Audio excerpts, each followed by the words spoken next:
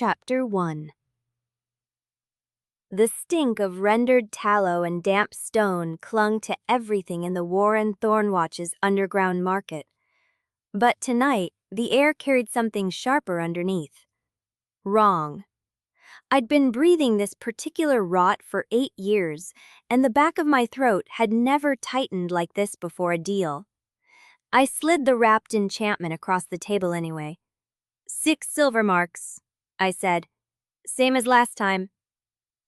The woman across from me, hollow-cheeked and wearing a merchant wife's too fine cloak over a dress that hadn't been washed in a week, pushed a handful of coins toward me. Her fingers shook. They always shook. I'd stopped letting that bother me around the 4th year. They said you could do a binding that holds past sunrise, she whispered. They were right. I didn't tell her the binding would also drain a little of her own heat every time it activated, or that I'd had to bleed into the ink to stabilize the dual currents. People who came to the Warren didn't want the fine print. They wanted miracles cheap, and I'd gotten very good at almost miracles. The enchantment was a small thing, a slip of treated vellum folded tight and sewn with silver thread, meant to keep a sick child's fever from spiking in the night. Human magic would have done the job cleaner, but human magic required a licensed healer and 3 forms of identification.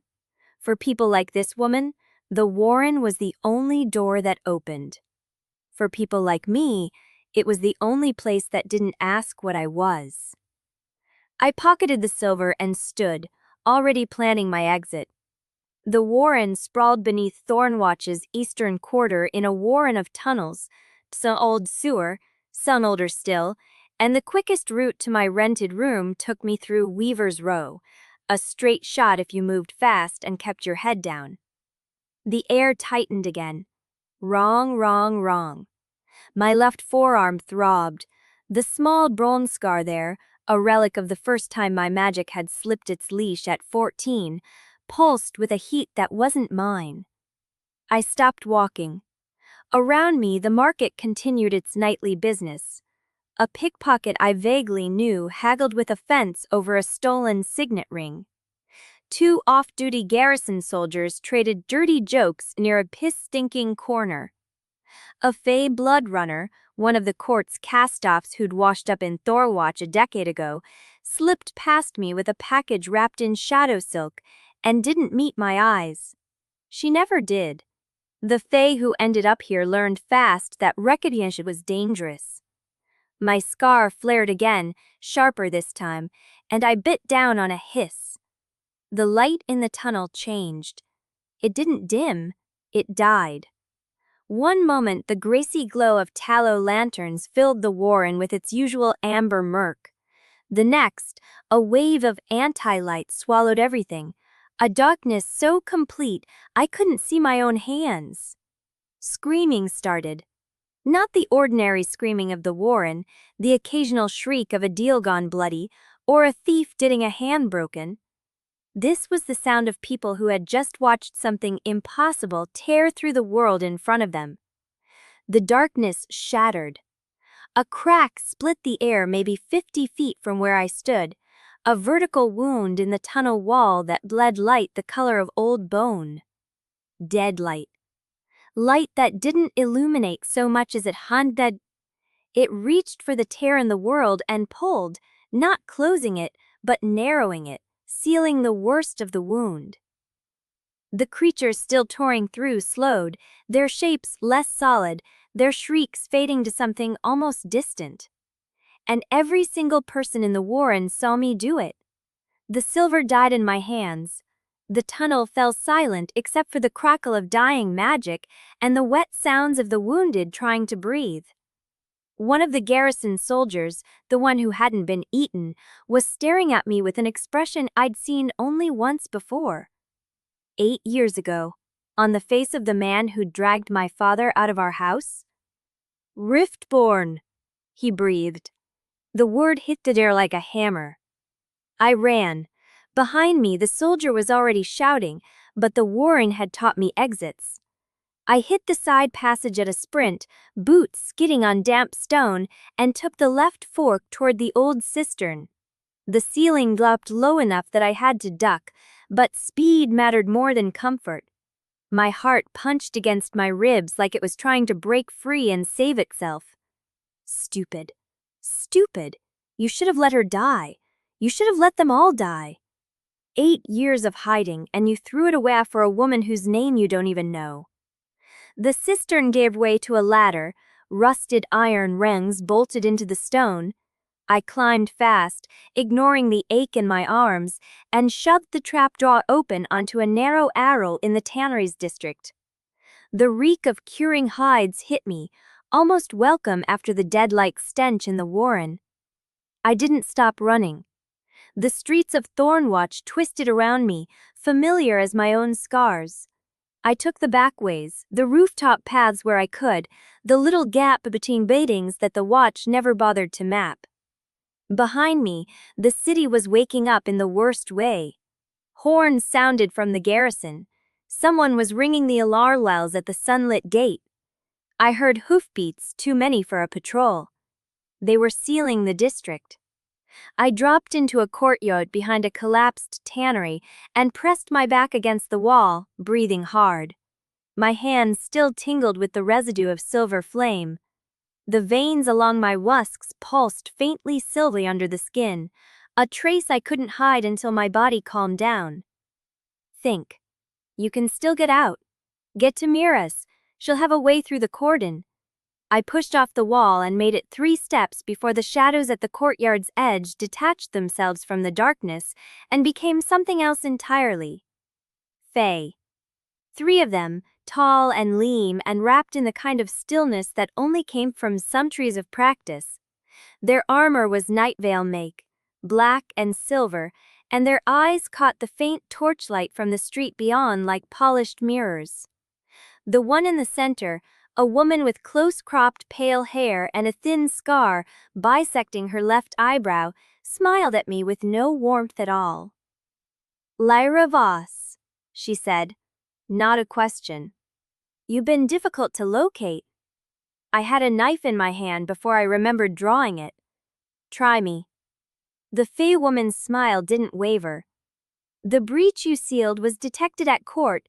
We've been sent to collect you for King Valor, alive preferably." My grip on the knife tightened. "I don't take orders from Nightveil." "No," she agreed, "but you'll take them from the prince." The word landed in my stomach like a stone. The Fey woman stepped aside, and a 4th figure emerged from the dark behind her. Not the prince. This one was a messenger, young and trembling faintly, his eyes downcast in the manner of someone who'd learned deference through pain. He held a sealed scroll in both hands. "The Hollow Prince sends his regards," the woman said. "He will arrive at dawn to escort you personally. You may run if you wish. He has asked me to tell you that it will only make things worse." The Hollow Prince, Caelion of Nightveil. The name cut through my panic and found something colder underneath. I knew the stories. Everyone knew the stories. He was the Queen's sharpest blade, the Shadow Mage who had crushed the Summer Rebellion 20 years ago without a single battle, just judicious murder and a smile that never reached his eyes. They called him Hollow because something essential had been carved out of him, and nobody sane wanted to find out what had filled the space. And he was coming for me. The messenger stepped forward and broke the seal on the scroll. The words that spilled out weren't voice, weren't sound, just meaning pressed directly into the air like a bruise forming before the blow. "By the authority of the Blood Accords and the will of King Valor of Nightveil, the rift-born woman Lyra Voss is hereby claimed for diplomatic custody. Resistance will be met with the full weight of the treaty's sanction. The prince comes at dawn. Be where he can find you." The Fey woman's smile sharpened. "There, that's the formal bit done." She gestured, and her 2 companions melted back into the shadows, taking the messenger with them. She followed but paused at the edge of the light. "Run if you like," she repeated. "The prince enjoys the chase." Then she was gone, and I was alone in the courtyard with my knife, my fading silver veins, and the knowledge that dawn was less than 3 hours away. Chapter 2. I didn't run. Not because the Fey woman's threat had cowed me, and not because I believed for one breath that staying put would earn me mercy from the Hollow Prince. I stayed because the alternative was sprinting through a sealed district with garrison soldiers on one side and Fey hunters on the other, bleeding silver light, until someone put a blade through my spine. So I waited. The tannery courtyard stank of lime and rot. I wedged myself into the gap between a collapsed vat and the outer wall, knife still in hand, and watched the sky bleed from black to charcoal above the rooftops. My burn scar throbbed in time with my pulse. The silver veins along my wrists had faded to faint threads, but they hadn't disappeared. They never disappeared anymore. 8 years of control, and one breach had ripped it all open. I pressed my forehead to the cold stone and breathed. "Dawn," he said. "Dawn, you have minutes. Think."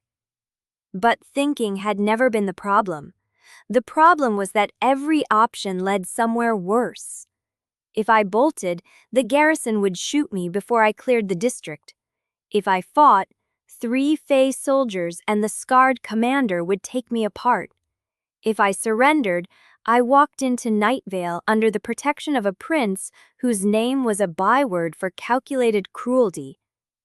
Some protection. The first gray light touched the rooftops. I heard no hoofbeats, no armor, no footsteps. Just the distant clang of the alarm bells and the wet whisper of the wind through the tannery drains. Then the shadows in the courtyard deepened. It wasn't gradual. One moment the light was spreading, thin and watery, and the next the shadows pooled like ink from the corners, swallowing the gray. The air thickened. Pressure built behind my eyes. I pushed to my feet, knife up. A shape stepped out of the darkness at the courtyard's center. Not from a doorway, not from the alley, from the shadows themselves, as if the darkness had been waiting for him to give it form. Prince Caelion of Nightveil. He was tall, taller than the Fey soldiers had been, with the kind of leanness that wasn't hunger but restraint. His hair was silver white, cut cleanly above a sharp jaw, and his skin held the moon-pale quality of someone who had spent centuries away from direct sun. He wore Nightveil black, but no armor. Just a high-collared coat that fit him like a second skeleton. Silver clasps at the throat and wrists. His eyes were pale violet. When they found me in the shadows, something in them flickered. Not surprise. Recognition. I knew the stories. Everyone knew the stories. He had crushed the Summer Rebellion without a single battle, just a fortnight of selective murder and a smile that never reached his eyes. He was the Queen's sharpest blade, the hollow thing she'd carved from a second sun. They said he could unnake a man's shadow and leave him walking around without one, empty and obedient and dead before he hit the ground. But the stories hadn't told me this. His eyes when they met mine weren't empty. They were exhausted. It lasted half a breath. Then the mask slid into place, and I was facing the Hollow Prince. "Lyra Voss," he said. His voice was low and precise, each word placed like a stone on a scale. "You sealed a breach tonight, in front of witnesses." I noticed. "Then you noticed the part where both kingdoms are now hunting you." I didn't lower the knife. "Your people found me first. Congratulations." He took a step forward, not threatening, measuring. His gaze traveled from my face to the knife, to the faint silver traces still visible at my wrists. and I saw him cataloging each detail with the same clinical attention a surgeon might give a wound. "The breach you sealed was not the first," he said. "It was the 7th in 3 months. The wards that bind the Unmade are failing, and your magic slowed. That makes you valuable. It also makes you a target. Then I'll leave. Disappear. You won't hear from me again. The human garrison has already sent word to the sunlit kingdoms. By nightfall, every border post between here and the Ash Marches will have your description." He paused, "And the cultists of the Unmade have been waiting for a Riftborn to surface for a very long time. They will want you dead, not captured." The word cultists landed cold. I'd heard rumors in the Warren, whispered prayers in the darker corners of the market. People who thought the Unmade wasn't a catastrophe, but a god, and that the old prison was blasphemy. I forced my voice steady. "Why are you telling me this?" "Because you need to understand what you are choosing." He folded his hands behind his back. "King Vaylor has invoked a diplomatic clause in the Blood Accords. You are to enter Nightveil under my protection and complete a sealing ritual at the heart of the court. If you succeed, the wards stabilize. You are rewarded and released." "You said that already. What kind of reward?" "Passage, resources, a root of protection signed by the king himself, enough silver to disappear anywhere in Eloria." "And if I fail?" His jaw tightened. "Then the Unmade breaks free, and none of the rest matters."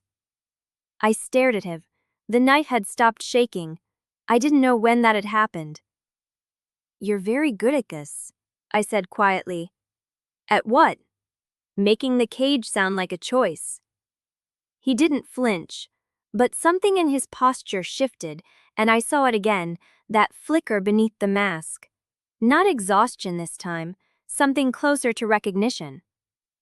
"I am not offering you a cage," he said. "I am offering you the only door that does not end with your death."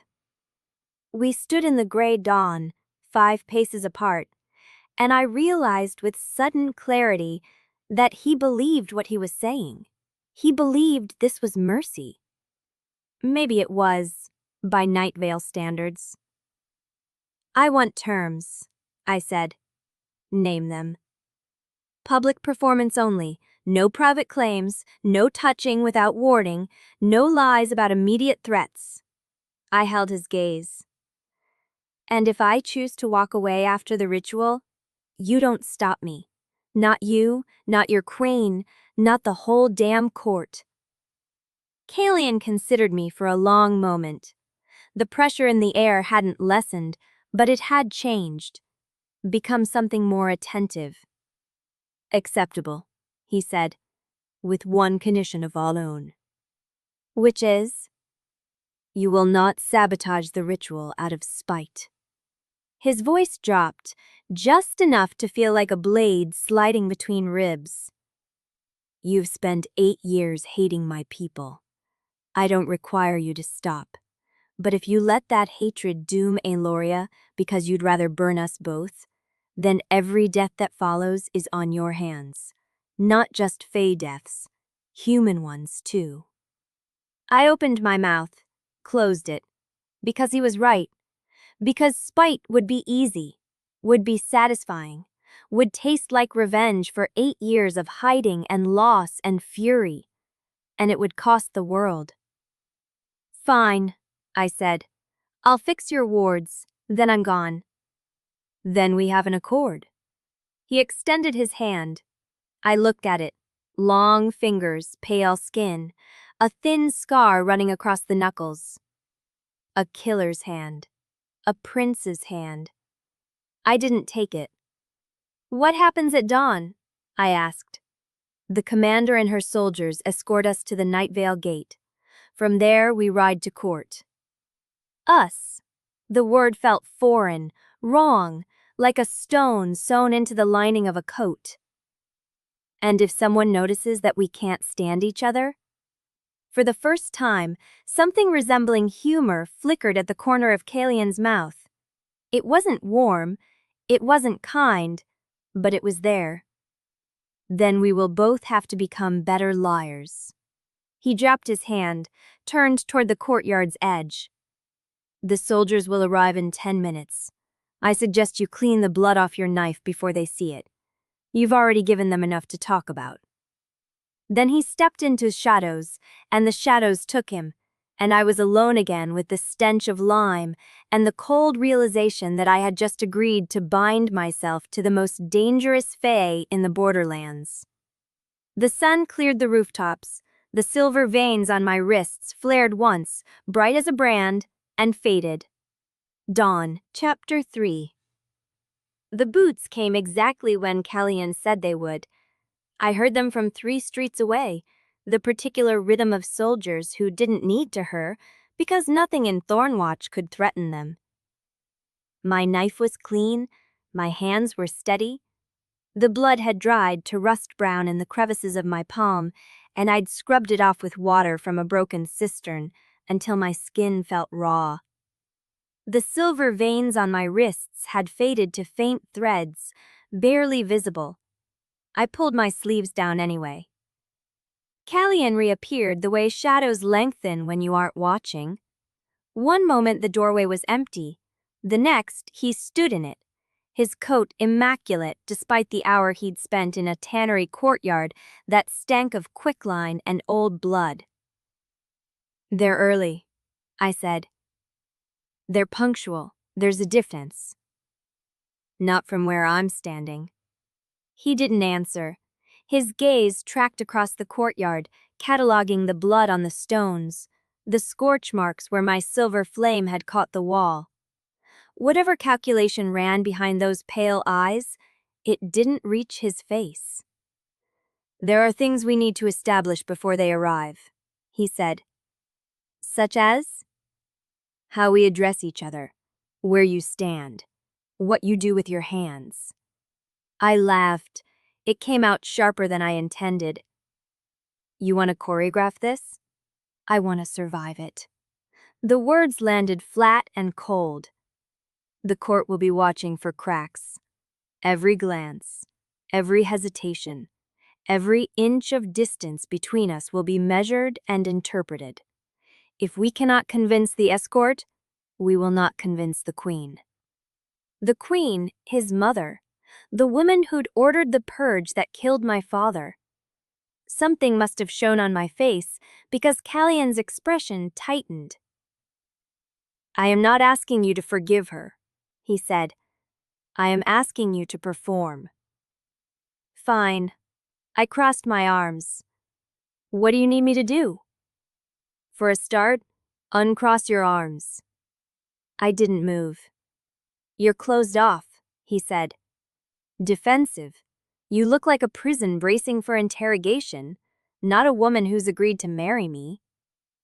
"I haven't agreed to marry you. I've agreed to fake it." "Then fake it better." The boots were closer now. 3 minutes, maybe 4. I dropped my arms. "Happy?" "No." He stepped toward me, and I forced myself not to step back. "When we walk through that gate, you will stand at my right side. You will let me open doors for you. You will meet my eyes when I speak and look away first, because a betrothed fae woman would defer to her prince in public." "It will if you act as though it already does." The gates swung open. The fae commander entered first, the same scarred woman who'd cornered me 3 hours ago. Her expression was unreadable, but her hand rested on the hilt of her sword in a way that suggested she'd prefer to use it. Behind her came 4 soldiers in Nightveil black and silver, their faces hidden behind half-helms that caught the dawn light like polished bone. "Your Highness?" The commander bowed to Caelion. "The district is secured. The garrison has withdrawn to the upper city." "The witnesses?" "Contained. The merchant woman has been compensated for her silence. The garrison soldier who identified the Riftborn has been reassigned." Reassigned. I knew what that meant. I knew what it had always meant in every border conflict, every purge, every quiet disappearance that the Accords didn't quite cover. Was he killed? I asked. The commander's eyes cut to me, then to Caelion, as if asking permission to respond. Answer her, Caelion said. No, my lady. He was transferred to a watch-post in the Frostmarch. He'll freeze, but he'll live. My lady. The title felt like a costume that didn't fit. I nodded. The soldier was alive. For now, that was more than I'd expected. We should move, Caelion said. The date opens in 20 minutes. If we miss the window, we wait until nightfall. And we can't travel by shadow? I asked. The commander stiffened. Caelion's expression didn't change, but I caught the slight tension in his jaw. Shadow travel requires shadow, he said. The road between Thornwatch and Nightveil runs through the sunlit pass. Once we're inside the border, yes. Until then, we ride. Then let's ride. I started toward the gate. Caelion's hand closed around my elbow. Not hard, not painful, but definite. I froze. You asked for warning, he said quietly. Consider this warning. I am going to offer you my arm. You are going to take it. The soldiers will see a unified front, and by the time they reach the palace, the story will already have outpaced us. Is that what this is? Story management? It's survival. His voice dropped, barely above a murmur. You're not the only one who stands to lose something if this fails. I looked at his hand on my arm, the scar across his knuckles, the precise, careful pressure that could have been restraint, but felt, against all logic, almost protective. I hate this, I said. I know. Every part of it. I know that too. He released my elbow, extended his arm, waited. The soldiers were watching. The commander's face revealed nothing, but I saw the way her fingers tightened on her sword hilt, the way the other Fae exchanged glances behind their helms. They were cataloging, measuring, just like Caelion said. I took his arm. The wool of his coat was softer than it looked. Beneath it, the muscle was hard and still, like touching a statue that might at any moment decide to breathe. Smile? He murmured. I don't smile on command. Learn. We walked through the gate together. The soldiers fell into formation around us, and the tannery courtyard receded into the gray dawn behind, and I felt something shift in my chest that was not quite fear, and not quite fury, and not quite the thing I refused to name. Thornwatch Gate loomed ahead, iron-bound and warded with old sun magic that made my skin prickle. Beyond it, the road to Nightveil stretched pale and empty through the pass. Beyond that, the court. Beyond that, the ritual. And beside me, the hollow prince, whose arm I was holding, like we hadn't been enemies an hour ago. One more thing, Caelion said, low enough that only I could hear. What? You asked for terms. Here is mine. The pressure of his arms shifted just slightly. You will not sabotage the ritual out of spite. Whatever you feel about me, about my mother, about the court that condemned your father, you will set it aside when we reach the heart of Nightveil. The wards come first. I already agreed to that. You agreed because it was logical. I am asking you to mean it. The gate opened. Cold wind poured through from the pass, carrying the scent of snow and something older, something that tasted like ozone and dead stars.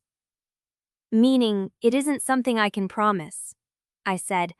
Then we have a problem. We stepped through the gate and the sunlit pass swallowed us, and I didn't answer because I didn't have an answer that wouldn't shatter the fragile thing we'd built in that courtyard. Behind us, Thornwatch's bells began to ring. Not alarm bells this time. Something worse. Warning bells, the kind that only sounded when a breach was growing. Chapter 4. The sunlit pass stretched before us like a blade laid flat, all pale stone and thin air that cut the lungs with every breath. I kept my hand on Caelion's arm as we rode, the horses picking their way along a road that had been ancient when Thornwatch was still a garrison of mud and timber. The soldiers flanked us in loose formation, their black and silver armor drinking the morning light rather than reflecting it, and the scarred commander rode at the front with her hand never straying far from her sword. No one spoke. The silence was heavier than words. I watched the landscape change. Thornwatch's grime and smoke receded into a smear of gray behind us, and the pass narrowed into a corridor of sheer rock that rose on either side like the ribs of some long-dead god. The sun magic wards embedded in the stone pulsed faintly as we passed, and my skin prickled with the sensation of being measured by something older than the Accords. The horses' hooves struck rhythm. The wind carried the distant sound of Thornwatch's warding bells, still ringing, growing fainter with every mile, but never quite fading. "The breach," I said. "How fast will it spread?" The commander glanced back. Caelion answered without turning his head. "Fast enough that we're not stopping to discuss it." "That's not an answer." "It's the answer you're getting." I bit down on a retort.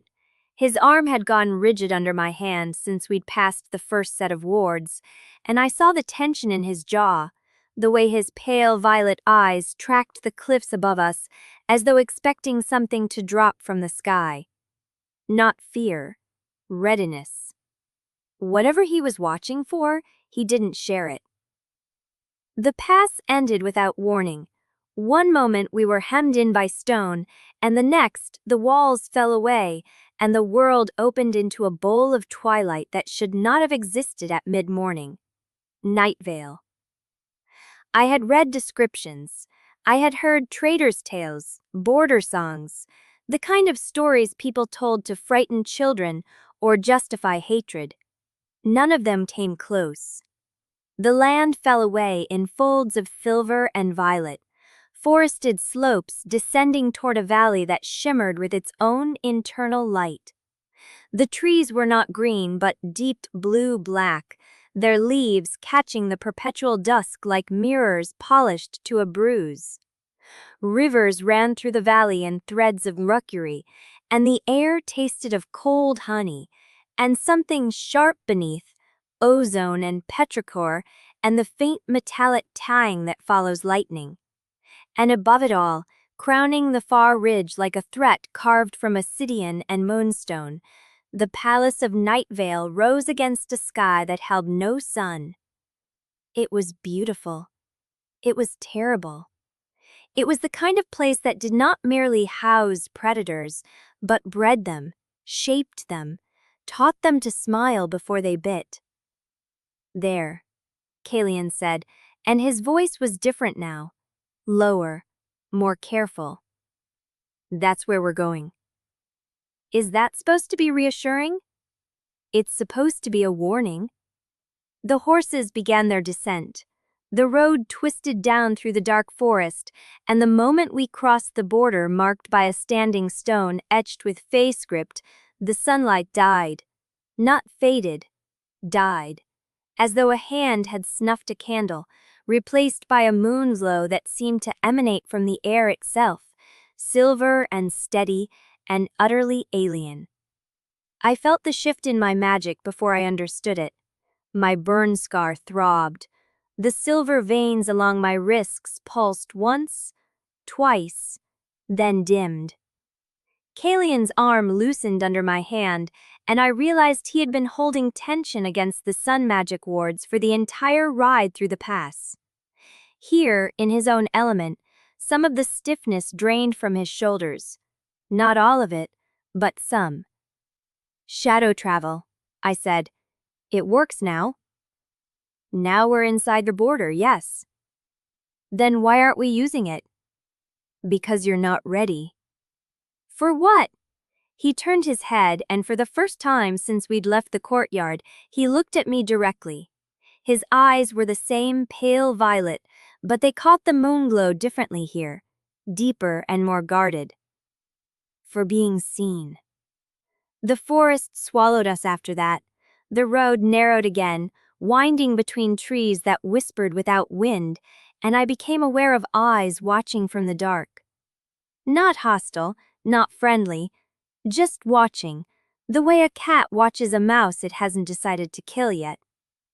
The gates had swung wide, the figures in the courtyard turned toward us, and I saw the first of their faces resolve from shadow, sharp and beautiful and hungry. And I understood, with a clarity that turned my stomach cold, that the false betrothal had never been cover.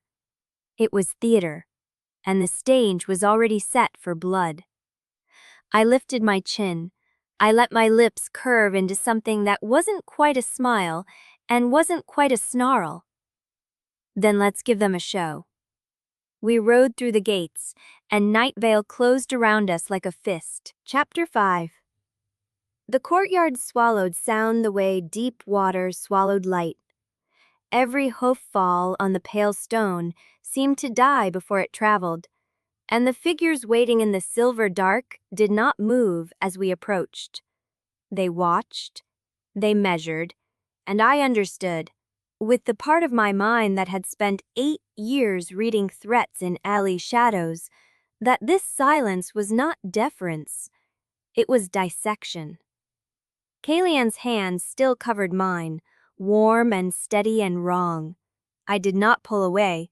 I let it anchor me, the way a drowning woman might grip a stone, and I kept my chin lifted and my expression arranged into something that was not fear. The figures resolved as we drew closer. At the center of the courtyard, raised on a shallow dais of black marble veined with silver, stood the royal family of Nightveil. King Vailor was older than I'd expected. Not ancient, the Fae did not age that way, but worn in a manner that had nothing to do with years. His hair was the same silver white as Caelion's, cut shorter, and his face held the same sharp architecture, but his eyes were darker, violet so deep it read almost black. He wore a high-collared coat of midnight blue, and his hands rested empty at his sides without any visible weapon, which told me more about his power than a drawn blade ever could. Beside him, Queen Sereth was exactly as cold as I'd imagined, and twice as beautiful. Moon-pale skin, silver-white hair coiled in an elaborate crown, a gown of black silk that pooled around her like a shadow given form. The thin scar through her left eyebrow was the only crack in an otherwise flawless surface, and even that looked deliberate, like a warning she'd chosen to wear. Her eyes, pale violet and utterly unreadable, found mine across the courtyard. She did not smile, she did not frown, she simply looked at me the way a surgeon might examine a wound before deciding whether to cut. And then I saw the others. Prince Caelion stood to the king's left, one step below the dais, and his smile was everything Caelion had warned me it would be.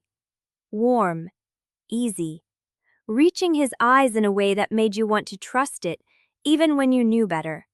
His hair was a shade darker than Caelion's, his build broader, his posture relaxed where his brother's was rigid. He looked like a man who had never needed to be useful to survive, and that made him the most dangerous person in the courtyard. To the queen's right, just close enough to signal intimacy and just far enough to signal deference, stood Lady Elaine Thorn. She was exquisite. There was no other word. Tall and slender, with hair the color of burnished copper and eyes like winter storms, gray and depthless and cold. Her gown was deep green silk, cut low at the throat and high at the wrists, and every jewel she wore had been chosen to catch the silver light and throw it back. She looked at me as though I were a smudge on glass, something to be wiped away before it spoiled the view. Caelion dismounted first. He moved with the same fluid precision I'd seen in the courtyard at Thornwatch, every gesture controlled, and then he turned and offered me his hand.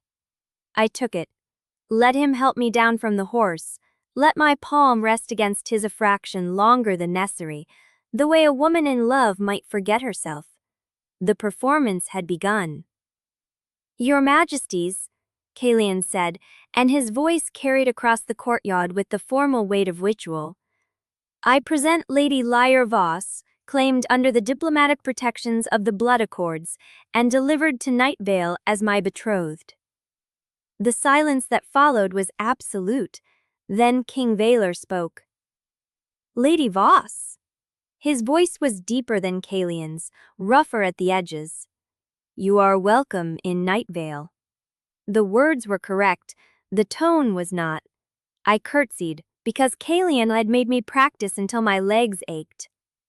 "Your Majesty, I thank you for the hospitality of your court." "I imagine," Queen Sereth said, and her voice was smooth as polished glass, "that you have many questions about the arrangement my son has described. Rest assured, all will be answered in time.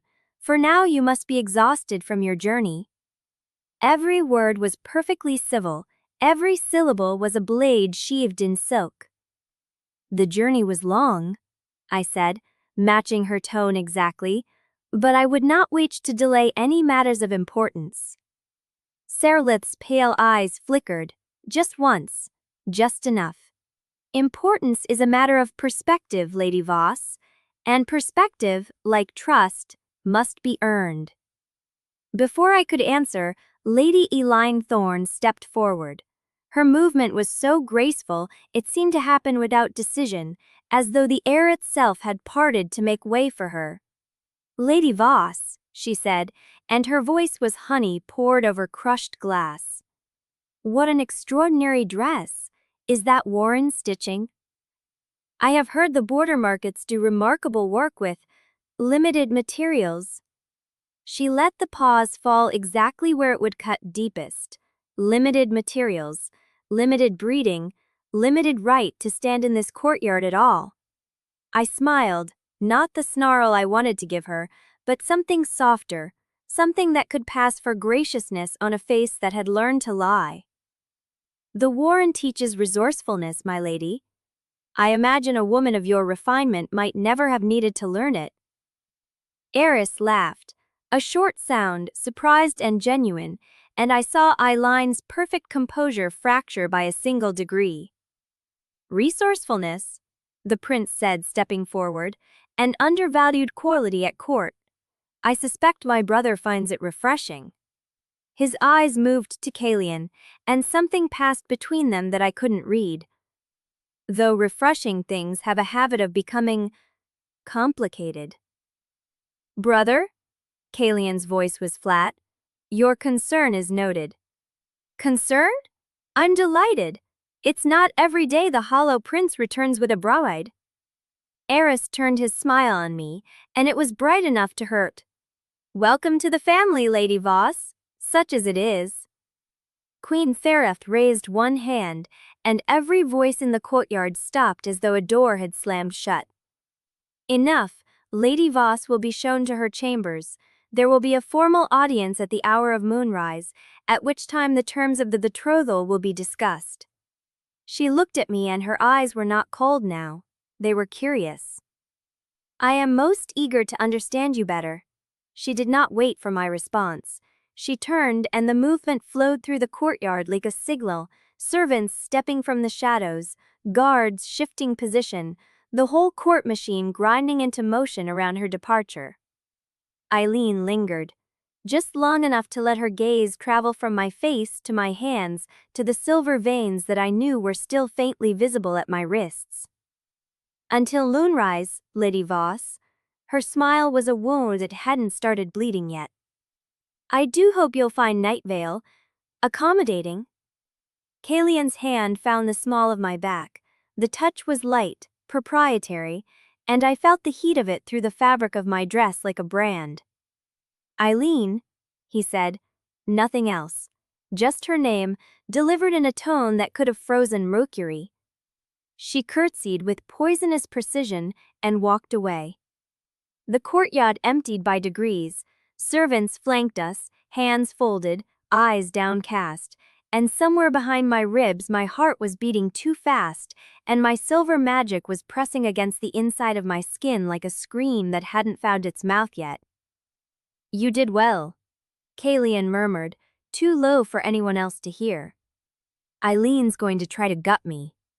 "Yes, but not tonight. Tonight she'll only set the blade on the table where you can see it. You have 8 hours until moonrise. Use them." "For what?" "To rest. To think." He stopped outside a door at the corridor's end and turned to face me.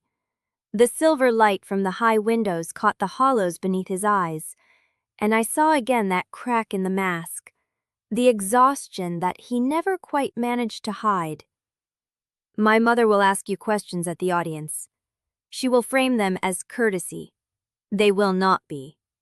Every answer you give will be weighed for weakness, and every weakness will become a lever." "Then I won't give her any. She will find them anyway." His voice dropped. "She always does.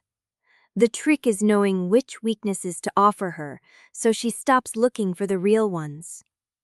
I stared at him. "You want me to lie to your mother?" "I want you to survive her. Lying is part of that. So is trusting me when I tell you something you don't want to hear." "And what's that?" His pale violet eyes held mine. "The ritual preparation begins sooner than I told you. Tomorrow, at dawn, you'll be brought to the star chamber beneath the palace, and you'll be asked to demonstrate your silver flame before the court." The words landed like a punch. "You said I'd have more time." "I said what I needed to say to get you through the gate without breaking." No apology in his voice, no softness. "Now you're through. Now you need to know the truth. Can you control the flame tomorrow, or will it control you?" My burn scar throbbed. The silver veins at my wrists pulsed once and dimmed. "I don't know." "Then find out."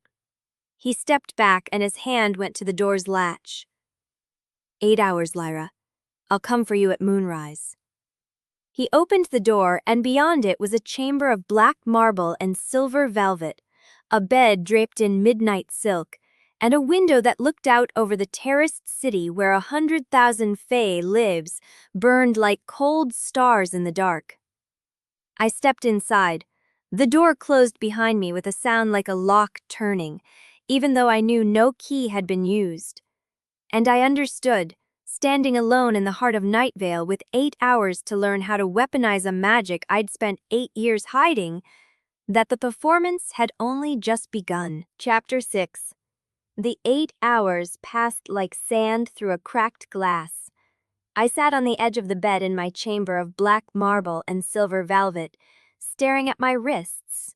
The silver veins were still there, faint as spider silk beneath the skin, pulsing in rhythm with a heartbeat that felt too fast, too loud.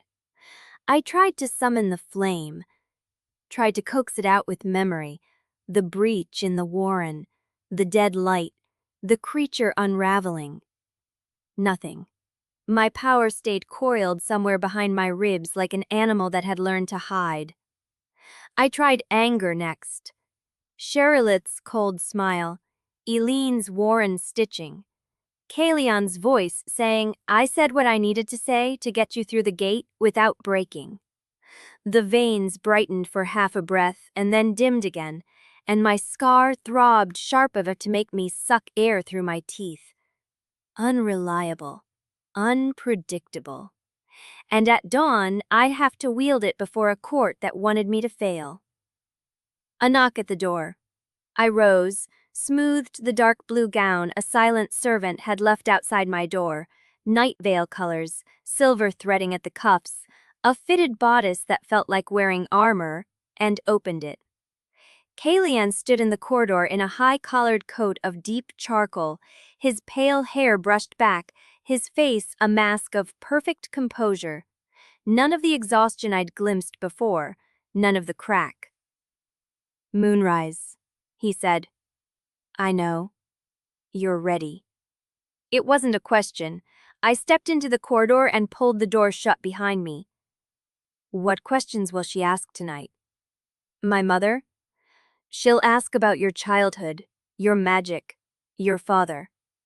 His voice didn't change on the last word. "She'll frame it as interest. You'll frame your answers as obedience. Neither of you will mean a word of it." "And the court?" "Watching. Always watching." He offered his arm. "You remember how to take it?" I remembered. The pass through Thornwatch's gate, the soldiers watching, the weight of his arm beneath my hand like a tether I hadn't chosen. I laid my fingers in the crook of his elbow, and he drew me closer than before, close enough that I could smell the cold, clean scent of him, like frost on stone. "Closer than last time," I said. "We're supposed to be desperately in love. The court will expect proximity." "The court can expect whatever it likes." He turned his head and his mouth was near my temple. "Do you want to survive tonight or don't you?" I wanted to say something sharp, something about manipulation, about being dragged into a game I hadn't chosen. But the words lodged behind my teeth because he was right. Surviving tonight meant performing, and performing meant letting him hold me like he meant it. We walked. The audience chamber was a cathedral of black glass and silver light. Chandeliers of living flame drifted near the ceiling, casting shadows that moved without wind. Courtiers lined the walls in clusters of deep jewel tones, emerald, sapphire, amethyst silk, their faces sharp with interest as we entered. At the far end of the chamber, on a dais of obsidian steps, sat the royal family. King Vaylor in midnight blue, Prince Aerys with his warm, dangerous smile, Queen Sherilith in a gown of frost white, her silver-white hair swept back, her pale violet eyes fixed on me like I was a puzzle she'd already solved. And beside the dais, at the foot of the steps, Lady Eileen Thorne in a gown of blood-red silk. Her grey storm eyes followed me across the floor with the patience of someone who could afford to wait. Caelion's arm was steady under my hand. My face was steady too. I'd learned control in the Warren, how to smile at a guardsman while slipping an illegal enchantment into my sleeve, how to nod at a merchant while counting exits. I drew on that now. Chin lifted, mouth soft, eyes on the dais. We stopped before the steps. Caelion bowed. I curtsied, deep enough for respect, shallow enough for prayer. "Prince Caelion." Sherilith's voice carried through the chamber like water over stone. "Lady Voss, how kind of you to join us." "Mother." Caelion straightened. "We are honored by the court's welcome." "The court is curious." Her gaze slid to me. "As am I. A rift-born woman, raised in the Warren. Forgive me if I find the circumstances of your arrival remarkable. Your father was Captain Rowan Voss, was he not?" The name hit like a blade. I kept my face still. "He was. A human soldier, stationed at the border before his disgrace." She let the pause stretch. "Tell me, Lady Voss, did he teach you what you were? Or did he try to hide it?" "He taught me to survive." The words came out harder than I intended, whatever the cost. Caelion's arm tensed under my fingers, a warning. Sherilith's smile didn't waver. "Survival is a useful skill. Though I wonder." She leaned forward slightly, and the movement drew every eye in the chamber. "Whether you consider yourself more human or fae." The question hung in the air. I felt the silver veins at my wrists pulse once, twice. Felt Caelion's hand shift on my arm, his fingers pressing, telling me to be careful, to be diplomatic, to be... "Neither," I said. "Or both. I don't see why I should choose a half of myself to please a room." The silence that followed was sharp as cut crystal. Caelion turned his head to look at me, and I saw it. The flash of pure frustration in his eyes, the tightening at the corner of his mouth. He hadn't meant to show it, but a dozen courtiers saw it too, and Sherileth saw everything. Honesty, she said, and her voice was sick, drawn over ice. How unfrenching, though perhaps not the quarters your Vorkins will take me with the beat little. For ourselves we already shock it let me over the drive. Why don't you? Via mother, the courtier is curious. Her gaze slid to me, as am I, a rift-born woman, raised in the Warren. Forgive me if I find the circumstances of your arrival remarkable. Your father was Captain Rowan Voss, was he not? The name hit like a blade. I kept my face still. He was a human soldier, stationed at the border before his disgrace. She let the pause stretch. Tell me, Lady Voss, did he teach you what you were, or did he try to hide it? He taught me to survive. The words came out harder than I intended. Whatever the cost. Caelion's arm tensed under my fingers. A warning. Sherileth's smile didn't waver. Survival is a useful skill, though I wonder. She leaned forward slightly, and the movement drew every eye in the chamber. Whether you consider yourself more human or fey. The question hung in the air. I get the reprit what I store tonight. More than you wait for this. The mothers are doing a gland. It was when you remember every senate had to true Jesial. Before there are in a massive people where they come back, availly beginning to choose me the first. And Cinny. Why didn't you? Your voice could have cut glass. Your face wasn't much better. I pulled my hand from his arm and stepped back. You looked at me like I was a mistake you'd already made. Half the court saw it. His jaw worked. The mask was gone now, and beneath it was something I hadn't seen before. Not exhaustion, but a deeper, raw frustration that bordered on something almost desperate. You're right. The admission cost him. I watched it move through him like a wound. I reacted. I shouldn't have. No, you shouldn't have. We stood there in the silver-lit darkness of my chamber, 3 feet of cold air between us, and the performance we'd built lay in pieces at our feet. They'll be watching even closer now, he said finally. At dawn, during the ritual demonstration, every glance, every word, every touch. Then we give them something to see. Something that doesn't look like 2 people who can barely tolerate each other. I crossed my arms. What do you suggest? He was quiet for a moment. Then he moved, not toward me, but to the side, circling, the way he had in the tannery courtyard when he'd first stepped out of the shadows. Assessing. When we enter the star chamber, he said, you'll take my arm the moment we pass the threshold. Not after. Not when you're ready. Immediately. Fine. When my mother speaks to you, you'll look at me before you answer. Just a glance. 2 seconds. It will read as deference, as checking with your betrothed before engaging. I don't defer to anyone. Then pretend. His voice was cold again, controlled. When I touch you, and I will touch you, you won't flinch, you won't brace, you'll lean into it like it's the only thing holding you upright. The words landed somewhere below my ribs. Where will you touch me? My hand at your back, low, proprietary. He met my eyes. I'll press when I want you to stop talking. You'll stop, immediately. And you? He paused. What about me? You looked at me like a problem to be solved. You can't do that again. If we're desperately in love, you need to look at me like I'm something you want. The silence between us stretched. The silver veins at my wrists pulsed once, dimmed. Like this, I said, and I stepped forward before I could think better of it. 1 step, 2, close enough to see the way his pupils widened, the way his breath caught just slightly. just for a moment. I lifted my chin, held his gaze, let my mouth soften, let my eyes do what words couldn't. His expression didn't change, but something in his face shifted, a loosening at the jaw, a softening around the eyes that wasn't performance, wasn't hollow prince, wasn't anything I'd seen before.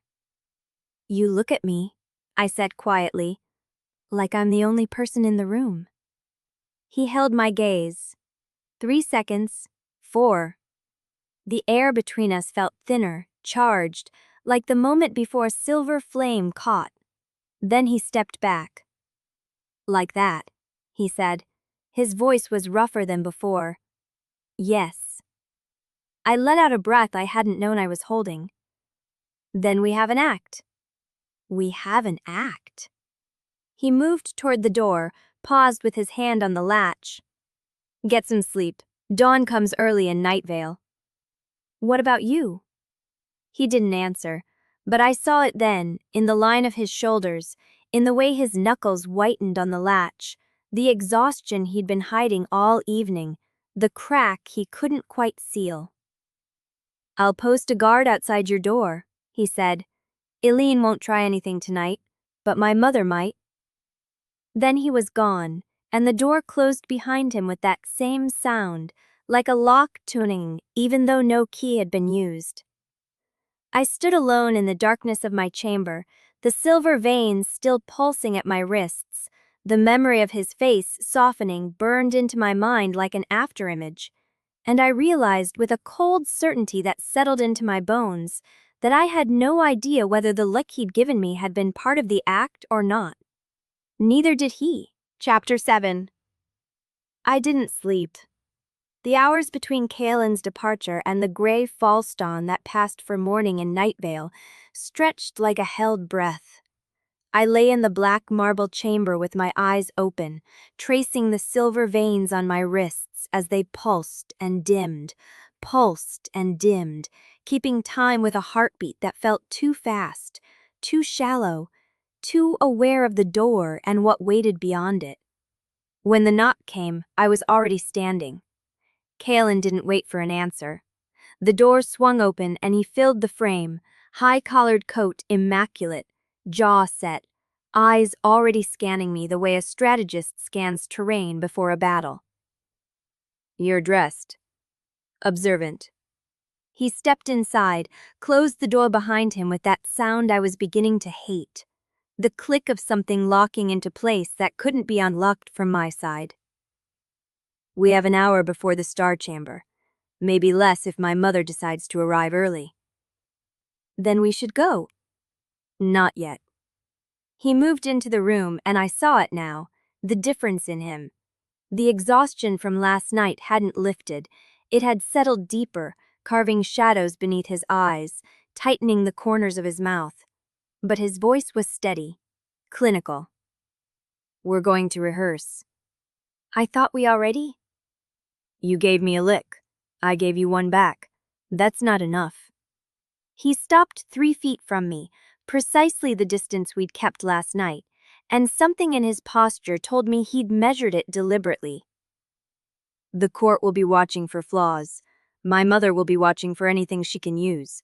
If we walk into that chamber without knowing exactly what we're doing, she'll gut us both before you finish the first syllable of her name."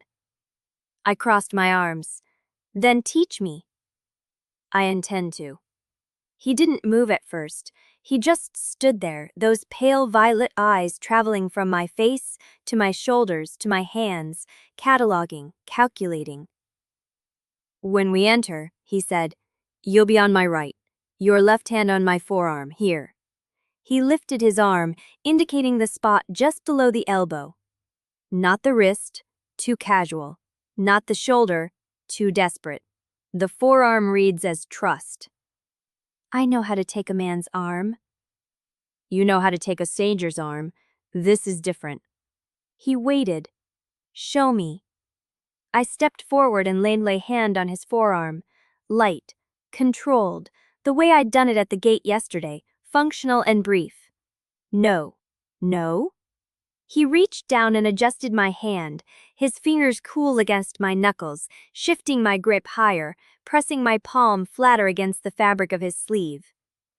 You're not holding a railing, you're holding the person you're supposed to be desperate to marry. Your fingers should curl, just slightly, like you're afraid of letting go. I curled my fingers. The wool of his coat was softer than it looked, fine-spun, expensive. Beneath it, the muscle of his forearm was rigid. Better. He didn't release my hand.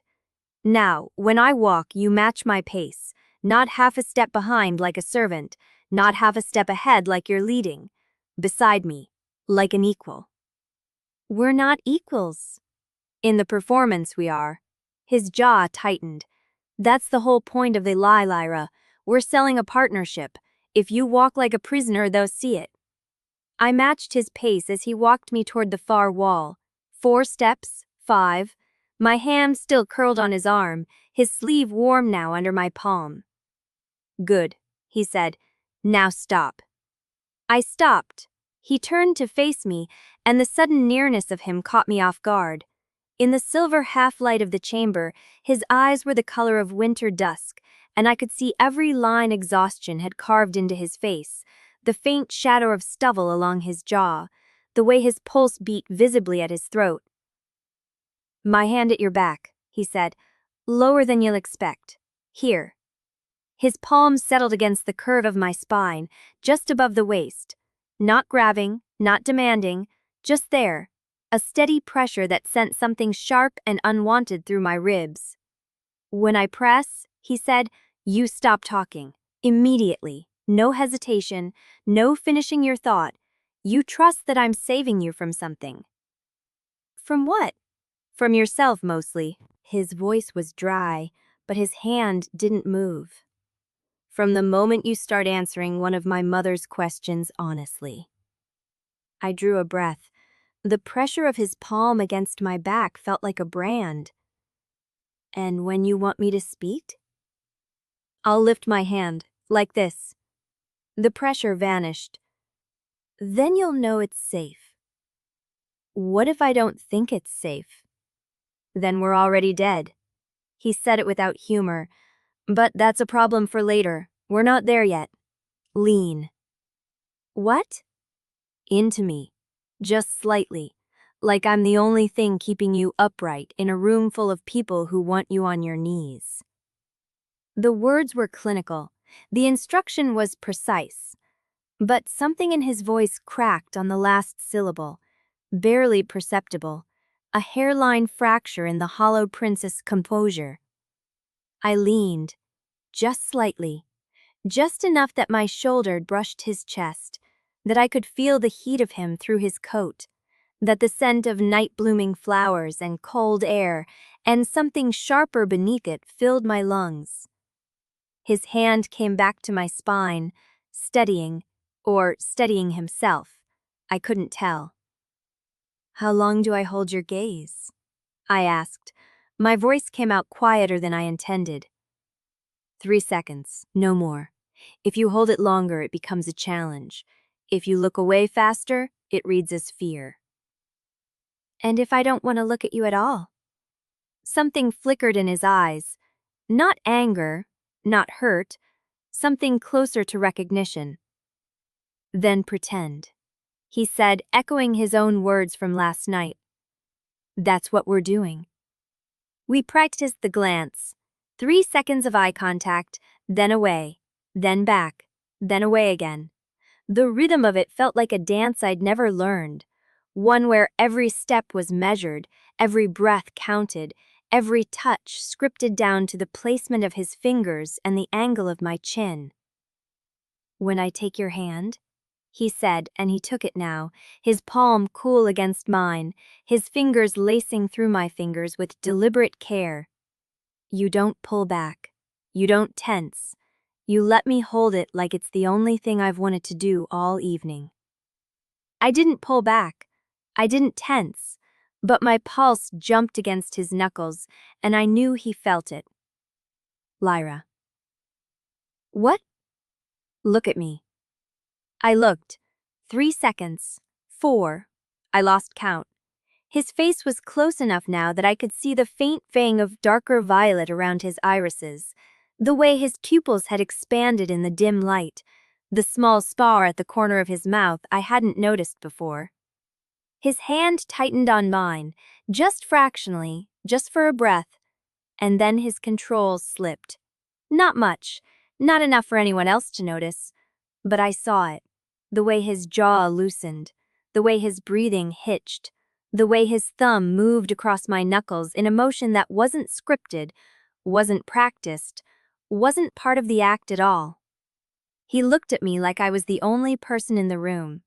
The air between us went thin and electric, the same charged stillness that preceded Silver Flame, and I knew, with a certainty that settled cold in my stomach, that this wasn't performance anymore. Like that, I whispered. That look. Use that one. He dropped my hand, stepped back. The mask slammed down so fast I almost heard it. The hollow prince reasserting himself with brutal efficiency, every crack sealed, every softness erased. We're done, he said. We should go. Caelion. The Star Chamber, now. He was already moving toward the door, his shoulders rigid, his voice stripped of everything except command. We don't keep the queen waiting. I followed him into the corridor, my hand still tingling where he'd held it, my heart beating too fast against my ribs. And as we walked through the black glass halls of Nightveil toward the chamber where I would have to summon Silver Flame before a court full of enemies, I couldn't stop thinking about the moment his thumb had moved across my skin. Scripted or not, the Star Chamber doors were carved with constellations that shifted when I looked at them directly. Ancient sigils that predated the blood accords, predated the war, predated everything except the stars themselves. Guards in black and silver armor flanked the entrance, just fractionally, just for a breath. And then his control slipped. Not much, not enough for anyone else to notice, but I saw it. The way his jaw loosened, the way his breathing hitched, the way his thumb moved across my knuckles in a motion that wasn't scripted, wasn't practiced, wasn't part of the act at all. He looked at me like I was the only person in the room. The air between us went thin and electric, the same charged stillness that preceded Silver Flame, and I knew, with a certainty that settled cold in my stomach, that this wasn't performance anymore. Like that, I whispered. That look. Use that one. He dropped my hand, stepped back. The mask slammed down so fast I almost heard it, the hollow prince reassert himself with brutal efficiency, every crack sealed, every softness erased. We're done, he said. We should go. Caelion. The Star Chamber, now. He was already moving toward the door, his shoulders rigid, his voice stripped of everything except command. We don't keep the queen waiting. I followed him into the corridor, my hand still tingling where he'd held it, my heart beating too fast against my ribs. And as we walked through the black glass halls of Nightveil toward the chamber where I would have to summon Silver Flame before a court full of enemies, I couldn't stop thinking about the moment his thumb had moved across my skin. Scripted or not, the Star Chamber doors were carved with constellations that shifted when I looked at them directly, ancient sigils that predated the blood accords, predated the war, predated everything except the stars themselves. Guards in black and silver armor flanked the entrance. Beyond them, I could hear voices murmuring, the rustle of silk, the scrape of boots on stone. Caelion paused at the threshold. His hand found mine again, but the grip was different now. Performance correct, steady and cool. Ready? No. Good. He didn't look at me. Neither am I. Let's give them a show. The doors swung open, and the court of Nightveil turned to watch us walk into the Star Chamber, hand in hand, two people who had just spent an hour rehearsing devotion and still couldn't tell where the lie ended. Chapter 8. I found the archives 3 hours after the Star Chamber, when my hands had stopped shaking enough to hold a book. The demonstration had worked. Barely.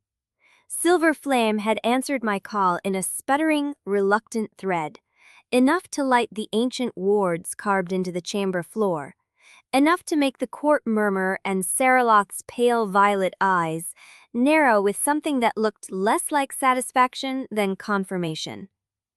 Caelion had stood rigid at my side through all of it, his hand at my back in the exact position we'd rehearsed, his face the perfect mask of a prince watching his betrothed perform a miracle.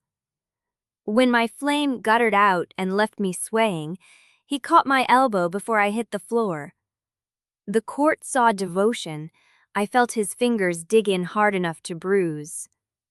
Afterward, Sayaloth had said only 3 words to me. Adequate. For now.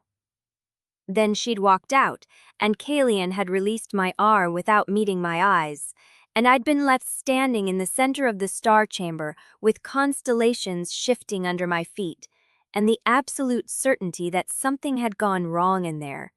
Something I didn't understand yet. Something that had pleased the queen far more than a successful ritual should. So I went looking for answers. The palace archives occupied a wing I hadn't been shown during the brief, curated tour of my first day. No silk hangings here, no silver filigree, just black stone and dust and the dry, papery smell of centuries. The shelves rose 3 stories high, ladders sliding along brass rails, the only light coming from the same animate glow I'd seen in the city windows, pulsing faintly, as if the archives themselves were breathing. Dorian Vale was exactly where I'd been told he would be, hunched over a reading table in the center of the room, surrounded by stacked codices and loose scroll sheets, his fingers ink-stained to the second knuckle. He looked up when I entered, and I watched him decide not to be surprised. Lady Voss. His voice was dry as old parchment. The Star Chamber demonstration concluded less than a bell ago. I'd expected you to be resting. Or entertaining courtiers. I don't know any courtiers. That would explain the archives, then. He was older than Caelion by perhaps a decade, though with Faye that meant nothing. His hair was the pale silver common to Nightveil, but cut carelessly, pushed back from a narrow face dominated by gray eyes that moved too fast, cataloging, collating, never quite settling. He wore scholar's robes instead of court silks, deep blue rather than black, the fabric worn at the elbows. I stepped closer, letting my gaze drift across the papers spread before him. Star charts, celestial calculations, something that looked like a diagram of ward anchors, drawn in ink that shimmered faintly. You're the royal archivist. I am. He didn't stand, didn't bow. And you're the rift-born half-blood everyone's been whispering about. I assume you're here for a reason beyond introductions. Direct. I liked that. It was safer than charm. I want to see the file on my father, Captain Rowan Voss. Dorian's hands stilled on the papers, just for a breath. If I hadn't been watching for a reaction, I would have missed it. Your father's file. You know which one I mean. I know which one you mean. He straightened, pushing a codex aside with deliberate care. What I don't know is why you'd believe such a file exists in the Nightveil archives. Your father was human. His military records would be held in the sunlit kingdoms. My father was executed under the blood accords, by order of the Nightveil court. That means there's a record here, a justification, a signed order, unless the queen has something to hide. The last words landed like a stone in still water. Dorian's gray eyes sharpened, and for the first time, he looked at me fully, not as a curiosity or an intrusion, but as a variable he hadn't accounted for. You're either very brave or very reckless, he said quietly. I've been told those are the same thing. Only by people who've never been brave. He rose from his chair, joints cracking, and gestured toward a spiral staircase at the far end of the archives. The blood accord records are kept in the lower vaults. Follow Mo. And try not to touch anything. Half the scrolls down there are older than the cord itself and twice as fragile. The staircase wound down into cooler air, the animate light dimming to something closer to true darkness.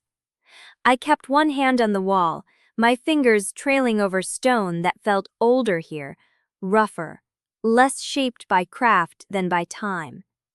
At the bottom, Dorian laid a lamp with a flick of his fingers, shadow magic sparking briefly before the flame caught. The lower vaults were smaller, more intimate. The shelves here held not codices, but loose documents bound in leather folders, each one tagged with a sigil that shimmered in the lamplight.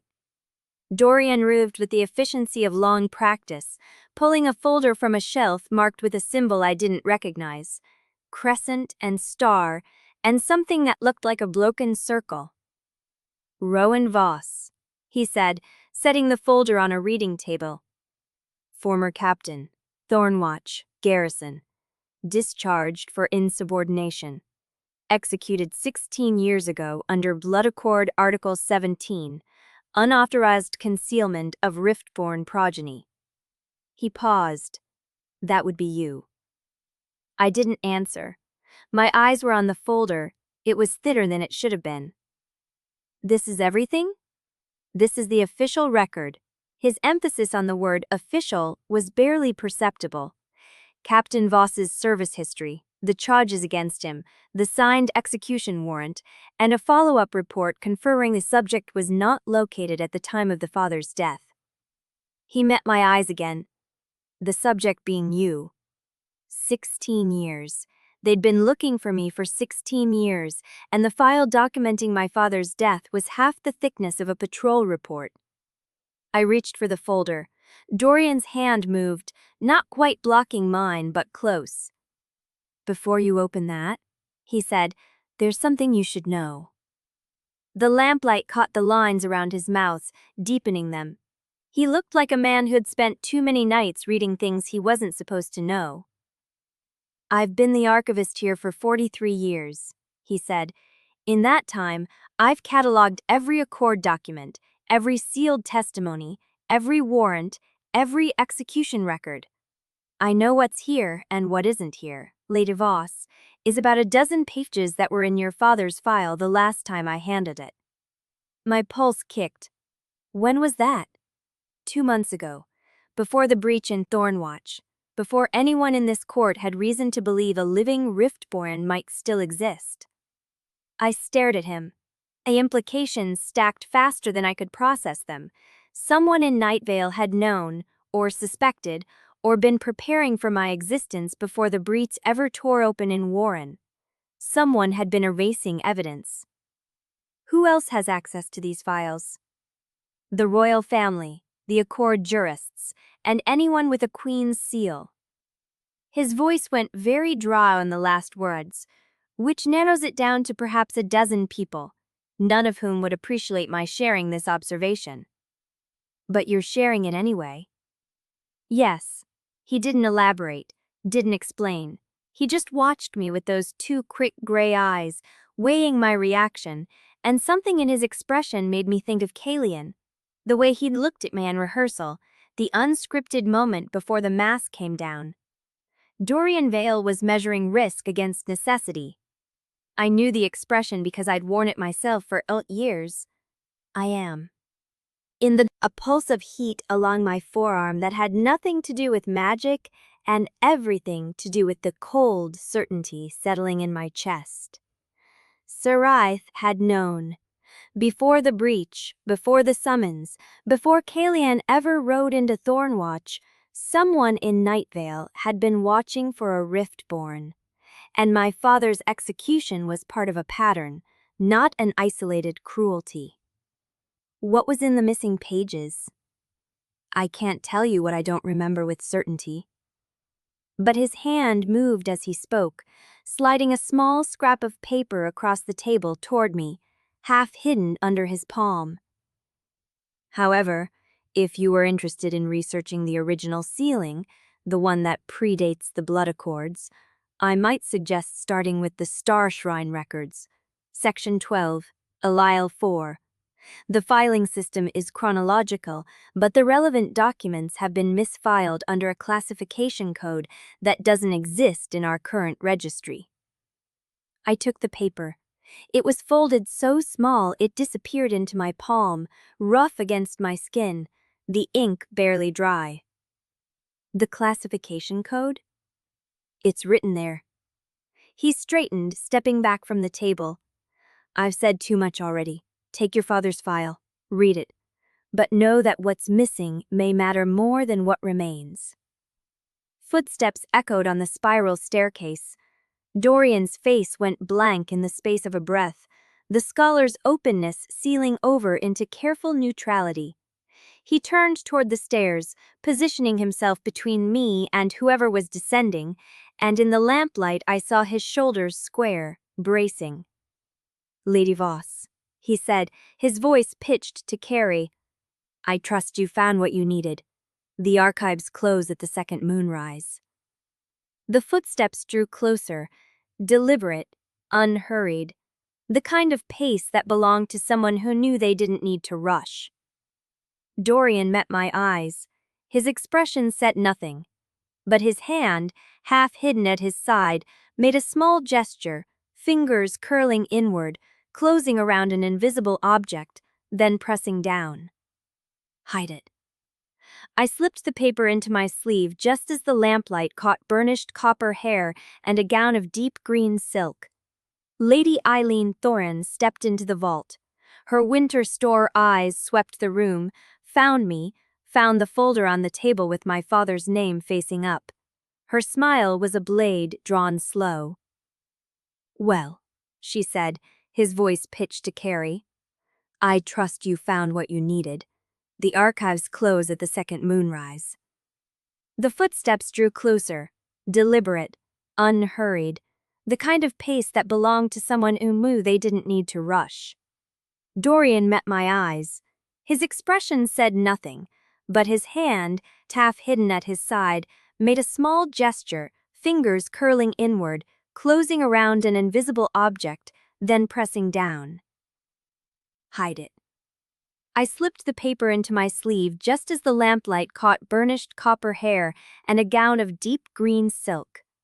Lady Eileen Thorne stepped into the vault. Her winter storm eyes swept the room, found me, found the folder on the table with my father's name facing up. Her smile was a blade drawn slow. Well, she said, isn't this interesting? Chapter 9. The second moonrise cast Nightveil's smaller salon in layered silver, light falling through windows of frosted glass and pooling on floors of obsidian tile. I had been in the palace 4 days, long enough to learn that the court held gatherings of varying size and danger, and that the smaller the room, the sharper the teeth. This one was called a private reception. Perhaps 30 fey nobles in silk and silver, drinking wine the color of fresh blood from goblets thin as eggshell. They spoke in murmurs and glances, and every murmur was a blade, and every blade had my name on it. Caelion stood at my side with his hand at the small of my back, the press of his fingers light and precise and utterly false. The signal system we had built was holding. His touch meant stop speaking. His lifted hand meant safe. Neither signal had been given in the past hour because no one had addressed me directly, and that was its own kind of message. I was present. I was visible. I was being ignored. The Fae called it velvet hostility. Dorian had warned me before I left the archives the day before. They will not shout at you. They will let silence do the work. If you feel it, you lose. If you don't, you freeze. There isn't a right answer. I had taken the warding seriously. I had not taken it seriously enough. Lady Eileen Thorne moved through the room like a current finding its channel, her copper hair catching the silver light, her gown a cascade of deep green that whispered against the floor. She was beautiful in the way a drawn bow was beautiful, elegant and aimed. She stopped before me. "Lady Voss," she said, and her voice was warm as new honey. "I was just telling Lady Sylvain about your arrival. How refreshing it is to see someone from the borderlands make such an impression at court." The woman beside her, Lady Sylvain, was older, her silver-white hair coiled in elaborate braids, her violet eyes flicked to him, and something passed between them that I couldn't read. An old current, a shared history that predated me by years. Caelion's expression was the hollow prince mask, utterly still. Circumstances rarely consult our preferences, Lady Aline, as you well know. The barb was quiet and surgical. Eileen's smile tightened at the corners. She had been his betrothed. The king had dissolved the engagement. Whatever had passed between them, it was not indifference. The wound was still raw beneath the silk. Eileen turned back to me. "But of course, a betrothal under the blood accords is such a temporary arrangement, designed to expire once its purpose is served. I'm sure you've been informed of the precedents. The ritual completed, the diplomatic necessity resolved, and the visiting party returns to wherever they came from." She took a delicate sip of her wine. "The treaty is very clear on that point. Blood ties cannot form, bonds cannot deepen. The accords enforce themselves after all." A chill slid down my spine that had nothing to do with the salon's temperature. She knew. She knew about the backlash, or suspected it, or had been told by someone who did. Seraphlith, perhaps, or Eris, or someone older, someone who remembered that the accords did to bodies that crossed the line between performance and truth. "I'm aware of the terms," I said, "but I appreciate the reminder. It's always useful to know exactly how long someone expects you to last." Lady Sylvain let out a soft, dismissive sound. Eileen's eyes brightened.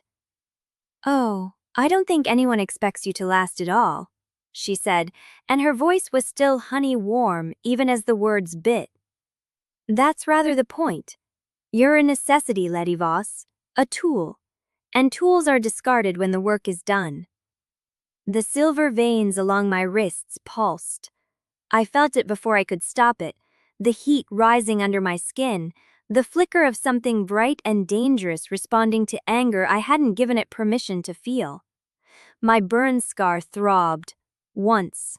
Hard. Not here, not now, not in front of her. I locked my jaw and forced the sit down. It was like pressing a lid onto boiling water. My hands stayed still at my sides, my face stayed neutral. But I saw the exact moment Eileen registered what had almost happened. The faint silver glimmer that had surely shone beneath my sleeves, the way my eyes must have brightened with magic I couldn't fully suppress. Her smile became a blade fully drawn. "Ah," she said, so softly only I could hear. "There it is." She stepped back, rejoining Lady Sylvain, leaving me standing beside Caelion with my pulse hammering, and the knowledge that I had just shown her exactly what she wanted to see. A servant appeared at Caelion's elbow, pale and silent, and murmured something in the Fey tongue. Caelion's expression shuddered completely. He turned to me. "We're summoned," he said. "The Star Chamber, now." "It's not dawn." "No." His voice was flat in a way that made my scar throb again. "It's the Queen's pleasure. She wants a private demonstration, before witnesses she selects." The room seemed to tilt. Eileen was still laughing, Seraphlith was still watching, and the Star Chamber was waiting, its ancient doors carved with constellations that predated the stars, ready to test whether my silver flame would rise to command or consume me entirely. Caelion's hand found mine. This time, the grip was not performance. His fingers were cold and steady and slightly too tight, and when I met his eyes, I saw the truth he couldn't speak aloud. The queen had decided to accelerate her timeline. And I was not ready. Chapter 10. The feast hall stretched before us like a wound dressed in silk. Black glass colonnades rose toward vaulted ceilings where animate light pooled and drifted, never quite settling into a fixed shape. The tables curved in a crescent around a central dais where the royal family sat, and every surface glittered with crystal goblets and silver filigree, and the sharp, watchful eyes of Fey nobility who had spent centuries learning to smile while they cut. Caelion's hand rested at the small of my back. The signal. Stop speaking. Let them look. I let them look. The gown they'd laced me into with Nightveil midnight, stitched with silver thread that caught the drifting light and threw it back in fragments. It fit like armor. It weighed like a sentence. My hair had been pinned up with silver combs shaped like thorned vines, and the burn scar on my left forearm was hidden beneath sleeves long enough to brush my knuckles. A servant pulled back my chair. Caelion seated himself beside me, close enough that our shoulders nearly touched, close enough that I could feel the coiled tension running through him like a second pulse. 93 guests, he murmured, lifting his goblet. Every major house is represented. The ones who smile the widest are the ones who'd cheer loudest if you failed. Encouraging. Accurate. He drank. Follow the choreography. Trust the signals. And for the love of anything you hold sacred, do not let Elian draw you out again. I scanned the hall. Lady Elian Thorne sat 3 tables away in a gown of deep copper that matched her hair, surrounded by a cluster of younger courtiers who hung on her every word. She caught my glance and raised her glass with the same honey-warm smile she'd worn when she'd called me a tool to be discarded. I looked away first, not because I wanted to, because the script demanded it. The first course arrived on plates that seemed to be carved from frozen moonlight. I ate without tasting. Caelion's thigh pressed against mine beneath the table, deliberate and steady, part of the performance we'd rehearsed until our timing was seamless. His free hand found my wrist. His thumb traced a slow circle against my pulse point.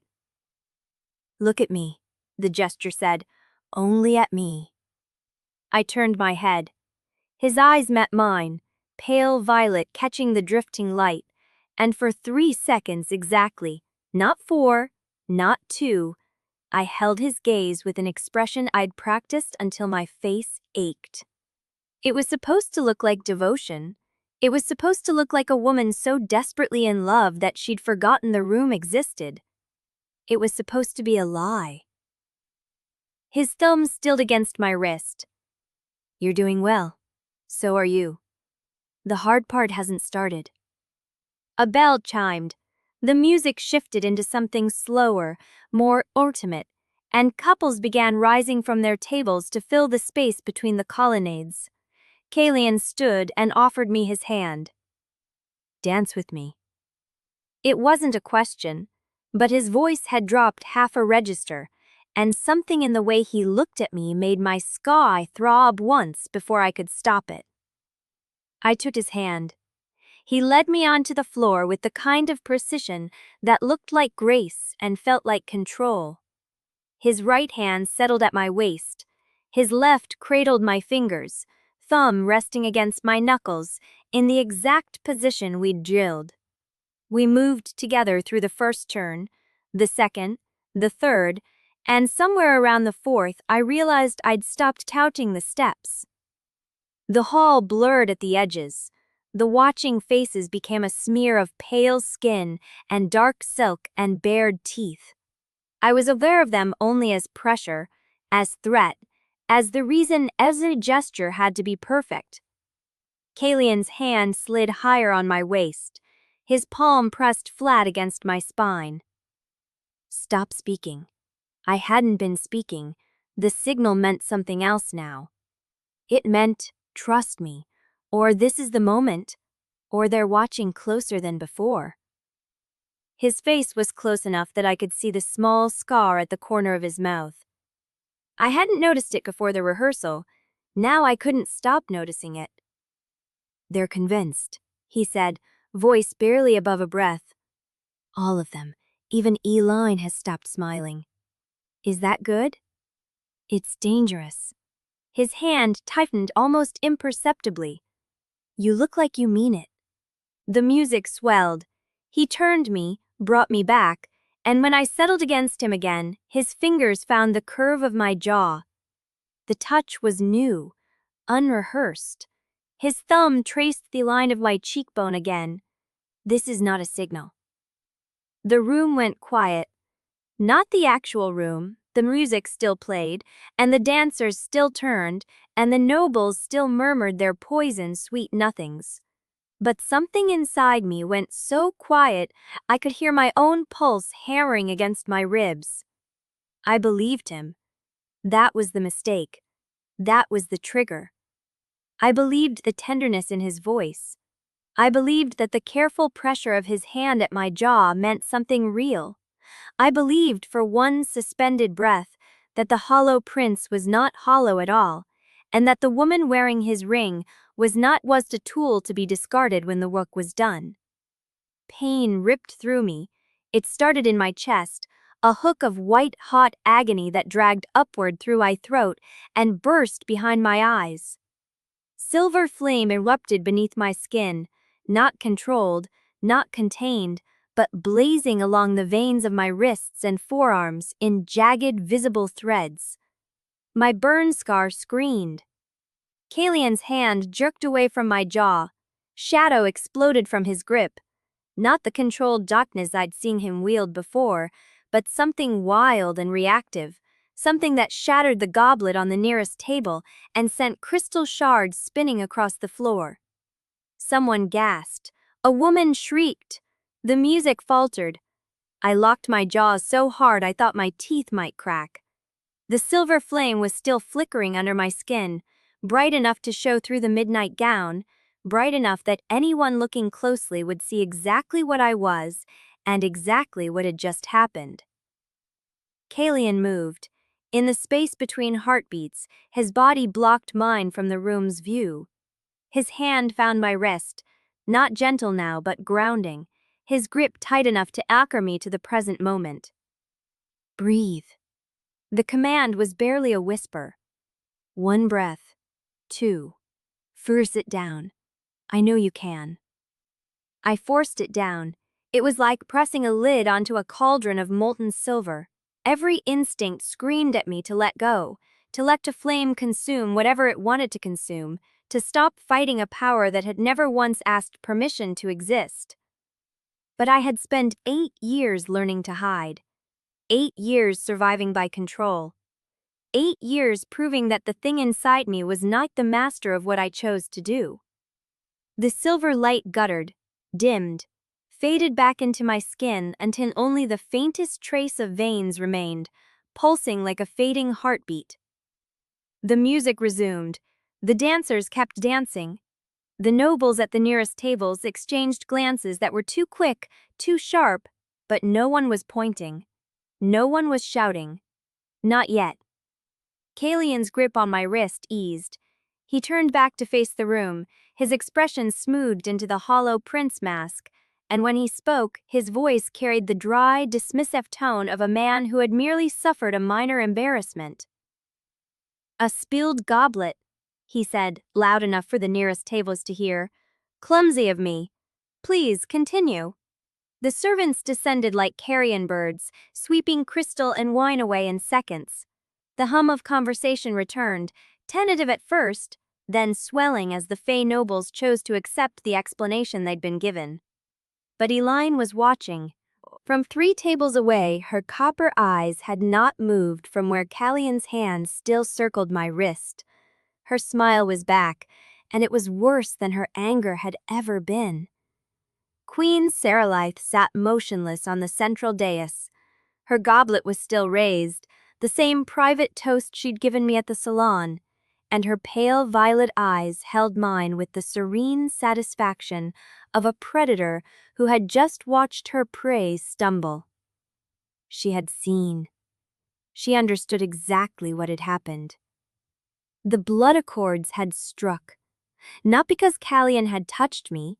He'd touched me 100 times in performance and nothing had happened. It had struck because I had believed him. Because for one breathless, stupid, catastrophic moment, the boundary between lie and truth had collapsed, and the treaty had punished us both for crossing it. Caelion's hand slid from my wrist to my fingers. He lifted my hand to his mouth, pressed a kiss to my knuckles that looked tender and felt like a warning, and his eyes met mine with an urgency that cut through the mask.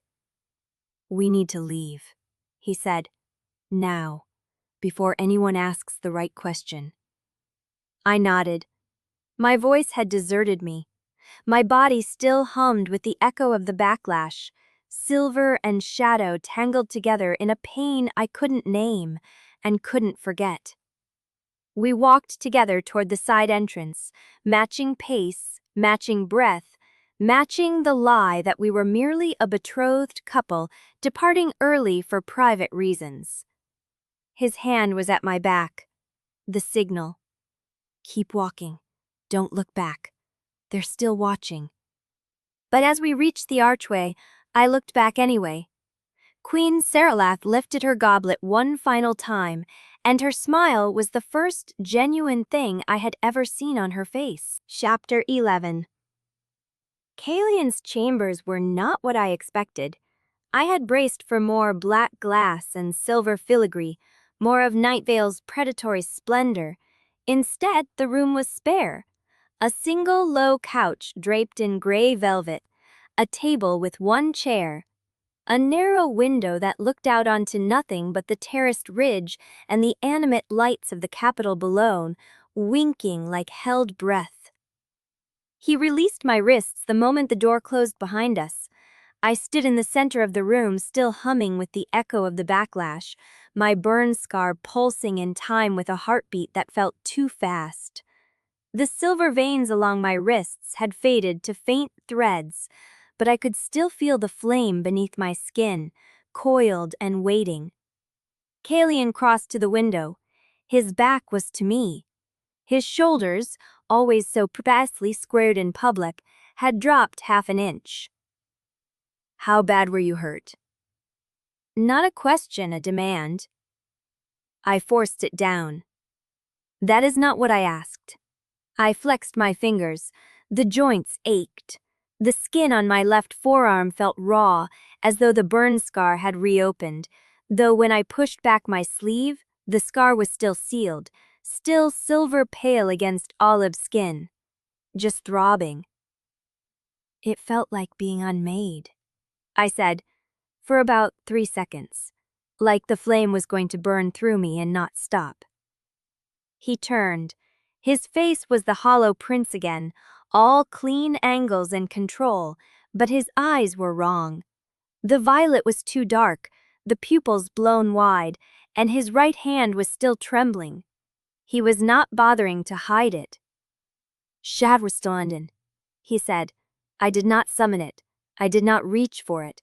It simply answered." "Answered what?" "You." I sat down on the gray couch without asking permission. My legs had decided they were finished holding me. The velvet was cold against my palms. "We need to understand what happened," I said. "Before Seraloth uses it. Before Island figures out how to replicate it. Before it kills you."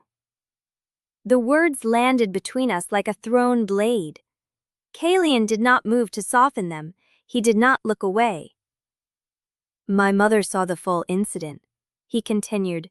"She raised her goblet, you saw that. She has been waiting for the accords to strike since the moment you entered this court, and now she has confirmation. The treaty punishes what we did tonight, and she will use that punishment as a weapon." "What we did tonight?" I repeated the words flatly. "You touched my jaw." You told me it was not a signal. What exactly did we do, Caelion? He was silent for 3 of my heartbeats. Then he walked to the table, pulled out the single chair, and sat facing me with his elbows on his knees and his hands clasped between them. The posture was too raw, too unguarded. It made my chest tighten. You believed me, he said, when I told you it was not a signal. You believed that I meant it, that the gesture was real, that I... He stopped. His jaw worked. The Accords do not punish physical contact. If they did, the performance would have broken us both weeks ago. They punish intention. They punish truth. You believed me, and the treaty struck you for it. And you? Shadow answered. It felt what you felt. I stared at him. That is not how magic works. It is not how magic is supposed to work. His voice was low and scraped raw. I have spent 20 years learning to control shadow, discipline, precision, obedience. Every lesson my mother ever taught me was designed to make Will an instrument that would not misfire. And tonight, for the first time since I was a child, shadow moved without my permission. Because you were in pain. Because the treaty hurt you. And something in me answered before I could stop it. The words hung in the air. I did not know what to do with them. They were too honest. They cost him too much.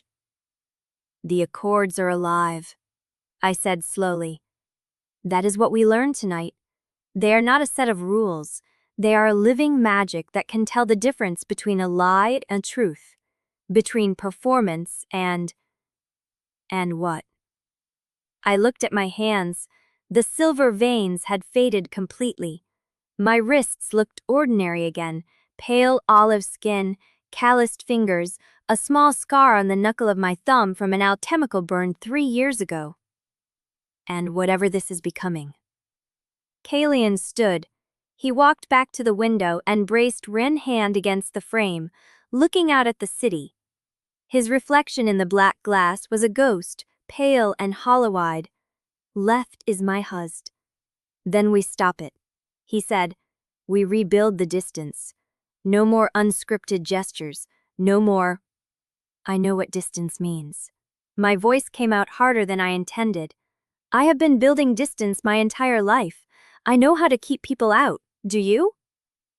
His reflection did not move, but his hand, the one braced against the window frame, curled into a fist. I learned to keep people out before I learned to speak, he said. It is the first thing my mother taught me. Softness is a liability. Vulnerability is a weapon you hand to your enemy. The Hollow Prince does not feel. He does not want. He performs the shape of a person and leaves nothing real for anyone to sink their teeth into. And yet tonight you touched my jaw and told me it was not a signal. He turned. The mask was cracking. I could see it in the tightness around his mouth, the way his eyes refused to settle on me for more than a second. I did not mean to hurt you. The words were barely a whisper. I do not know what I meant. I meant to touch you. I meant for it to be true. I did not think the treaty would. You did not think. No met my eyes then, and the rawness in his face was like a wound I had not know how to inflict. I did not think at all. That is the problem. I stood up. My legs had steadied. My burn scar still throbbed, but the pain was dulling into something manageable, something I could lack away and ignore. Here's what we know, I said. The treaty punishes real feeling. Not performance, not choreography, not the hand signals we practiced. It struck when I believed you. It will strike again if either of us crosses that line, so we do not cross it. Agreed. No more unscripted gestures. Agreed. No more... I stopped. The word hit like a slap. I opened my mouth to throw something back at him, something sharp, something that would cut. But his face shifted and I saw it. Not anger, not challenge, fear. You told me once, he said, that you spent 8 years surviving by never letting anyone close enough to hurt you. And I understand. I have spent 20 years doing the same. But if we do this, if we rebuild the distance so completely that nothing real can slip through, then we are giving the treaty exactly what it wants. 2 people who cannot trust each other. 2 weapons pointed in opposite directions. And when my mother moves against you, when a line strikes, when the court closes in, you will face them alone. Because I will be standing at your side, performing love, and you will not know if any of this is true. My throat was tight. The silver flame stirred beneath my skin, not rising, just present, just waiting. What is the alternative? I said. I do not know. The admission was raw, scraped out of him. I do not know how to protect you without also being a danger to you. I do not know how to be what you need without triggering the treaty.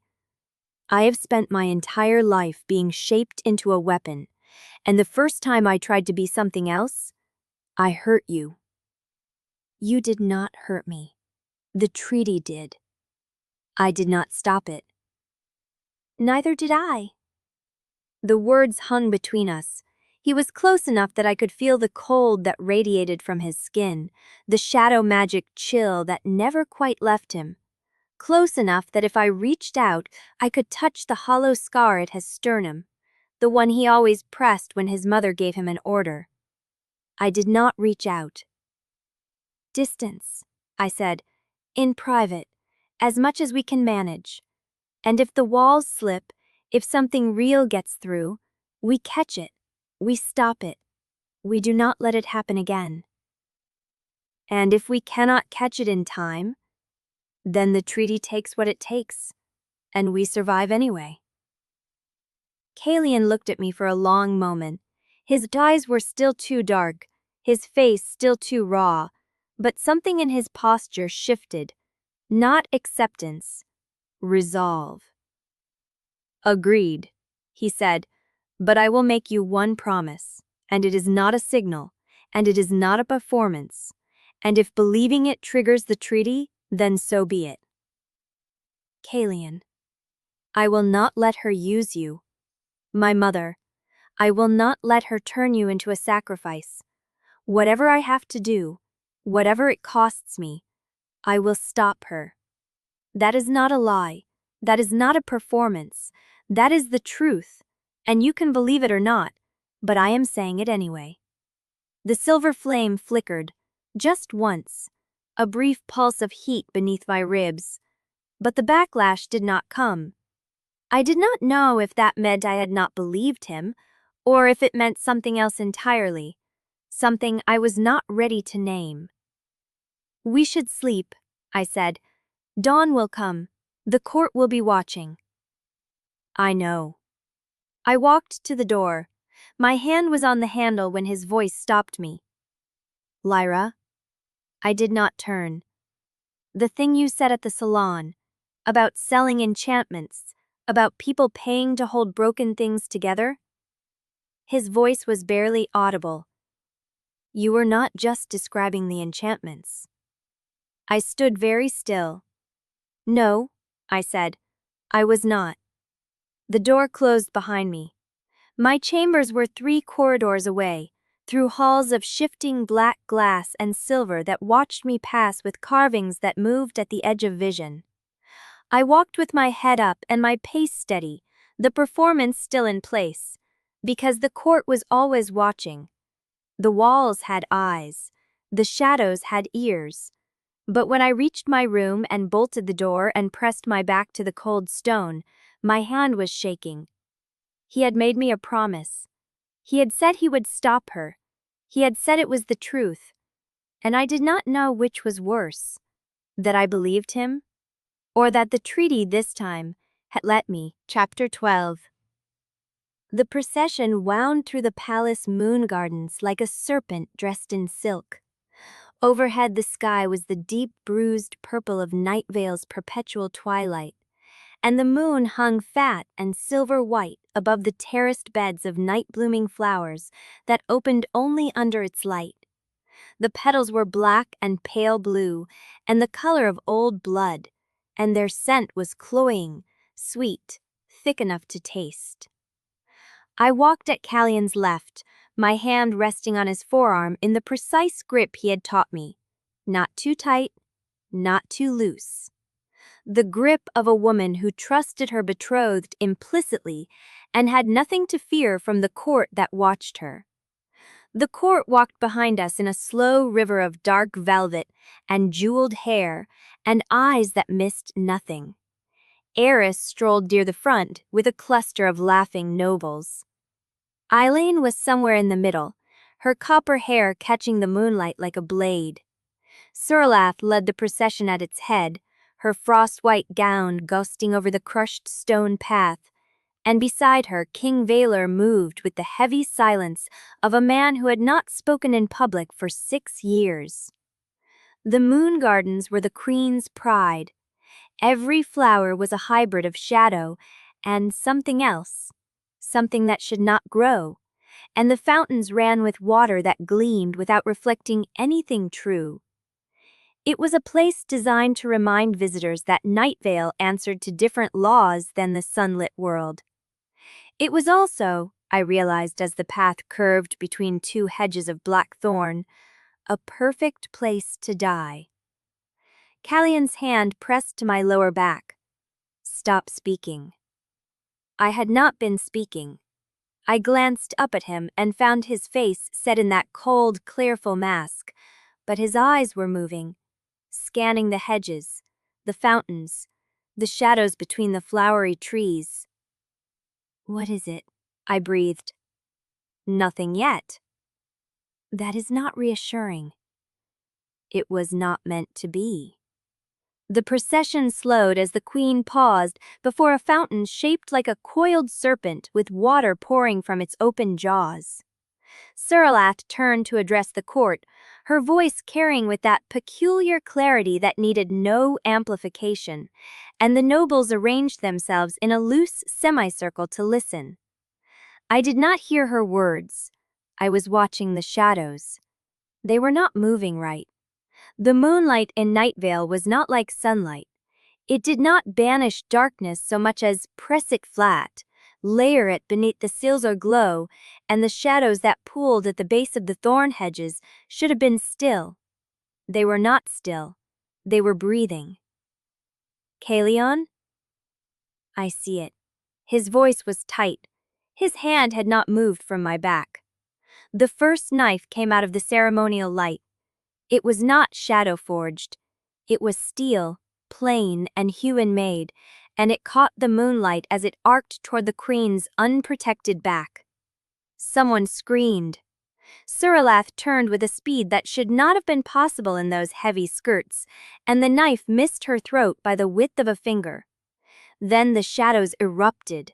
They came from everywhere, from the hedges, from the fountains, from the spaces between the courtiers who were suddenly screaming and scattering and drawing weapons that most of them did not know how to use.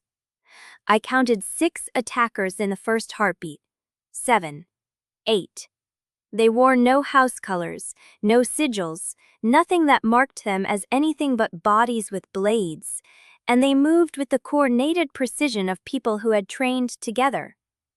Assassins, in the heart of Nightveil, during a royal procession. The impossibility of it struck me a half-second before the nearest one lunged for my throat. Caelion moved. I had seen him fight once before, in the tunnel beneath Thornwatch, but that had been quick and brutal and over before I could process it. This was different. This was shadow magic unleashed without restraint, without performance, without the careful control he wore like a second skin. Darkness exploded from his hands and took the shape of something that was not quite a blade and not quite a claw. It caught the assassin in the chest and opened him from shoulder to hip in a single savage motion. Blood sprayed across the crushed stone path. The body hit the ground before the man had finished dying. The court was chaos. Nobles ran in every direction, trampling the flower beds, shoving each other into the thorn hedges. Eris had drawn a blade of pale light and was holding off Sioux attackers near the fountain, his easy smile gone, his face a mass of cold efficiency. Suralath stood with her hands raised and her eyes blazing violet white, and the air around her crackled with binding magic that made my burn scar pulse in warning. But I could not move, not because I was frozen, because Caelion had planted himself between me and the remaining attackers, and his shadow was still bleeding and his hand was still stained with the blood of the man who had named an order that should not exist. "The thorn," he said again, and this time it was not a question but an accusation, and he was looking directly at his mother when he said it. Suralath met his gaze. "We will discuss this privately." "Will we?" "Prince Caelion." The queen's voice dropped to something that was almost gentle, almost maternal, and infinitely more dangerous than her anger. "You have just killed 3 assassins in front of the entire court. You are covered in blood. Your betrothed is shaking." I was not shaking. "This is not the time for questions." Caelion's jaw tightened, but he nodded. Once. Sharp. Saralaith turned and walked back toward the palace, and the court parted around her like water around a stone. Eris followed. The nobles followed. The servants began dragging bodies toward the undercroft with the practiced efficiency of people who had done this before. I stood in the ruined moon garden, with the scent of blood drowning out the night-blooming flowers, and I watched the queen walk away, and I thought about the assassin's smile. The thorn remembers. Remembers what? And why had he looked at Caelion like that? Like he recognized him. Like he had been expecting him.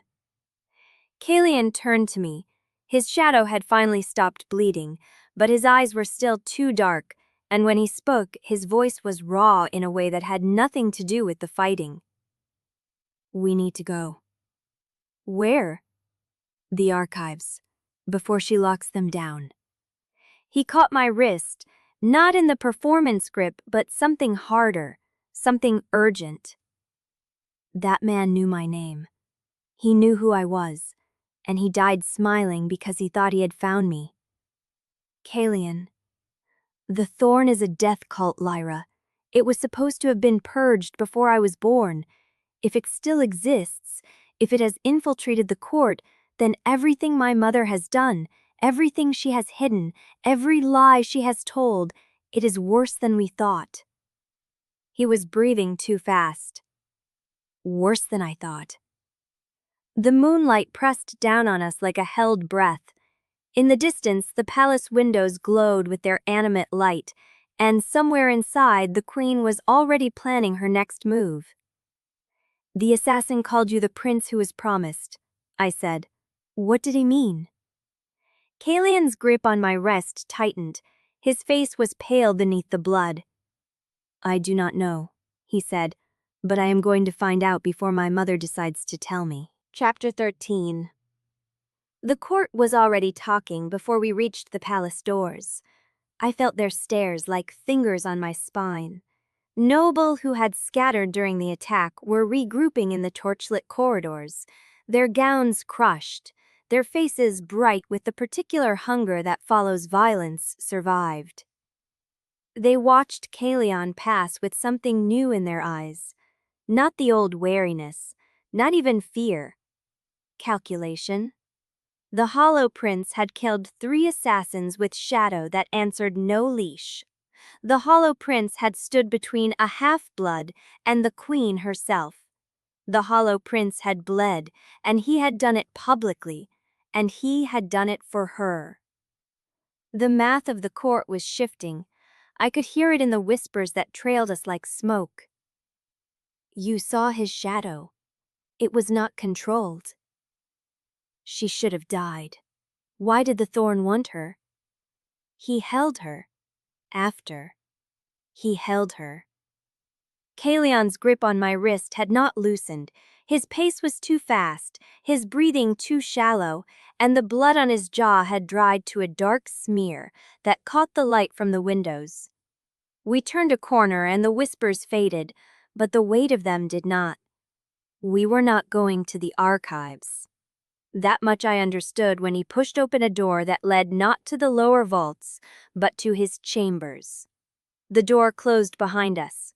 The lock clicked, and Caelion let go of my wrist and braced both hands against the wall, and stood there, head bowed, shoulders heaving, while his shadow bled from his fingertips in slow black coils that could not seem to stop. I had seen him kill 3 men. I had seen his magic shatter steel and bone. I had not seen him shake. He was shaking now. "The rules," he said. His voice was wrecked. "The rules we wrote. I am breaking them." "Breathe," I said. "I brought you to my chambers. I locked the door. The performance is Caelion. I killed them in front of the court, in front of my mother, in front of witnesses who will now use what they saw against us." "You saved my life." He turned. His eyes were the color of bruises, and his face was not the hollow prince's face. It was a man's face, and the man was terrified. "I would have killed all of them," he said. "Every single one. I would have pulled the shadow through their bones and I would not have stopped. And the only thing that kept me from doing it was you. Your voice. Your hand on my arm. You said my name and I—" He stopped. His hands were still braced against the wall. Blood was seeping through the fingers of his left hand, and I realized with a cold shock that he had been hurt. During the fight, a blade had caught him, maybe 2, and he had not said a word. "You are bleeding," I said. "It does not matter." "It matters to me." The words landed between us like a stone dropped into still water. We both heard them. We both knew what they cost. The treaty did not strike. Not yet. Caelion stared at me. His chest was still heaving. His shadow was still bleeding, but slower now, and the silver veins along my wrists were pulsing in answer, soft and steady, and entirely without my permission. "The rules," he said again, but his voice broke on the second word. "I know the rules." I crossed the room. I did not touch him. Not yet. "You have a wound on your left shoulder. You are still losing blood. The rules do not require you to bleed out on the floor of your chambers while the court gossips about what they saw." The court is not in this room." He closed his eyes. For a long moment he did not move. Then he pushed himself off the wall and walked to the chair by the cold hearth and sat down hard, like his legs had been waiting for permission to fail. I found a basin of water on the side table. I found clean cloth in the cabinet. My hands were steady. They should not have been steady. "Your coat," I said. He did not argue. He shrugged the coat off his shoulders, and the movement pulled a sound from his throat that was not quite a gasp. The shirt beneath was black silk, and the blood had soaked through it in a dark bloom across his left shoulder and down his ribs. I knelt beside the chair. I did not think about what I was doing. I did not think about the rules. I thought about the assassin's eyes when he had looked at Caelion. I thought about the way Caelion's shadow had moved to catch the blade before I could scream. "The thorn near your name," I said. My voice was quiet. I was cutting the shirt away from the wound with the small knife from my boot, and my hands were still steady and his skin was warm beneath the blood. "They called you the prince who was promised. What does that mean?" "I do not know." His voice was raw. "I should know. My mother should have told me. If the thorn has survived, if they have infiltrated the court, then she has been lying to everyone. To the king, to the accord, to me. The wound was not deep. A blade had glanced off his collarbone and cut a long, shallow line toward his shoulder blade. It would scar. It would have killed someone without his speed. "Your mother does not tell you things," I said. I pressed the cloth to the wound and he flinched, but his hand came up and closed around my wrist and held it there. "You are not shaking," he said. "No. You should be shaking. You were the target. The second assassin went for you." "I know. He is dead." "I know that too." His grip on my wrist tightened. His eyes were open now, and they were still too dark, and there was something in them that I had only seen once before. In the salon, when he had traced my jaw and told me it was not a signal. Lyra. My name. Just my name. If he had reached you, he did not. If he had reached you, I would have burned this court to the ground and called it justice. The words hung in the air between us. The treaty stirred.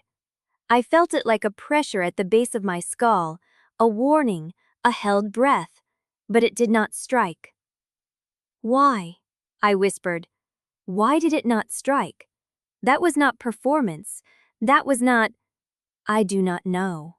His hand was still on my wrist. His pulse was beating hard against my palm where I held the cloth to his shoulder. "I do not understand this. I do not understand what is happening between us. The treaty should have killed you for what I just said. It should have." "It did not. It will. Eventually it will, and I cannot stop it, and I cannot stop feeling." He cut himself off. His jaw clenched. The shadow at his fingertips curled inward like a wounded thing. I was still kneeling beside him. His blood was on my hands. His pulse was beating against my palm. The rules we had written were in pieces on the floor, and neither of us had moved to pick them up. "The court is talking," I said. "Right now, in the corridors, in the salons. They saw you defend me. They saw your shadow answer without permission. They will say—" "Let them say it." His voice was hard now. "Let them say whatever they want. I am done pretending that protecting you is a performance. Caelion, I am done pretending that I feel nothing when you are in danger. I am done pretending that the only reason I stand between you and this court is the ritual, the accords, the diplomatic clause." His hand moved from my wrist to my cheek. His fingers were cold and there was blood on them, and the treaty was waking up. I could feel it, a pressure building behind my eyes that was not yet pain but would be. "I am done pretending, Lyra. Let the court talk. Let my mother scheme. Let the treaty do what it was built to do. I will not hide this anymore." My burn scar throbbed. The silver veins along my wrists were glowing now, soft and slow, and the pressure at the base of my skull was building towards something I could not name. "You are asking me to believe you," I said. My voice was barely a breath. "In a room with a locked door, while your blood is on my hands, while the treaty is waking up. You are asking me to believe that this is real. Yes. And if I believe you, it will hurt you." His thumb traced the line of my cheekbone. His eyes were dark and desperate and terrifyingly honest. "I am hurting you right now. I am sorry. I am so sorry, but I cannot lie to you anymore. Not after tonight. Not after tonight. Right after tonight. Bodies are ready for examination, and she wants the half-blood present." A pause. "This was not in this room." He closed his eyes. For a long moment he did not move. Then he pushed himself off the wall and walked to the chair by the cold hearth and sat down hard, like his legs had been waiting for permission to fail. I just want to see him still give what I just stepped knowing. "You are asking me to believe you," I said. My voice was barely a breath. "In a room with a locked door, while your blood is on my hands, while the treaty is waking up. You are asking me to believe that this is real. Yes, and if I believe you, it will hurt you." His stem traced the line of my cheekbone. His eyes were dark and desperate and terrifyingly honest. I am hurting you right now. I am so sorry. But I cannot lie to you anymore. I am done pretending in my heir. I am so sorry if I could be using a lost. They cannot beal in me. The Widia has dooed at me. I imagine if I found it seeing a eunuch faking from my all. I am not writing along the deals of my hundreds. I stop he smilk about this shadow. I was in this time that I am some expect. You are asking me to believe you. I just want to be down. I had no dreams ever. You would have old his motive pate no you'd accepted. Shadows bokids made her choir. I mean, I am out so spiritly. I am so resonant on that spottiest work. The weight is drivening it with light things with intentries on immediate. She said to tell you that the thorn left something for her on one of the blades. Something she thinks the half-blood will want to see. Caelion's hand dropped from my face. His expression shuddered so fast it was like watching a door slam closed. Tell her we are coming, he said, and his voice was the hollow prince's voice again, cold and controlled and utterly without feeling. But his hand found mine in the dark, and he held on. The pressure at the base of my skull crested. The treaty bit down. But it was gentle this time. Almost gentle. Like a warning that had not yet decided whether to become a punishment. Something on one of the blades. Something Saralith thought I would want to see. I did not want to know. I needed to know. Caelion stood. He did not let go of my hand. The archives can wait, he said. Whatever my mother has found, it is worse than what we would have learned there. How do you know? He looked at me.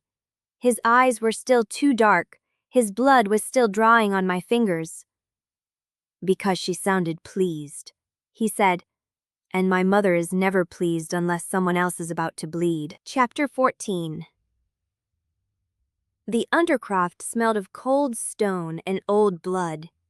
Caelin's hand was still wrapped around mine as we descended the spiral stairs behind Eris, whose torch threw restless shadows against walls that had not seen daylight in 300 years.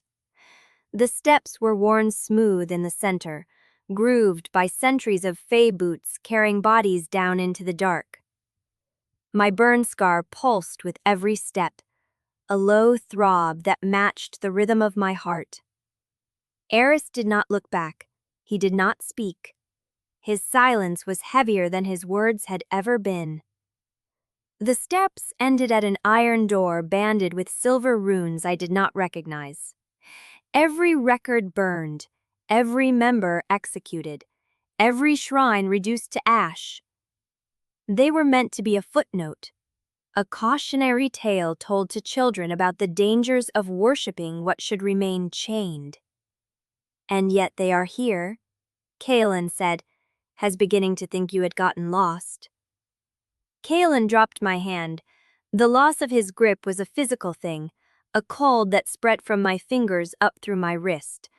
But his shoulder stayed close to mine. His shadow stayed coiled at his feet. The half-blood, Eris announced, as requested. Thank you, Eris. You may wait outside. Eris hesitated, just for a breath. Then he inclined his head and withdrew, and the iron door closed behind him with a sound like a seal being pressed into wax. Saralith's gaze moved over me slowly. My gown was still stained with Caelion's blood. My fingers were still pink with it. The silver veins along my wrists were still visible, faint but undeniable, pulsing with the magic that had nearly broken free at the feast. You have had an eventful evening, Saralith said. I have had worse. Her smile was a blade drawn an inch from its sheath. I do not doubt it. She turned to the table. The body of the assassin who had spoken lay before her, his chest open where Caelin's shadow had struck. His hands were folded over his stomach. His eyes were still open. "The thorn has not been seen in Eloria for 300 years, Surlith said. They were purged during the accord negotiations. Every record burned, every member executed, every shrine reduced to ash. They were meant to be a footnote, a cautionary tale told to children about the dangers of worshipping what should remain chained. And yet they are here," Caelion said. His voice was ice. "In your court, at your procession, calling me by a title I have never heard." Surlith's gaze flicked to him. "The world is full of things you have not heard, my son. Do not. Do not what? Do not speak to me as though I am still a child being trained to obedience. I am not. Not anymore." The mage lights flickered. The shadows in the corners of the undercroft grew deeper, darker, and I felt the pressure of Caelion's magic pressing against the air like a held breath.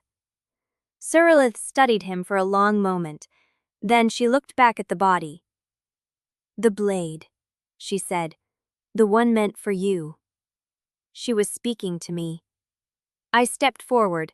Caelion's hand twitched at his side, but he did not stop me. The body was cold and still, and the smile on its face was the smile of someone who had died believing they had won. The blade lay on a silver tray beside the table.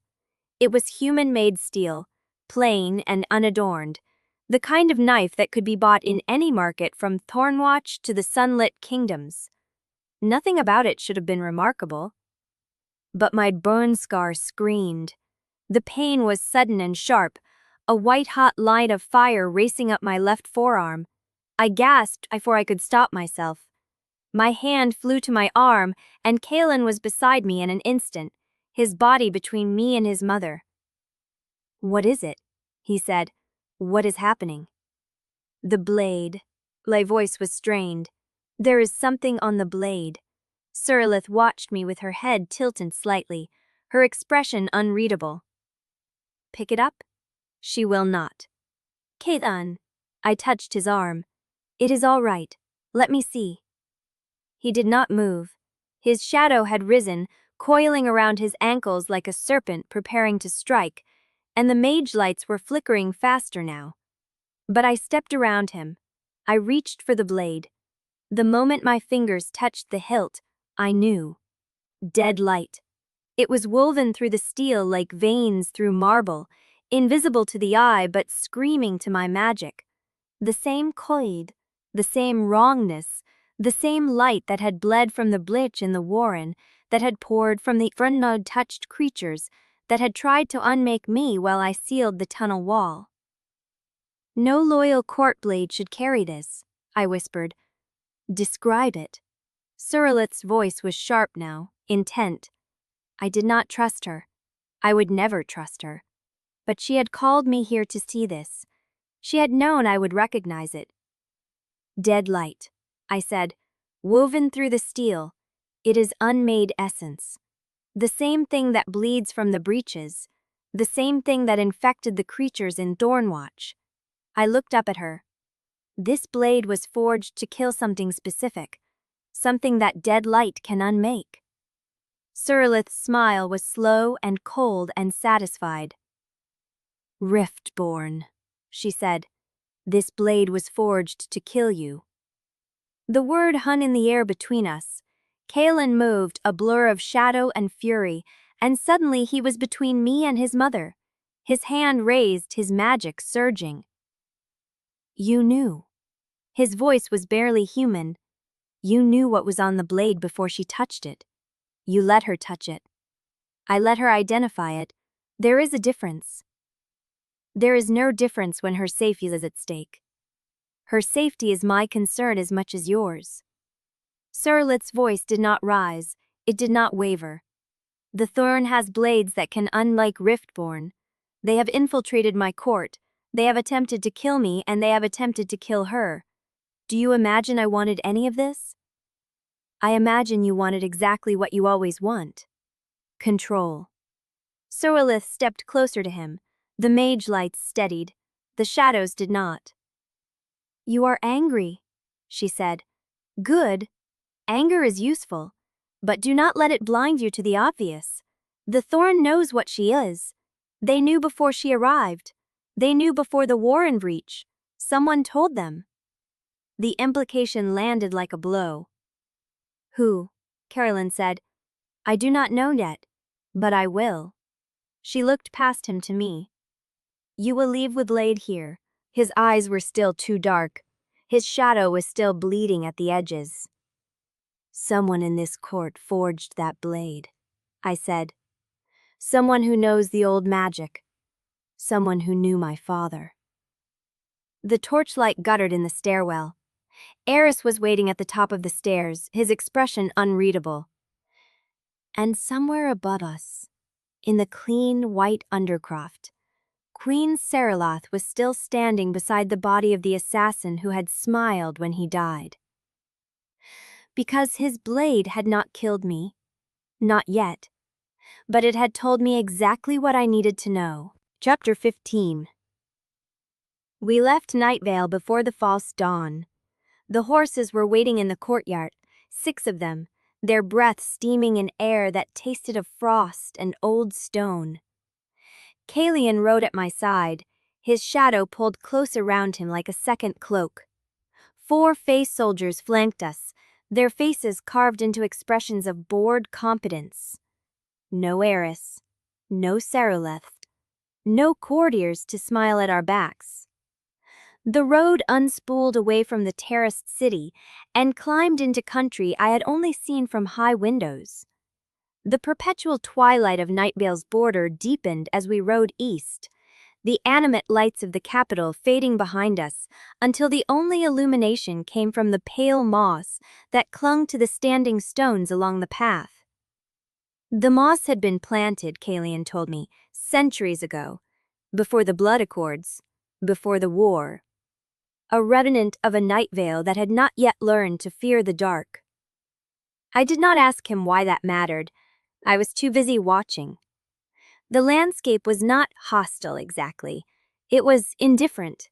The hills rolled away into valleys where the shadows pooled like spilled ink, and the trees were silver-barked and leafless, their branches twisted into shapes that suggested motion just past the edge of sight. Nothing moved. Nothing breathed.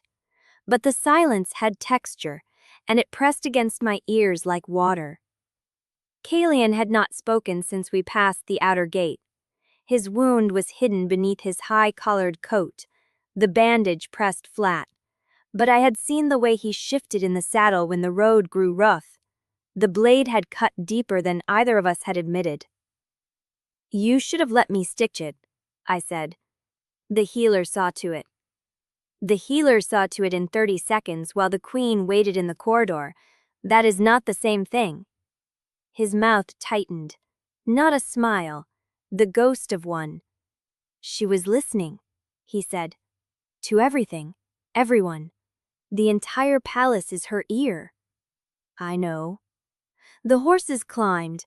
The standing stones grew older, their carvings worn to near illegibility by singeries of wind and the slow erosion of the moss that fed on them. I could still make out fragments, a star, a circle, a hand with too many fingers.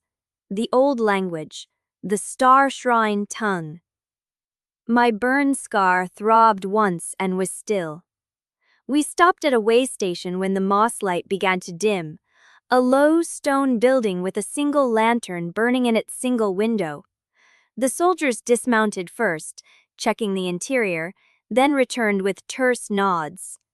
Caelion helped me down, his hand closing around mine for a beat too long, then releasing before the soldiers could notice. "The accommodations are not what the court would offer," he said.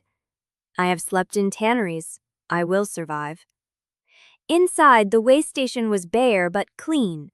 A hearth, a table, 3 doors leading to narrow sleeping cells. The soldiers took positions at the front and rear entrances. Caelion and I were left alone at the hearth, while one of them, a woman with close-cropped silver hair and a scar bisecting her left eyebrow, kindled a fire. I sat on the stone bench and let the heat seep into my hands. Caelion stood at the window, his back to the room, his outline sharp against the dimming moss glow. "Are we still being watched?" I asked quietly. "Always. But the walls here do not have ears, only stone." I believed him, or I believed the exhaustion in his voice, which was not the same thing but close enough. The soldier with the scar brought us dried meat and hard bread and a flask of water that tasted of iron. She did not speak. She did not look at me. She left the food on the table and returned to her post. "They are afraid of you," Caelion said. "Good. Not in the way you think. They are afraid of what you represent. The thorn knows what you are. The queen is watching. The ritual is days away. You are the center of a storm, and they are standing too close." "And you?" He turned from the window. His eyes were pale in the firelight, the violet dearly gray. "I am already in the storm. I have been in it since the day I rode into Thornwatch and found you waiting with a knife. You found me with blood on my hands and a binding enchantment in my pocket. I was not waiting. You were waiting for something. We both were." I did not have an answer for that. The fire crackled, the silence stretched, and then something tapped at the window. Caelion moved before I could draw breath, his shadow flaring, his knife already in his hand. But the tap-tap came again. 3 quick beats and a pause. 3 more, and I recognized the rhythm. "Mira." I crossed to the window and unlatched the shutter. A small shape fluttered inside, no larger than my thumb, its wings translucent and veined with copper. A messenger moth. Mira had bred them herself in the back room of her smuggling den, feeding them on sugar water and moonlight until they were fast enough to cross the border without detection. The moth landed on my palm and opened its wings. The message was written in tiny letters along the veins, a script only I could read because Mira had invented it for the two of us when we were 16 and convinced the Fae were listening through the walls. "Breach is spreading. 3 in the Warren, 2 in the lower wards. Sun mages panicking. Thornwatch garrison preparing for evacuation. The Unmade is waking faster than anyone predicted. Whatever you are doing, do it faster. Aim." I read it twice, 3 times. The words did not change. "Bad news," Caelion said. It was not a question. "Thornwatch is breaking. The breaches are multiplying. The garrison is talking about evacuation." His face went still, the kind of still that meant he was calculating, rearranging pieces on a board I could not see. The road climbed into hills where the standing stones grew thicker, their carvings sharper, as if the weather had not touched them in centuries. On the second day, I saw the shrine. It was not a building, it was a wound in the landscape. The ruins rose from the foothills like broken ribs, white stone bleached by a sun that had not touched this land in 300 years. The central dome had collapsed, and what remained was open to the twilight sky, a vast bowl of shattered arches and toppled pillars. The standing stones formed a ring around it, and I could feel them from half a mile away, humming at a frequency that made my teeth ache and my burn scar pulse in answer. The soldiers halted at the ring. They would go no further. Even the scarred woman, who had not flinched at anything, refused to cross the threshold. "Only the Riftborn and the prince," Caelion said. "Those are the shrine's rules, not my mother's." I dismounted, my legs held, my hands, when I looked at them, were steady. Caelion walked beside me through the ring of stones. The humming deepened, the air thickened, and then we were inside, standing in the shadow of the broken dome, and I felt something reach for me. Something old and patient and hungry. Something that had been waiting a very long time for someone exactly like me. The shrine was not dead. It was dreaming. And in the center of the ruined floor, where the altar should have been, There was a pool of shadow that did not move like water. It rippled. It watched. Caelion's hand found mine. "Lyra," he said, "your scar." I looked down. The soother veins on my wrists were glowing, bright and steady, and the burn on my forearm was bleeding light. The same light. The dead light. The star shrine light. The pool in the floor rippled again, and from its depths, a voice that was not a voice spoke my name. Chapter 16. The pool spoke my name, and the sound was wrong. It had no source, no echo, no vibration I could feel in my chest. It simply arrived inside my head the way a memory does, sudden and whole and impossible to dislodge. Caelion's grip tightened on my hand. "Did you hear that?" "Yes." "What did it call you?" I did not answer. The silver veins on my wrists were bright enough to read by, and the burn scar on my forearm wept light in thin rivulets that dripped toward the pool and vanished before they reached the stone. It did not hurt. That was the worst part. The dead light was pulling something out of me like thread from a spool, and my body offered no resistance. I pulled my hand free of Caelion's and stepped closer to the pool edge. The shadow inside did not behave like liquid. It moved like something breathing beneath a thin skin of darkness, slow undulations that crested and fell without disturbing the surface. The rim of the pool was carved from the same white stone as the ruined dome, but the carvings here were sharper, newer, as if they had been cut yesterday instead of centuries ago. I knelt. The light bleeding from my scar intensified. "Lyra?" Caelion's voice was tight. "Step back. Look at the carvings." I pointed to the symbols ringing the pool's edge. "These aren't from the ritual diagrams. These are older." He crouched beside me, close enough that I felt the cool pressure of his shadow bleeding off his shoulders. His face was all hard angles in the strange light. "I've seen these before," I said. "Not here. In Dorian's copies, the archival fragments he gave me, the ones misfiled under Section 12. I traced one of the symbols with a finger I could not feel. "These predate the Accords, by centuries, maybe more." "How do you know?" "Because the ritual diagrams Serelith showed us are missing these. Every single one." I looked up at him. "Someone erased them. Someone who didn't want anyone to know the shrine was built before the treaty that was supposed to have created it." Caelion's jaw tightened. He did not ask who. We both knew the answer. The pool rippled. Not water rippled, but something deeper. The shadows splitting and reforming in patterns that matched the carvings beneath my fingers.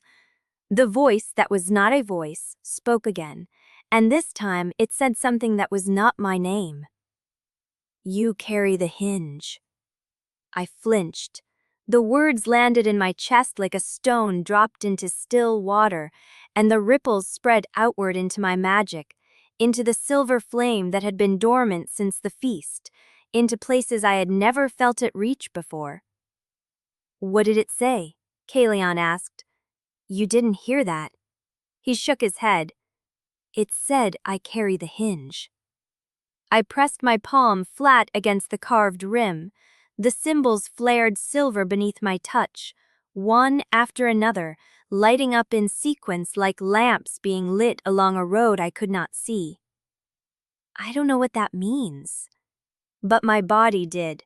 The flame was rising now, not in a surge I had to fight down, but in a steady, inevitable climb, like water finding its level. My burn scars stopped bleeding light and began to burn instead, a clean, sharp heat that was nothing like the agony of the Undercroft blade. This was recognition. This was answer. The carvings on the broken pillars began to glow. Caelion stood, drawing his shadow around him like a cloak. The whole ruin is responding to you. I could not look away from the pool. The shadow inside was thinning, or I was seeing through it, or both at once. Beneath the surface, something was moving. Not a creature, a pattern. Stars and darkness braided together, light and void woven into a design that my eyes could not hold steady. Every time I thought I understood its shape, it shifted, and I was left with the sensation of having glimpsed something my mind was not built to contain. The hinge, I whispered. It's me. I'm the hinge. The pool surged. Shadow rushed up to meet me, cold and silent and absolute, and I could not move, could not scream, could not remember whether I had ever been anything but this. A body suspended between two forces that should never have touched and could not stop touching now. I saw stars dying and being reborn. I saw darkness that was not empty but fertile, not absence but presence, not enemy but counterpart. I saw the moment the treaty was forged, not as history but as violence, a blade driven into something living. And I saw hands, human hands, fey hands, hands that bled silver and shadow together. Building, not a prison, a bridge. The vision shattered.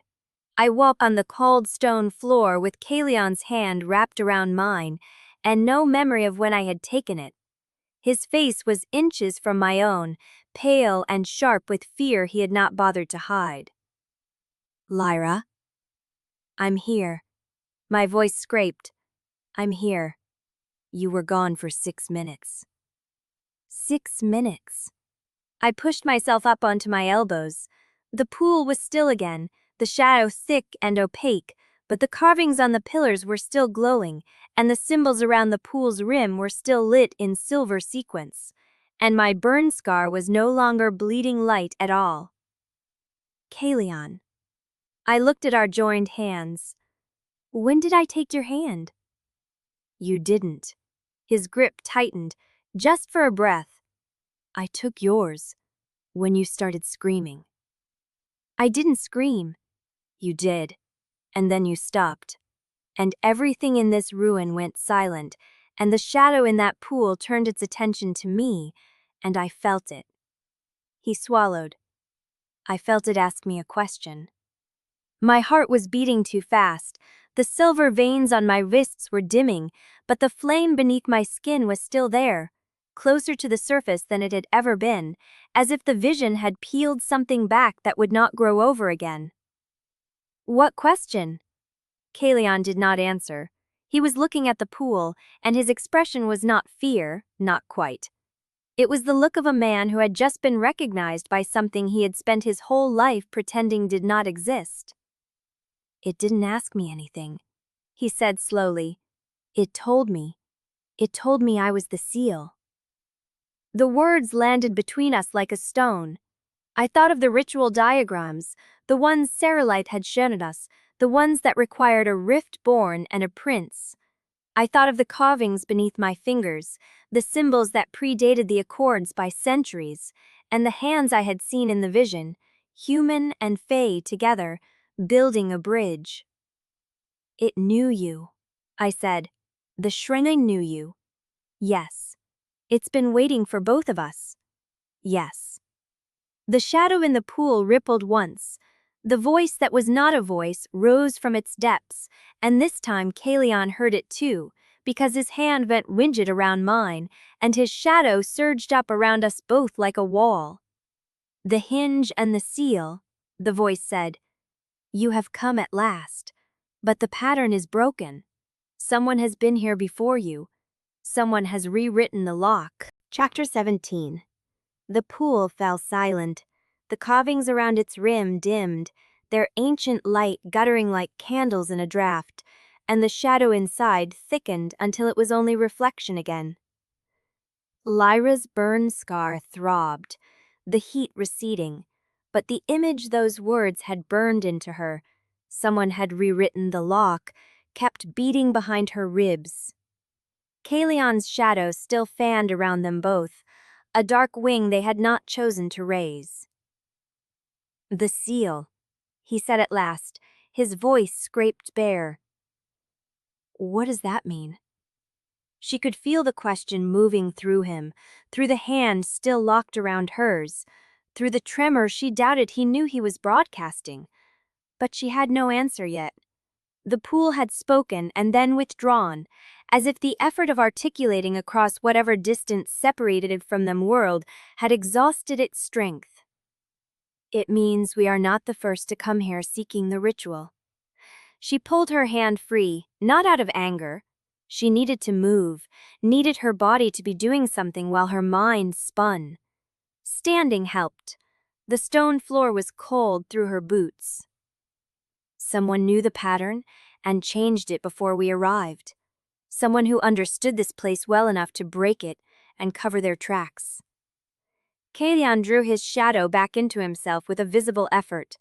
The wing folded inward, collapsed, vanished. "My mother sent me here with no knowledge of what the ritual would truly do. Either she did not know it had been tampered with, or she did." The words hung between them. Neither of them wanted to pick them up. Lyra turned away from the pool, her gaze catching on the pillars that ringed the ruined dome. The carvings on the broken ones nearest the altar. No, not altar, not anymore. Now it was a pool, still pulsed with a faint silver afterglow, and she realized she had seen those symbols before. Not in Saralaike's diagrams, not in any book inside Nightveil. She had seen them in her father's handwriting, inked in the margins of a journal he had kept hidden behind a loose brook in the Warren shop where she had grown up. Rowan Voss's journal was still in her saddlebag, wrapped in oilcloth, untouched since Thornwatch. Her heart kicked. "The lock," Lyra said. "You said the pool told you the lock had been rewritten. Did it say how?" "No." Caelion was watching her. "It said someone had been there before us, that the pattern was broken and the binding would not hold unless the original shape was restored. Then it went silent." "Then we need the original shape." She crossed to where their packs lay stacked against a fallen pillar. Her fingers closed around the oilcloth bundle before she consciously decided to retrieve it. The journal inside was smaller than she remembered, no larger than her two hands together. The letter cover cracked and stained from years of travel, of hiding, of being carried in her father's coat before it was carried in her bag. She had not cracked the binding since the night she buried him. Caelion had followed her without sound. He stood close enough to see but not touching, and that choice, the deliberate space he gave her, cut harder than a hand on her shoulder would have. "You brought his journal." "I bring it everywhere." Her voice came out steadier than she felt. "It is the only thing I have left of him that has not been burned or sealed or locked behind a queen's white smile." She sat against the pillar with the journal in her lap and opened it. Rowan Voss's handwriting spilled across the pages, uneven and hurried. The ink faded to brown in places where he had written by poor light. Most of the early pages were alchemical formulas, market notes, records of sales she had been too young to understand. But the later ones, the ones he had written in the months before the Fae came for him, were different. Dorian had given her the cipher. Section 12, Aisle 4, a library notation that did not exist. She had puzzled at it for 2 days before realizing it was not a location. It was a key. Her father had taught her codes when she was small. Counting dames, he had called them.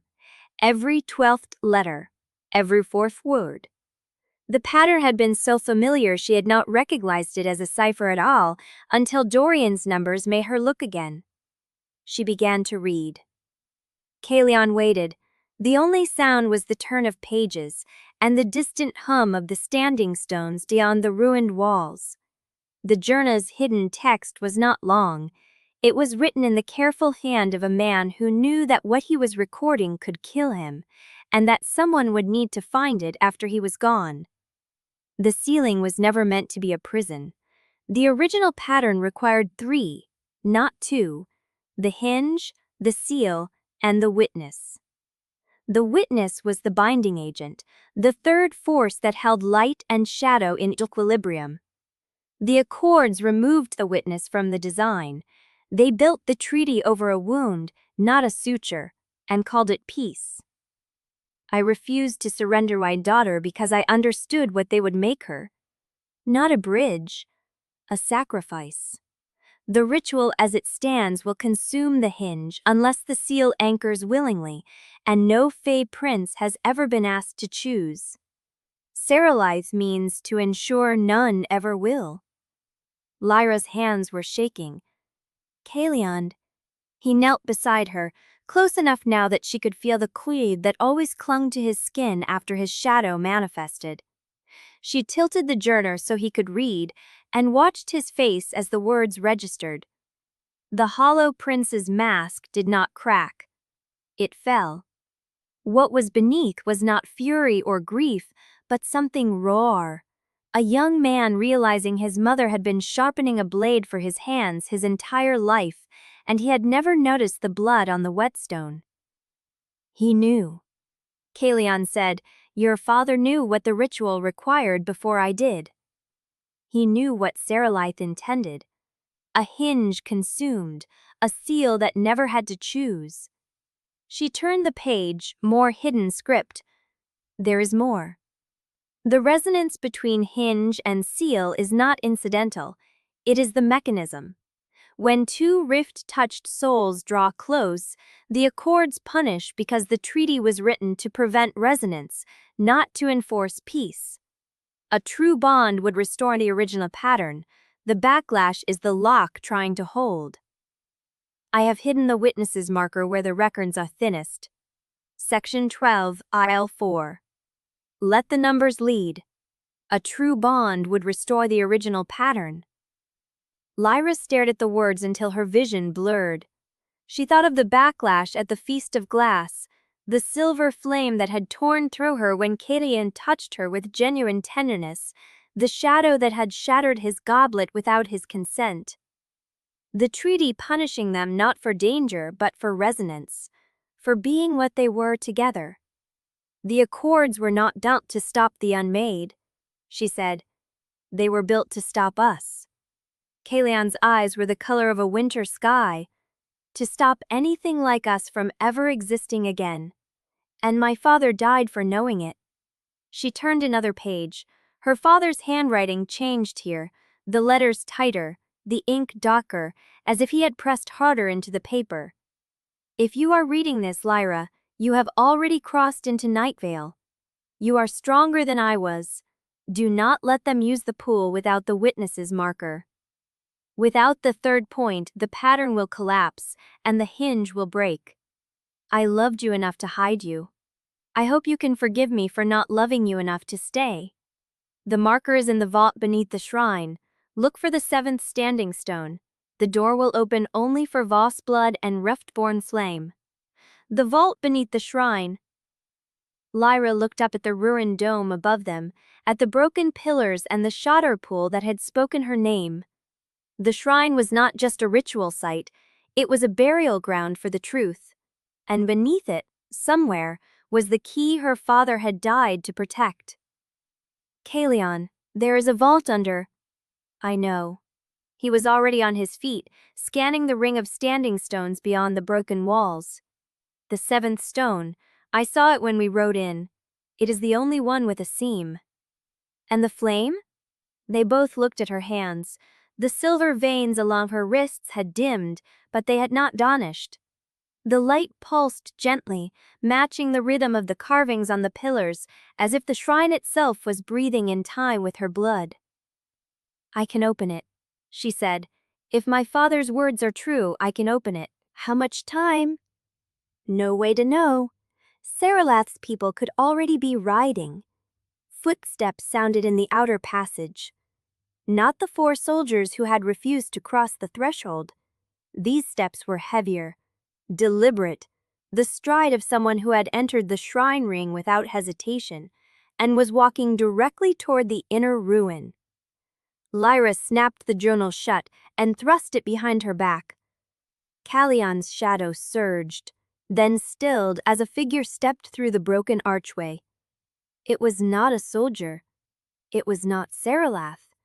It was a man in dust-stained riding leathers, his hood thrown back, his face lined and familiar in a way that made Lyra's chest seize.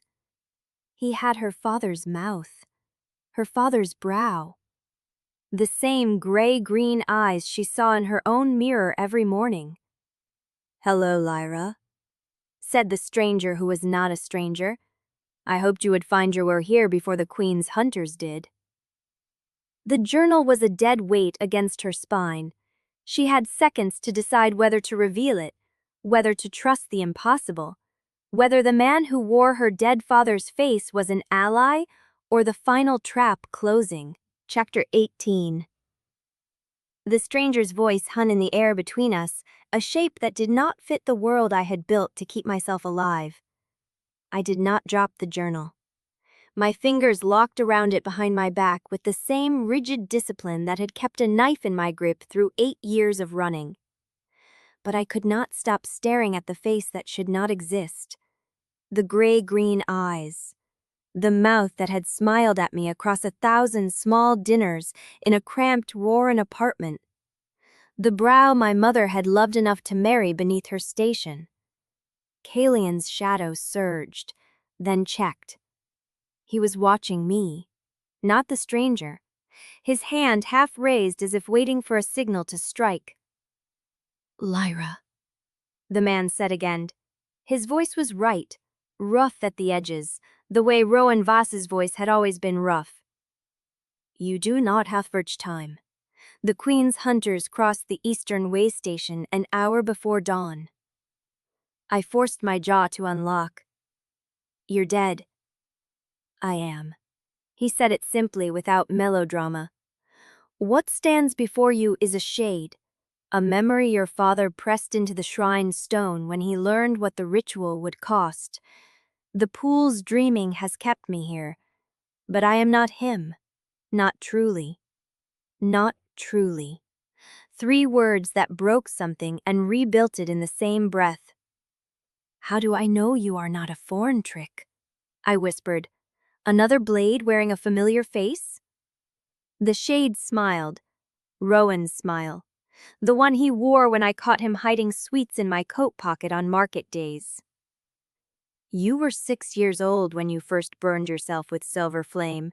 You hid in the coal cellar for the 3 hours because you were afraid I would be frightened. I found you by following the light through the floorboards." No one alive knew that story. Not Mira, not the garrison records, only Rowan Voss and the daughter he had held while she sobbed into his shoulder, silver veins pulsing down her wrists and terror in her throat. The journal dug into my spine. My eyes burned. "Father." The shade's expression softened into something that was not quite grief. "I wish I could stay. But the pool's strength is nearly spent, and I am woven into it. Listen to me, Lyra. The vault can only be opened from within. When you find the marker, do not let the binding complete without it. The old pattern requires 3 points. If Seralaith's version closes, it will seal the hinge into the lock itself. You will not die. You will be made into something worse." "What does that mean?" Caelion's voice was sharp, the question cutting through before I could form it. The shade looked at Caelion for the first time. Something passed between them, an assessment too fast and too old for me to read. "You are the seal she chose, not the seal who would have chosen himself." The shade's form flickered, the edges thinning like mist in morning light. "I am sorry, Prince. You were not meant to be a weapon." Caelion's jaw tightened. The muscle at his temple jumped once, and his shadow bled outward in a slow, involuntary wave that made the broken pillars tremble. "Forgive her," the shade said, and now his voice was losing substance. "For what she will ask of you, forgive yourself. That is the only way the resonance holds." "Wait," I breathed, stepping forward. "Wait, I have so many things to—" The shade raised a hand. Rowan's hand, calloused and steady. "You already know everything I would say. You have my journal. You have your own sharp mind. What you never had was proof that I loved you enough to die. Now you have it. Let it be enough." He faded, not like a candle blown out, but like ink dissolving in water, until there was only the broken archway and the deepening twilight, and the hollow where a memory had stood. I did not realize I had moaned until Caelion's hand closed around my wrist, gently, not restraining, anchoring. "You were going to walk into the stone," he said, and his voice was strange, stripped of its usual careful distance. "It is solid." "I know." The words scraped out of me. "I know it is solid." I turned, pressed my forehead against his chest, because there was nowhere else to put the weight of what I was feeling, and because he was there, and because I had spent 8 years never letting anyone see me break. He did not step back. His free hand came up, hesitated, then settled at the nape of my neck. Not a performance, not a signal. Just a man holding a woman whose father had died twice in the same hour. "The journal," he said against my hair. "Behind your back." I could not let him see. Good instinct. A pause. He might have been a test. Those exist in this court. "I know." I pulled back. His hand fell away slowly, the way reluctant things do. The space between us was narrow enough that I could see the pulse beating in his throat, the fine tremor still running through his shadow at his feet. He was not calm. He was controlling something vast and dark that wanted to answer the grief still bleeding out of me. "Thank you," I said, carefully, not to want. To want was to be punished. To need was to fail. To love was to give her a weapon she would use against whoever I loved. His eyes met mine, violet and pale and burning with something that was not shadow. She did not take my ability to feel. She taught me that every feeling I allowed myself would be turned into a lesson about control. By the time I understood what she was doing, I had already learned the lesson too well to unlearn it. "When did you understand?" I was 12. There was a tutor, a scholar from the borderlands who taught me geography and old languages. He was kind. Too kind. Sarah noticed. Caelion's voice went very even. She had him reassigned to a garrison near the Frostmarch. We both knew what that meant. I cried when I learned, and she sat me down and explained that he had been removed because I had grown too attached. That attachment was a flaw. That if I wanted to be useful, I would learn to sever it before she had to. "Useful," I repeated. That word. She used it in the journal. A seal who never had to choose. "She made you a tool and called it a favor." My mother has never done anyone a favor that did not eventually cost them everything. I thought of my father's face, fading into the shrine's stone. I thought of the years I had spent in the warren, making myself so fast and so sharp and so hard that no one could catch me, because being caught had once meant being killed.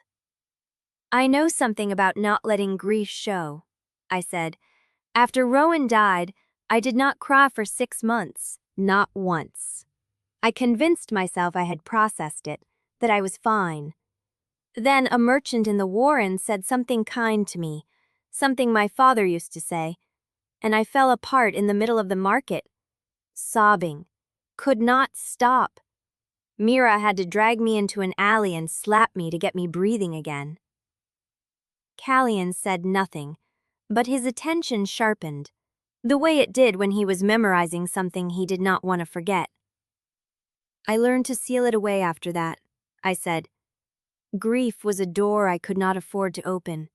Not in front of buyers, not in front of garrison soldiers, not in front of anyone who might use a crack to get inside.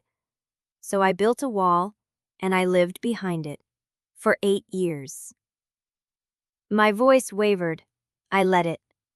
The wall is still there. I am standing behind it now, but you are the first person I have let see the door.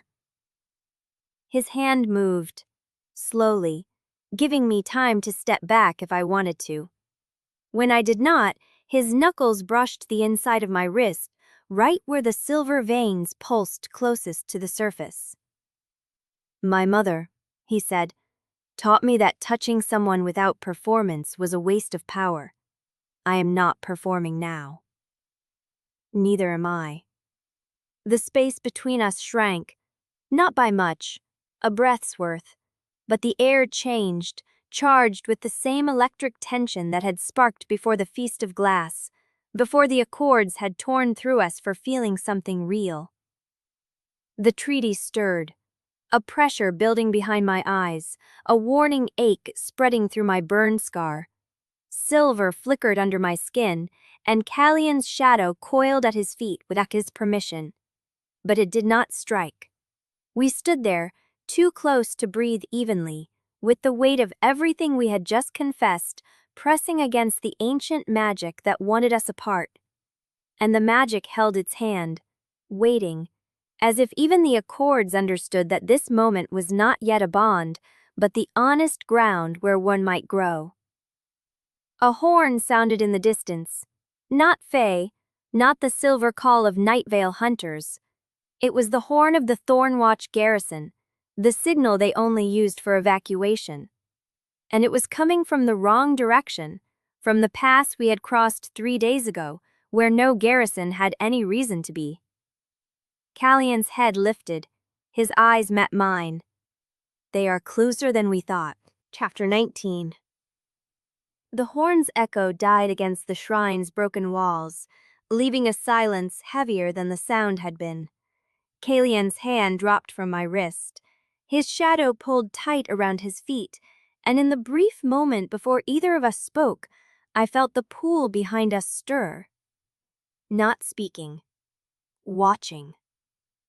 The pass we crossed 3 days ago, I said. My voice came out steadier than I felt.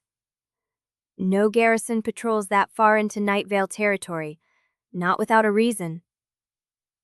The Queen's hunters would not use a Thornwatch horn. Caelion was already scanning the ruined dome, cataloging exits we both knew did not exist. Someone else is on the road. Someone who wants us to know they are coming. Mira said the garrison was preparing for evacuation. If Thornwatch is collapsing faster than she thought, they might have pushed a patrol across the border looking for me. Or someone is using the evacuation as cover to reach the shrine before we finish what we started. The words hung between us. Before we finish what we started. Not the ritual, something else. Something the two of us had been building toward since the moment his shadow first coiled at my feet, and my silver veins pulsed an answer neither of us asked for. The pool rippled, a soft sound, water that was not water lapping at ancient stone. I turned toward it, and the movement brought me closer to Caelion than I intended, close enough to see the tension in his jaw and the way his throat moved when he swallowed. The vault, I said. We need to reach it before whoever is on that road reaches us. The seventh standing stone, the seam I saw when we rode in. He was already moving toward the broken archway that led back to the ring of stones, but his steps slowed after 3 paces. Slowed and stopped. I stopped beside him. The dais at the shrine's center had been inert since the pool delivered its message and fell silent. Broken pillars ringed it, their carved symbols dim and dormant. But now, as I looked at the stone floor where I had knelt to touch the shadow water, something was changing. Silver light pulsed beneath the surface of the stone. Not my magic, not Caelion's. Something older, something that answered to both of us without asking permission. The carvings on the nearest pillar flickered, one symbol catching fire in pale silver, while the one beside it darkened into shadow so deep it seemed to drink the air around it. Lyra? Caelion's voice was low, controlled, but his hand found my elbow before he could stop himself. Your wrist. I looked down.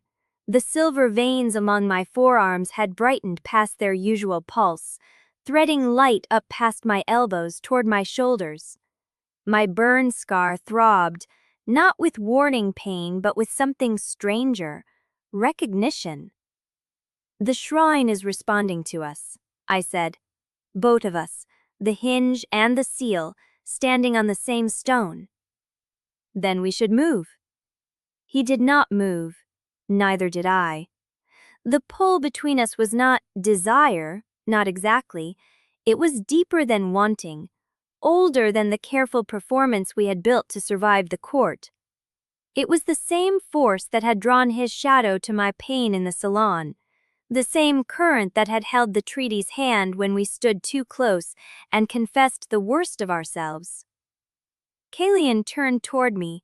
His eyes were not the pale violet I had memorized.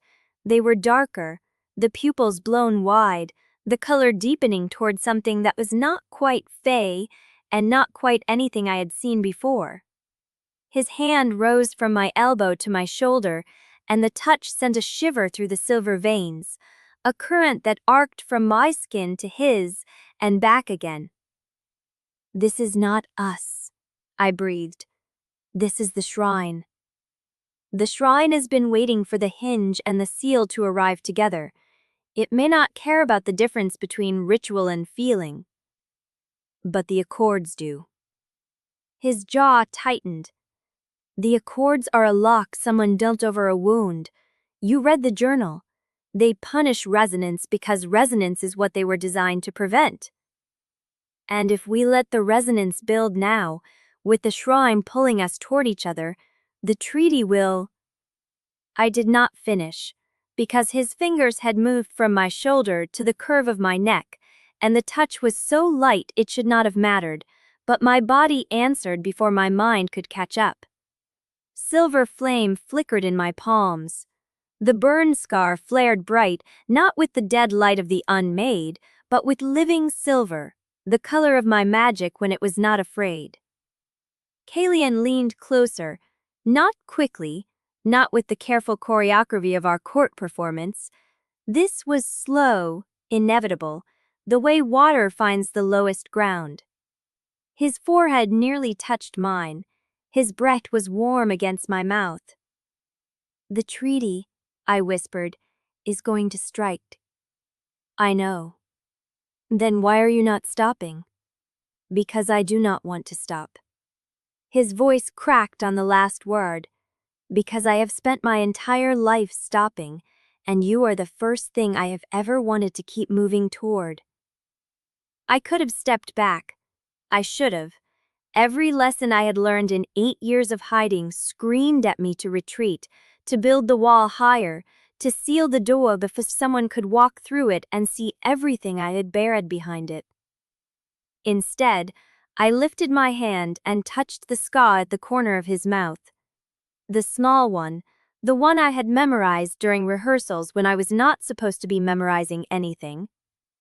Caelion made a sound low in his throat. His shadow surged up around us both, not attacking, not threatening, but enfolding. My silver flame rose to meet it, and for one breathless heartbeat, the two magics tangled together the way our fingers had not yet done. And if we let the resonance build now, with the shrine pulling us toward each other, the treaty will... I did not finish, because his fingers had moved from my shoulder to the curve of my neck, and the touch was so light it should not have mattered, but my body answered before my mind could catch up. Silver flame flickered in my palms. The born scar flared bright, not with the dead light of the unmade, but with living silver, the color of my magic when it was not afraid. Caelion leaned closer, not quickly, not with the careful choreography of our court performance. This was slow, inevitable, the way water finds the lowest ground. His forehead nearly touched mine. His breath was warred against my mouth. "The treaty," I whispered, "is going to strike." "I know. Then why are you not stopping?" "Because I do not want to stop." His voice cracked on the last word. "Because he is perfect restiment. Because I've all mentioned to this pretio, we get to store from my heart, a red of the stash would be open on the first and switch the vulnerals." My smar shars rudged low, which I actually told to repeat out the young Chinese handwrite. I actually disgusted my erst. I am just talking to my Hormir, just like the mud is over the floor. My earthnessy is let it in the circle of the strape, it's a list of drem millus misers, when a same wards warned by the beautiful. I don't listen to the straith, but I have been load for the fun shadow in its floor. If you were not to say, I mean you have a difference. It is going to strike. I know this is a video, just to make it time for me peeking. It seems to not a movie like the rusing today. His voice went flat. The hinge and the seal, channeled into a single point. Into the lock. I looked up at him. Someone did not just rewrite the pattern, Caelion. Someone stood on this dais and rebuilt the ritual from the floor up. This is not the version my father's journal described.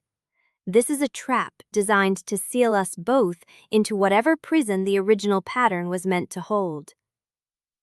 His hand found mine, not gently, desperately. His fingers closed around my palm, and the touch sent another pulse through my silver veins, weaker now, but the pattern on the floor flickered in answer. "The Queen's hunters are on the road," he said. "The shrine has been tampered with, and the ritual we were sent here to complete will not save Eloria. It will bury us." I stared at the spiral pattern, at the 7 rings and the central lock, at the scorch marks left by our own magic turned against us. My father's shade had warned me the old pattern required 3 points. He had not known, could not have known, that the pattern itself had been overwritten. "The vault," I said. "The witness's marker. If we can find it before the hunters arrive, we might still be able to restore the original ritual. Break the coil. Rebuild the bridge." "And if we cannot?" I looked at the 7th ring of the spiral, at the symbol burned into its center, a symbol I had last seen carved into the assassin's blade in the undercroft beneath Nightveil. "Then whoever rewrote this lock will get exactly what they wanted. 2 rift-touched souls sealed into a prison that was never meant to hold them." Chapter 20. The silence in the palace had teeth. We rode through the western gate 3 hours past moonrise, the Nightveil wards parting around us like water closing over a stone. The soldiers who met us in the courtyard did not ask why we returned without completing the ritual. They did not need to. The whispers had already begun, carried ahead of us by the same courtly machinery that had tried to bleed me dry at the Feast of Glass. Caelion dismounted first. His hand found my elbow before I could step down alone, and the gesture was not performance. His fingers pressed through the fabric of my sleeve with a steadiness that said, "Stay with me." I let him help me to the cobblestones. My legs held, barely. The ride had been brutal. No stops, no rest, just the scarred commander pushing us through the pass, while a Thornwatch horn echoed behind us like a hound that had caught the scent. I felt every eye in the courtyard. Stable hands, who should have been asleep at this hour, stood with lanterns, their gazes flicking from my face to Caelion's and back again. Nobles in night robes had gathered on the inner balustrade, pretending to take the air. I caught the glint of a silver earring, copper hair, a gray winter storm stare. Eileen was already there. She did not approach. She only smiled, a slow curve that held more menace than any blade, and then melted back into the shadows of the colonnade. I knew what that smile meant. The rumors would be spreading by breakfast.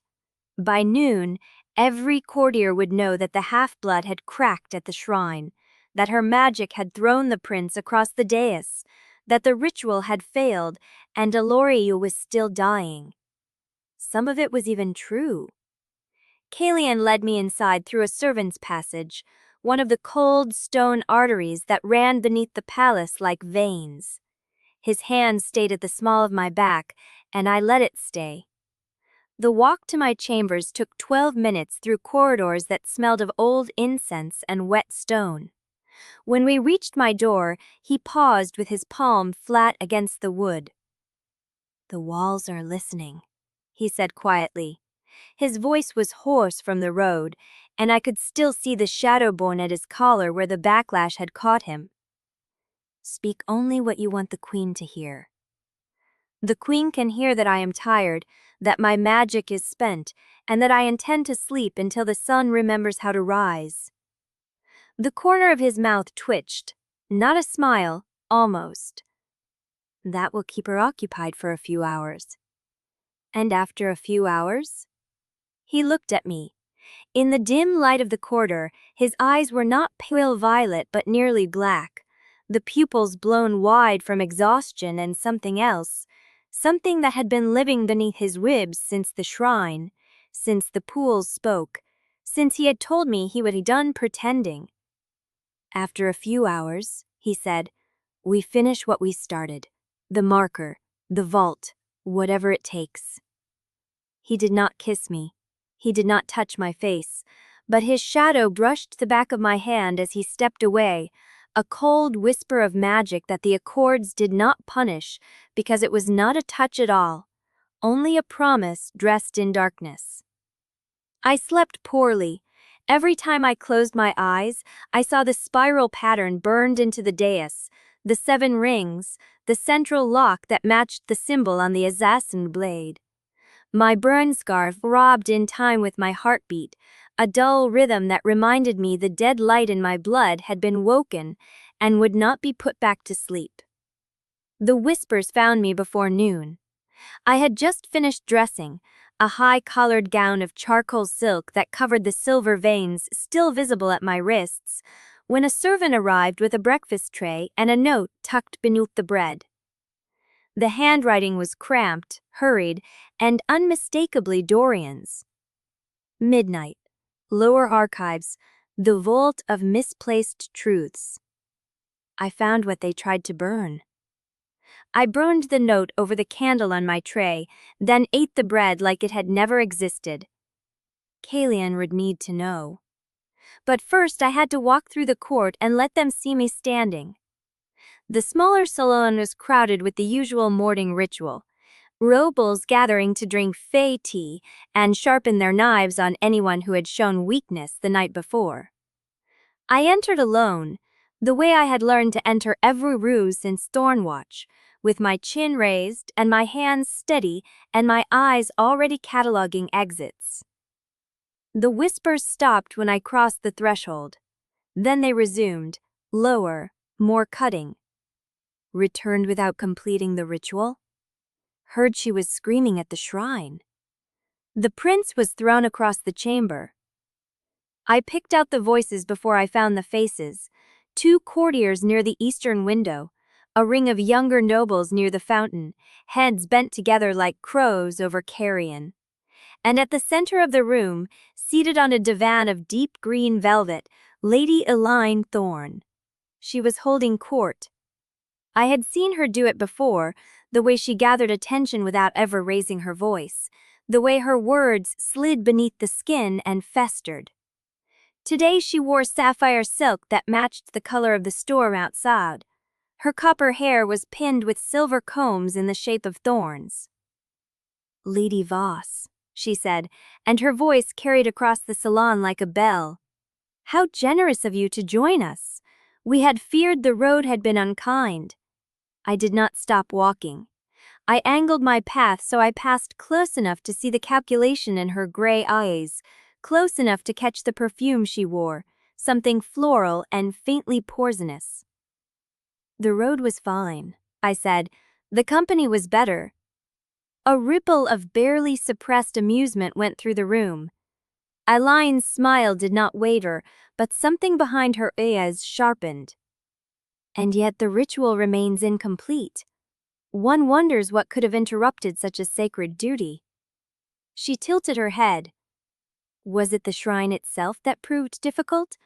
Or is it the nature of your bond that keeps failing at the critical moment? The reference was needle-thin and aimed directly at the feast, at the backlash, at the moment Caelion had held me and the treaty had struck. She had been watching then, too. I let the silence stretch. Then I smiled, the kind of smile that did not reach my eyes, the kind I had learned in the war and from women who knew how to haggle with their lives. Perhaps you should ask the prince, I said. I am sure he would be delighted to explain the nature of our bond in terms you will find precise. The color in her cheeks drained just slightly. Caelion had humiliated her once, when the betrothal dissolved. Throwing him back in her face was a low blow, but I was not fighting for high ground. I was fighting to stay alive. I kept walking. By the time I reached the far side of the salon, my heart was hammering against my ribs, and my silver veins were tingling beneath my sleeves, but I had not flinched. That was enough. Caelion found me in the eastern gallery an hour later. He looked worse than he had at dawn. The exhaustion that had always lived beneath his mask was now written across his face in bruise-colored shadows, and there was a new tension in his shoulders that told me he had already met with his mother. "Sareth wants a report," he said without preamble. "A formal debriefing in the Star Chamber, 2 hours. She will not like what I have to say." "No, she will not." He rubbed the scar at the corner of his mouth, a gesture I had learned to read as deep disquiet. "What did Eileen say to you?" "The same thing she has been saying since I arrived, only now she has an audience. She has been circulating a version of the feast incident for 3 days. I have heard it from 3 different sources, each one more elaborate than the last. By the end of the week, the court will believe you tried to kill me in the middle of the salon. Would that be so hard to believe?" He looked at me. Something raw flickered behind his eyes, and I remembered what he had said at the shrine, what he had confessed in the dark of his chambers before the world tried to break us apart. "You are the first thing I have ever wanted to move toward instead of away from." I looked away first. "Dorian sent message," I said. "Midnight. The lower archives. He says he found records that can explain my father's execution and why you were always meant to be at my side." Caelion went still. For 5 full seconds, he did not breathe. But I had not touched my space, but he says that is what they're sassive. So I just completely ran with my profession agents. I mean, I am going to use me a quarters to be take the very magic quarters. I just need to have a something that can come up to me and nice at the world. The latter discourses despied with my back. Then he exhaled, and the sound was ragged, as if I had reached into his chest and pulled something loose. "He is risking his life.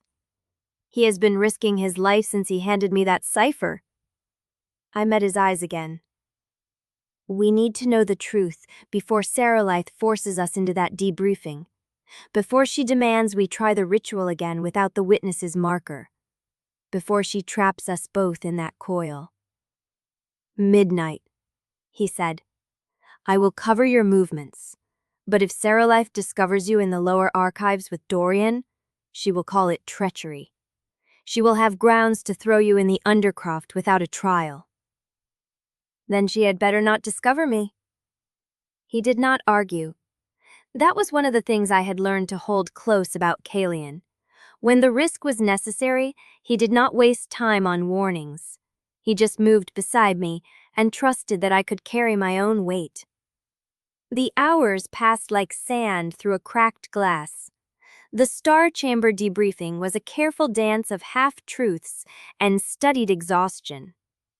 I told Saralith the shrine had been tampered with, that the ritual pattern had been altered, that someone had rewritten the lock. I did not tell her about the witness's marker, or my father's shard, or the binding coil that would have sealed us both. Caelion stood at my side and fed her just enough truth to keep her satisfied without giving her the weapons she needed to destroy us. Saralith listened with her pale violet eyes fixed on my face, her expression as unreadable as a winter lake. When I finished, she smiled the way she had smiled at the feast, satisfied and cold. "Then we will prepare a second attempt," she said. "I will send my own scholars to the shrine. Whatever tampering has occurred will be corrected. In the meantime, you will rest and restore your strength. The ritual must be completed." She did not ask what we had found in the shrine. She did not ask about the pool, or the voice, or the pattern on the dais. And I realized, with a chill that settled deep in my bones, that she already knew. She had known before we ever rode east. Midnight came too slowly and too fast. I slipped out of my chambers wearing a dark cloak over a plain wool dress, the kind of clothing that said, "I am not worth noticing." The palace corridors were quiet at this hour, lit only by the silver glow of wards that pulsed along the walls like sleeping breath. I made my way down 3 flights of stairs and through the gallery of ancestors, where painted fey queens stared at me with eyes that had watched centuries of bled. The lower archives were buried beneath the palace, far from the queen's listening wards, or so Dorian believed. I found him waiting beside a door marked with a sigil so old the silver had turned to rust. His scholar's robes were rumpled, his ink-stained fingers trembling slightly as he held a candle aloft. "You came?" he breathed. "You gave me no choice." "I gave you the only choice that matters." He pushed open the door and led me into a vault smaller than the others, its walls lined with scrolls that smelled of dust and old cedar. "I have been searching since the day you arrived. Lady Aline watches me now, and Eris has started asking questions about my research. But I found it buried in a sub-archive of discarded royal decrees, misfiled under a classification that does not exist." He set the candle on a stone ledge and pulled out a leather-bound folio, thick with parchment that crackled when he opened it. "This is the original correspondence between Queen Saralith and the Accord's jurists, dated 2 months before your father's execution." His voice shook. "She did not simply allow the execution, Lady Voss. She ordered it. Rowan Voss had discovered the truth about the sealing ritual, about what it would demand from a rift-born child, and he refused to let them use you. Saralith did not execute him for treason. She executed him because he would not promise his daughter to a sacrificial altar." The words hit me like a fist against my sternum. I had known it. I had suspected it since the shrine, since my father's shade had asked Caelion for forgiveness. But hearing it spoken aloud, in ink and parchment, was something else entirely. "There is more," Dorian said. He turned the page and I saw a second document, a royal decree sealed in black wax with the Queen's personal sigil. "This is the order that shaped Prince Caelion's childhood, his training, his conditioning, the way he was hollowed out. It was not meant to make him a weapon for the throne. It was meant to make him a delivery mechanism for a rift-born sacrifice. He was designed to escort you to the altar and not flinch when you were sealed into the lock." My hands were cold. My scar was screaming. I opened my mouth to speak, and that was when the candle went out. Not a draft, not a breath. The flame died as if pinched between invisible fingers, and the darkness that replaced it was alive, heavy, wrong. "Someone has followed you," Dorian whispered. The door to the vault began to open. Chapter 21. The door opened on silence, on a darkness thicker than the candle's absence, and I did not breathe. A shape moved through the gap, tall, deliberate. The footsteps did not hurry, did not try to hide. They knew exactly where to find us. My blade was already pressed flat against my palm, my burn scar screaming a warning that ran up my forearm and into my jaw. Dorian had gone still as a rabbit beneath the hawk's shadow. The figure stopped precisely where the dead candle sat, and a long pause stretched between us. Then a voice I recognized spoke into the darkness. "I know you are here, and I know what you have found." The wards along the vault walls flared once, pale silver, enough to catch the face beneath the hood. Prince Caelion. He looked nothing like the smiling heir who'd laughed at Elaine's humiliation in the salon, nothing like the lazy courtier who welcomed me to the family with ironic warmth. His pale violet eyes, Caelion's eyes, but colder, sharper, fixed on me without amusement. Dorian made a sound like a trapped animal. I stepped out from behind the shelf, blade still ready. "Your brother's chambers are on the other side of the palace. You are lost." "I am not lost, Lady Voss." Eris glanced at the folio still open on the stone ledge, at the black wax seal of Saralite's sigil touching the ward light. "I have been watching Dorian's research for weeks. I knew he would bring you here." "You followed me." "I have been following you since you set foot in this palace." He stepped closer, and the ward light caught the tired lines around his mouth, the shadows beneath his eyes. "You think I do not know what my mother is doing? You think I have not spent years counting the discrepancies, the sealed decrees, the way she hollowed out my father until he stopped speaking entirely?" Dorian's voice shook, but held. "Then you know what is in these documents. You know she ordered Rowan Voss's execution because he would not surrender his daughter to the altar." "I know," Eris said quietly. "I have known for 2 years." The words hit like a blade driven between my ribs. I stared at him, my scar still screaming, the silver veins along my wrists threatening to surface. "And you did nothing." "What would you have had me do?" His voice was not defensive, not angry, just exhausted. "Accuse my mother of conspiracy without proof? Watch her have me executed for treason? I have been waiting for proof. Dorian found it. And the moment you leave this vault with those documents, Saralith will move to destroy you both." I did not lower the blade. "Why should I trust you? You have smiled at me across every room in this palace while your mother plotted to feed me to a ritual." "Because I am the only ally you have who sits on the Privy Council. Because I know where she keeps the rest of her sealed correspondence, the directives she never let the jurists see." He took another step forward, and something in his face cracked open, just slightly, just enough. "And because I have spent 6 years watching my younger brother be broken into pieces and reassembled into a delivery mechanism for a sacrifice, and I am done pretending it was for the good of the realm." The ward light pulsed again, silver then shadow, and I felt the heavy vaunness in the air, the listening weight of the walls. Eris reached into his cloak and withdrew a small iron disc etched with a sigil, pressing it to the stone. The listening presence recoiled, swallowed into sudden silence. "Scrambler," he said, "stolen from the Queen's own artificers. You have perhaps 10 minutes before the wards notice the gap and send someone to investigate." He looked at me directly. "There is a ledger Saralite kept, a record of every order she gave regarding the sealing ritual and the Riftborn.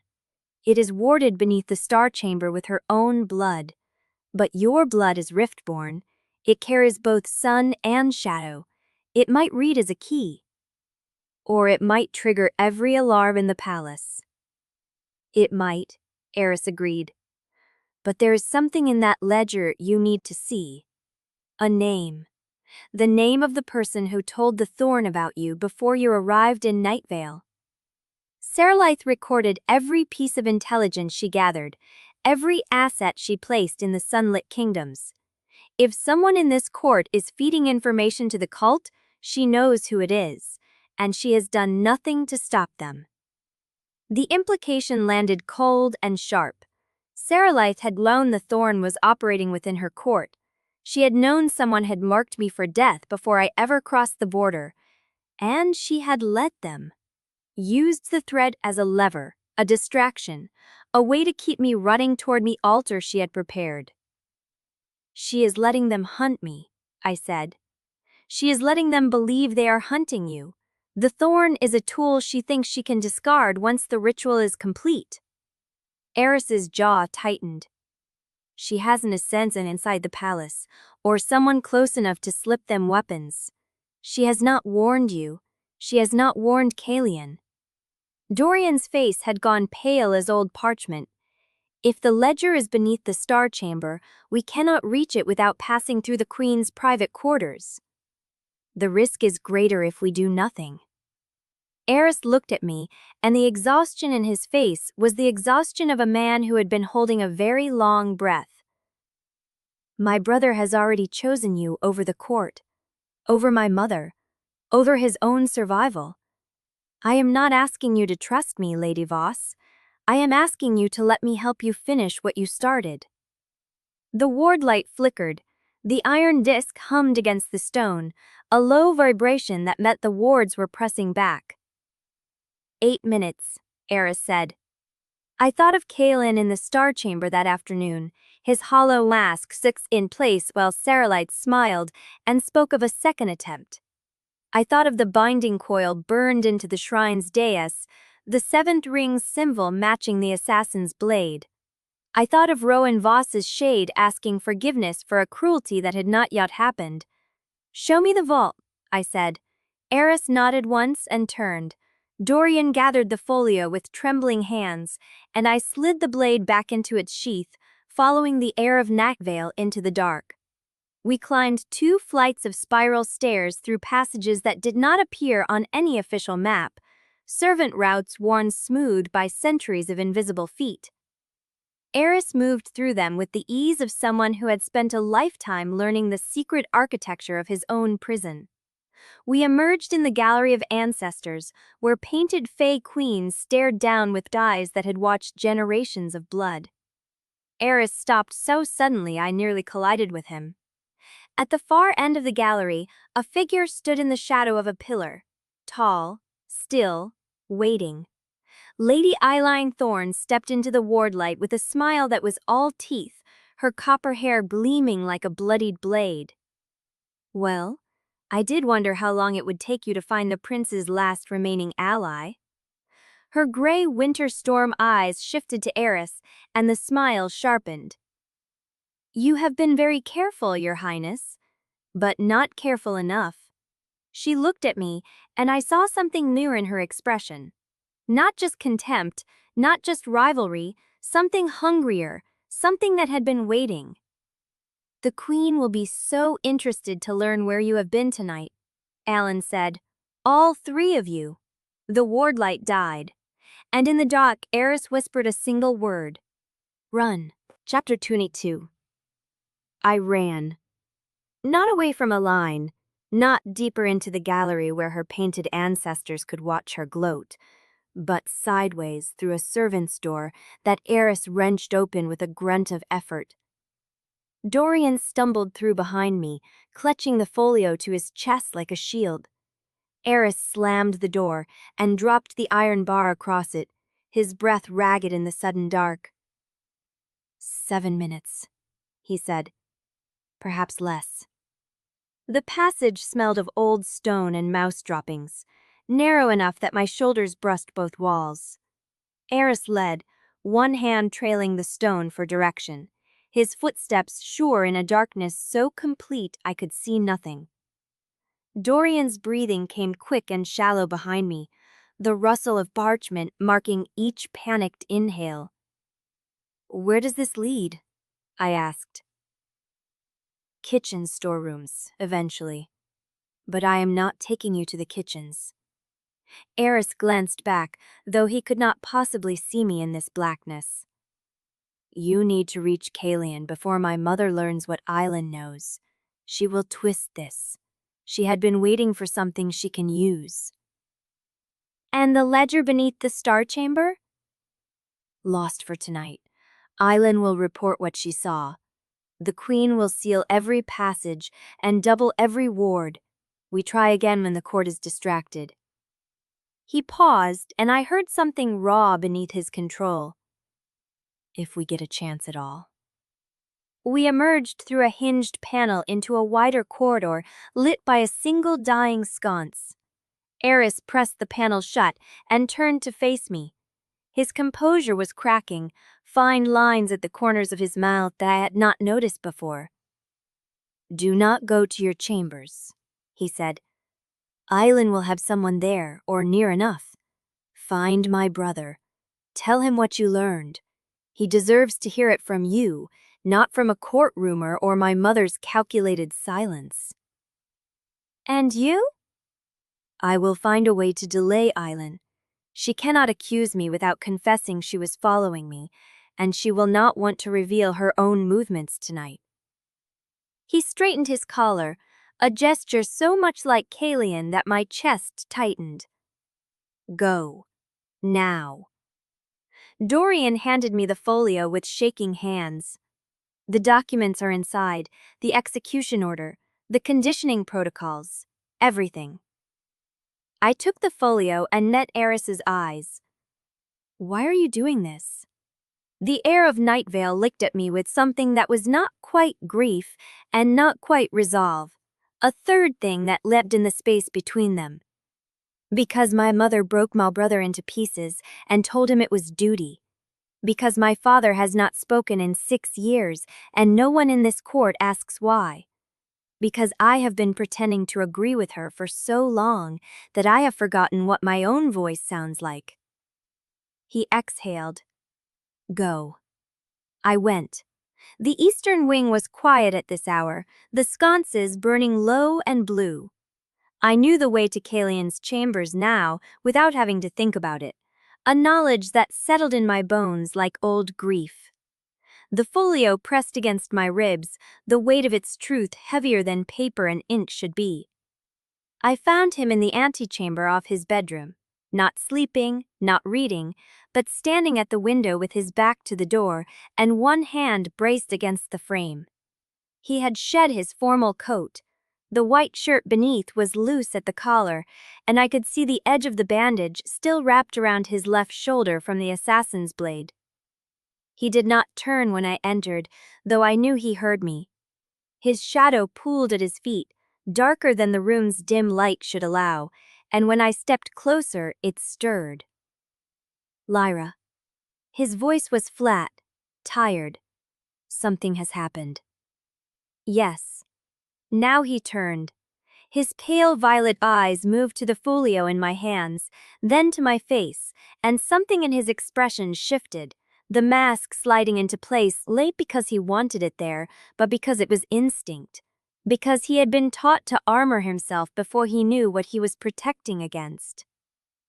Dorian found more documents, I said, in a vault beneath the lower archives. Heir helped us get in.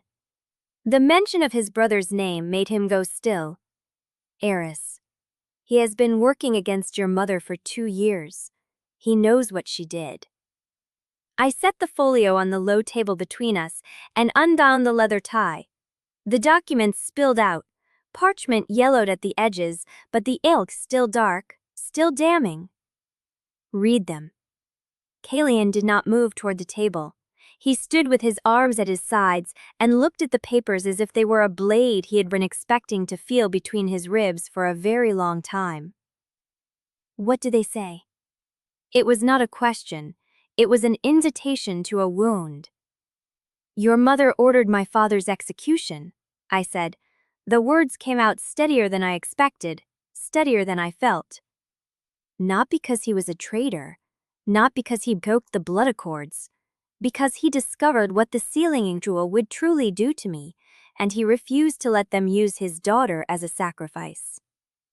Caelion's jaw tightened. He said nothing. There is more. I lifted the second document. The parchment trembled in my hand, just slightly, and I saw his shadow flicker in response, reaching toward me before he pulled it back. This is a record of your childhood conditioning, your training, the protocols for emotional severance that were designed to ensure you would not hesitate when the time came. When the time came. His voice was barely a whisper.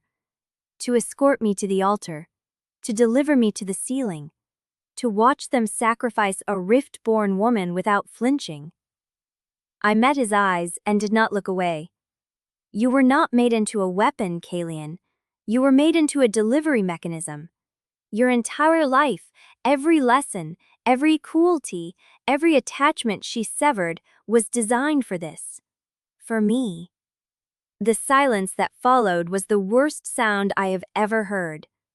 Not empty, full. Full of 17 years of lessons, sinking into a boy who had believed somewhere beneath the mask and the magic and the hollow prince that his suffering had at least served something larger than cruelty. His shadow died, not receded, not stilled, died. The darkness at his feet went flat and lifeless, the way a flame goes when someone snuffs it between finger and thumb. The room seemed suddenly smaller, colder, the blue sconsolite leaching toward gray. I had expected denial. I had braced for it, the reflexive defense of a son who could not afford to believe his mother was a monster. I had seen Caelion deflect 100 truths with a flick of his mask, smooth and surgical and utterly convincing. He did not deflect. His hand rose to the hollow scar at his sternum, the place where Serelith had marked him, and his fingers pressed against it, as if he were trying to hold something inside his chest that was coming apart. His face did not change, not yet, but his breathing did, a fractional hitch that someone who had not spent weeks learning the architecture of his silences would never have noticed. She made me for you, he said. His voice cracked on the last word, a fissure in the ice, and then his mask shattered. Not with a shout, not with a curse, with a sound that was worse than either, a ragged exhale that emptied him, that left him standing in his antechamber with his hand pressed to his scar and his shoulders curving forward like a man who had just been stabbed and had not yet registered the blade. The lessons, the severance, the way she smiled when I did well, when I obeyed, when I learned not to feel. He looked at me and his eyes were raw, stripped of every defense he had ever built. She was not making me strong. She was making me hollow enough to fit your coffin. The word hung between us, ugly and honest. I did not soften it. I had promised him truth, and truth was a blade that cut both ways. Yes, I said, and she nearly succeeded. His hand dropped from his scar. He looked at the documents again, and I watched him absorb what they went, not just for me or for the ritual, but for every moment of his childhood that he had spent believing his pain was the price of duty. It had never been duty. It had been preparation. She had hollowed him out not for the throne, not for Nightveil, not for any cause larger than her own control, but so that he could hold my hand on a walk to an altar and feel nothing. I would not have flinched, he said quietly. Before I met you, I would not have flinched. But you would now. Now I would burn this court to the ground before I let her take one more thing from either of us. He said it without grandiosity, without the cold fury he had shown in the moon gardens. He said it like a fact, like the weight of a thing he had already decided and was only now naming aloud. And I believed him. Not because I wanted to, not because I needed an ally, but because I had watched him choose me over obedience, over safety, over the only survival strategy he had ever known. And he had not once asked for credit. I stepped closer. The space between us hummed, the treaty stirring in my blood like a distant warning, but it did not strike. Not yet. Perhaps it understood, as it had in the shrine, that this was not a bond, but a reckoning. "If we stay here," I said, "Elaine will tell your mother what she saw. She knows Eris helped me. She knows Dorian is involved. She will spin it into conspiracy and use it to tighten Sarahlight's grip." "Then we leave before she can."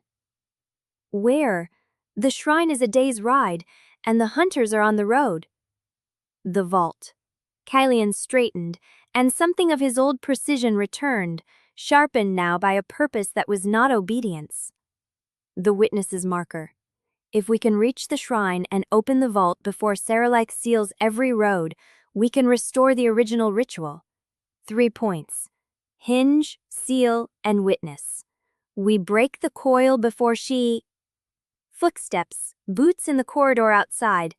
Not the soft shuffle of a servant, not the deliberate stride of Eris or Dorian. These were heavy, military, multiple sets moving in formation.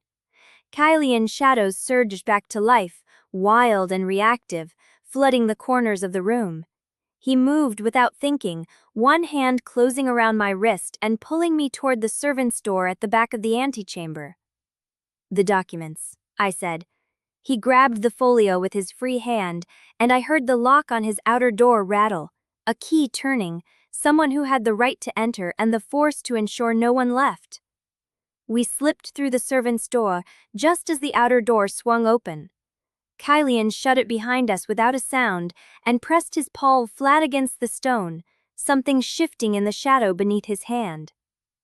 A ward clicked into place, old magic he must have set long before I arrived in Nightveil, a contingency for a moment he had always known might come. We stood in the dark, his hands still around my wrist, the folio pressed between us. His breathing was steady now, but I could feel the tremor beneath it, the aftershock of a foundation cracking open. "They will search the chambers," he breathed. "We have perhaps 5 minutes before they realize this passage exists. It leads to the eastern tower, unused, sealed. Then we go up." "Go up?" He turned his head, and even in the dark I felt him look at me. The mask was gone, the hollow prince was gone, just a man holding evidence that could get us both killed, his mother's soldiers at his door, his entire life revealed as a cage he had never chosen. "Lyra," he said, "before we move, what else did the records say?" I did not spare him. "They said she ordered my father's execution personally. They said she has known about the thorn inside her court and has done nothing. They said the ritual was never meant to save Aloria. It was meant to control the only magic that could." The silence stretched, 1 heartbeat, 2. Then his shadow wrapped around us both, not as a weapon but as a shield, and he pulled me forward into the dark. We climbed. Chapter 23. The eastern tower had been sealed for longer than Caelion had been alive. I could taste the neglect in the air, dust and dead stone, and something older, something that had not felt light in decades. The stairwell spiraled upward into darkness, and we climbed until my thighs burned and Caelion's shadow stopped pressing against the walls like a cornered animal. He stopped at a landing where a heavy iron door stood half aguard, its hinges frozen with rust. The ward he had set below hummed faintly through the stone, a low vibration I felt in my teeth. He pushed the door open with his shoulder, and we stepped into a chamber that had probably been a watch post once. Narrow windows sealed with leaded glass, a ceiling low enough to touch. Caelion let the door swing shut and leaned his back against it. For a long moment, he simply stood there, breathing, the folio of documents still clutched in one white-knuckled hand. His shadow pooled at his feet like something exhausted. "There are no listening wards in this tower," he said. "Sralef never thought anyone would use it. Too close to the servant roots, beneath her notice." I crossed to one of the windows and looked down. The drop was sheer, 50 feet of smooth black glass and silver filigree, No handholds, no ledges. Below us, the palace sprawled in its impossible geometry, windows flickering with animate light. Somewhere in that labyrinth, soldiers were hunting us. Eileen was telling her story. Eris and Dorian were covering what they could. We have perhaps until dawn before she seals the roads, I said. Less if Eileen convinces her we're already running. Then we use the time. Caelion pushed away from the door and set the folio on the floor between us. He knelt, and I knelt opposite him, and together we spread the documents across the dusty stone. The execution order lay on top, Sratleth's seals still visible in cracked red wax. Beneath it, the conditioning protocols, page after page of clinical language describing how to sever a child from his capacity for attachment. Caelion did not look at the execution order. He picked up the protocols and began to read. I watched his face. I had learned, in the weeks since Thornwatch, to read the micro-expressions beneath his mask, the flicker of muscle at his jaw, the way his pupils contracted when something cut deep. Now there was no mask. There was only a man reading the blueprint of his own hollowing, item by item, phase by phase, and I saw revelation land like a blade slipped between ribs. Subject demonstrates undesirable attachment to household staff. He read aloud, his voice flat. Recommended intervention. Reassignment to hostile environment with no notice. Follow-up observation required to confirm severance. I did not speak. There were no words for what he was reading. There was only the shared silence of two people who had both been shaped by the same woman's hands into tools she meant to use and discard. He turned another page. Another. His shadow flickered, dimmed, surged back. The wick in the single lantern guttered. She had a file, he said quietly. On me. Like a project. Like a specimen. Like a weapon she was forging, I said. Not even a weapon, a sheath, something to hold the blade until she needed it. His eyes lifted to mine. They were not wet, not yet. They were blazing with something colder and more dangerous than grief. Recognition. The shock of being seen, truly seen, by someone who understood exactly what had been done to him because it had been done to her too. She killed your father, he said, to keep me available, to make sure no one would refuse when the time came to put me on that altar. And she made me into the hand that would lead you there, but you would not have flinched. I said it without accusation, simply repeating what he had told me an hour ago. Before you met me, you were made not to flinch. I would not have known to flinch. He set the protocols down, carefully, as if the paper might cut him. I would have walked you to the ceiling, Lyra. I would have held your hand through the entire thing and congratulated myself on my own discipline while the ritual consumed you. But you didn't. I almost did. I shook my head. Almost doesn't count. You're here. We're both here. That woman tried to break you into a weapon, and instead, she made someone who chose to burn her whole design to the ground. That's not nothing. He exhaled, a sound that was almost a laugh but had no humor in it. You sound like you believe that. I believe what I see, and I see you holding evidence that could get you executed while your mother's soldiers try to kick down your door. That's not the Hollow Prince. That's someone who decided to stop being her tool. The silence stretched. Somewhere below, a door slammed, distant, muffled by stone and distance. The soldiers were still searching, but they had not found the passage yet. We had minutes, maybe less. Caelion reached across the documents and took my hand. Not the careful, calibrated touch he had used in the salon, not the performance group he had taught me before our first audience. Just his hand closing around mine, warm and solid, his thumb pressed against the silver veins still faintly visible at my wrist and twining through the dark.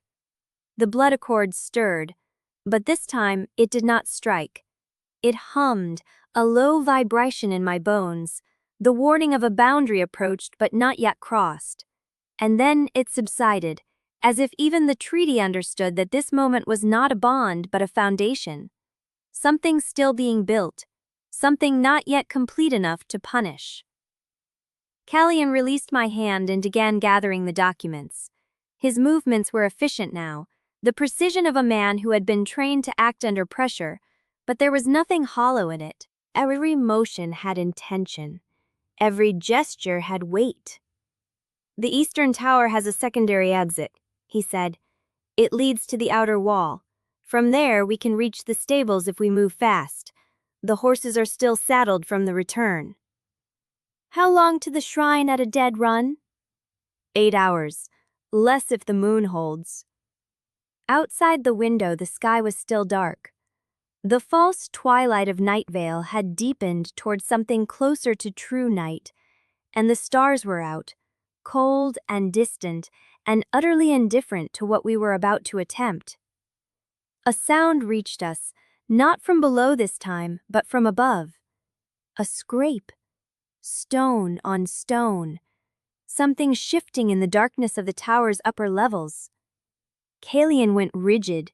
His shadow flared, defensive, and he was on his feet before I could draw breath, one hand extended toward the stairwell, the other already crackling with dark energy. "What is it?" I whispered. "Someone else is here." The scrape came again, closer, deliberate. Not the random settling of an old building, not the wind. Footsteps, slow and careful, descending the spiral stair from the tower's peak. "There are no other entrances," Caelion breathed. "No one could have gotten in ahead of us." But the footsteps kept coming, and when they reached the landing just above us, a voice spoke out of the darkness, low and familiar and completely impossible. "I have been waiting for you to stop running." Chapter 24. The voice was Heir's. He stepped off the last stair into the faint glow of Caelion's ward light, one hand raised in a placating gesture, the other pressed flat against the stone wall, as if he expected to be thrown down the stairwell before he could speak another word. His dark hair was disheveled. A smear of dust marked his jaw. He looked nothing like the polished Heir who had laughed at a line torn in the reception salon. He looked like a man who had been running. "You," Caelion said, flat, dangerous. His shadow had not retracted. It pooled at his feet, thick and restless, and his hands still crackled with whatever dark energy he had gathered for a fight. "I followed you through the servants' passage." Heir kept his voice low, unhurried, the tone of someone who knew exactly how close he stood to death and had decided not to flinch. "I was already in the eastern gallery when you passed through. I saw the door seal behind you. Then you saw me set a ward that should have stopped anyone." "You set a ward for soldiers." Heir reached into his coat and withdrew a small device, iron and crystal, the same scrambler he had used in the vault. "I have been stealing from the Queen's artificers for 2 years. Wards are not walls to me." Caelion's jaw tightened. "You should have stayed downstairs." "And let you stumble into whatever trap she has laid for you." Heir shook his head. "She knows, Caelion. Eileen reported what she saw in the gallery. Not the documents, not the ledger, but enough. Enough to paint Lyra as a conspirator. Enough to justify containment." The word landed like a stone in my stomach. Containment. I had heard that word before, in the Warren, spoken by garrison soldiers who did not want to say execution. "How long do we have?" I asked. Heir looked at me for the first time. His eyes, a shade darker than Caelion's, held none of their usual warmth.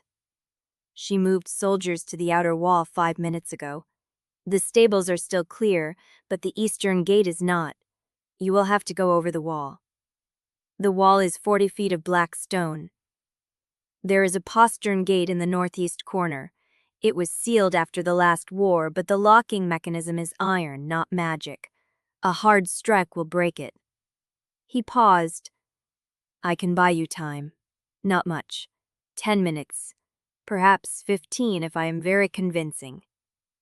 Caelion had not moved. His shadow had not retracted.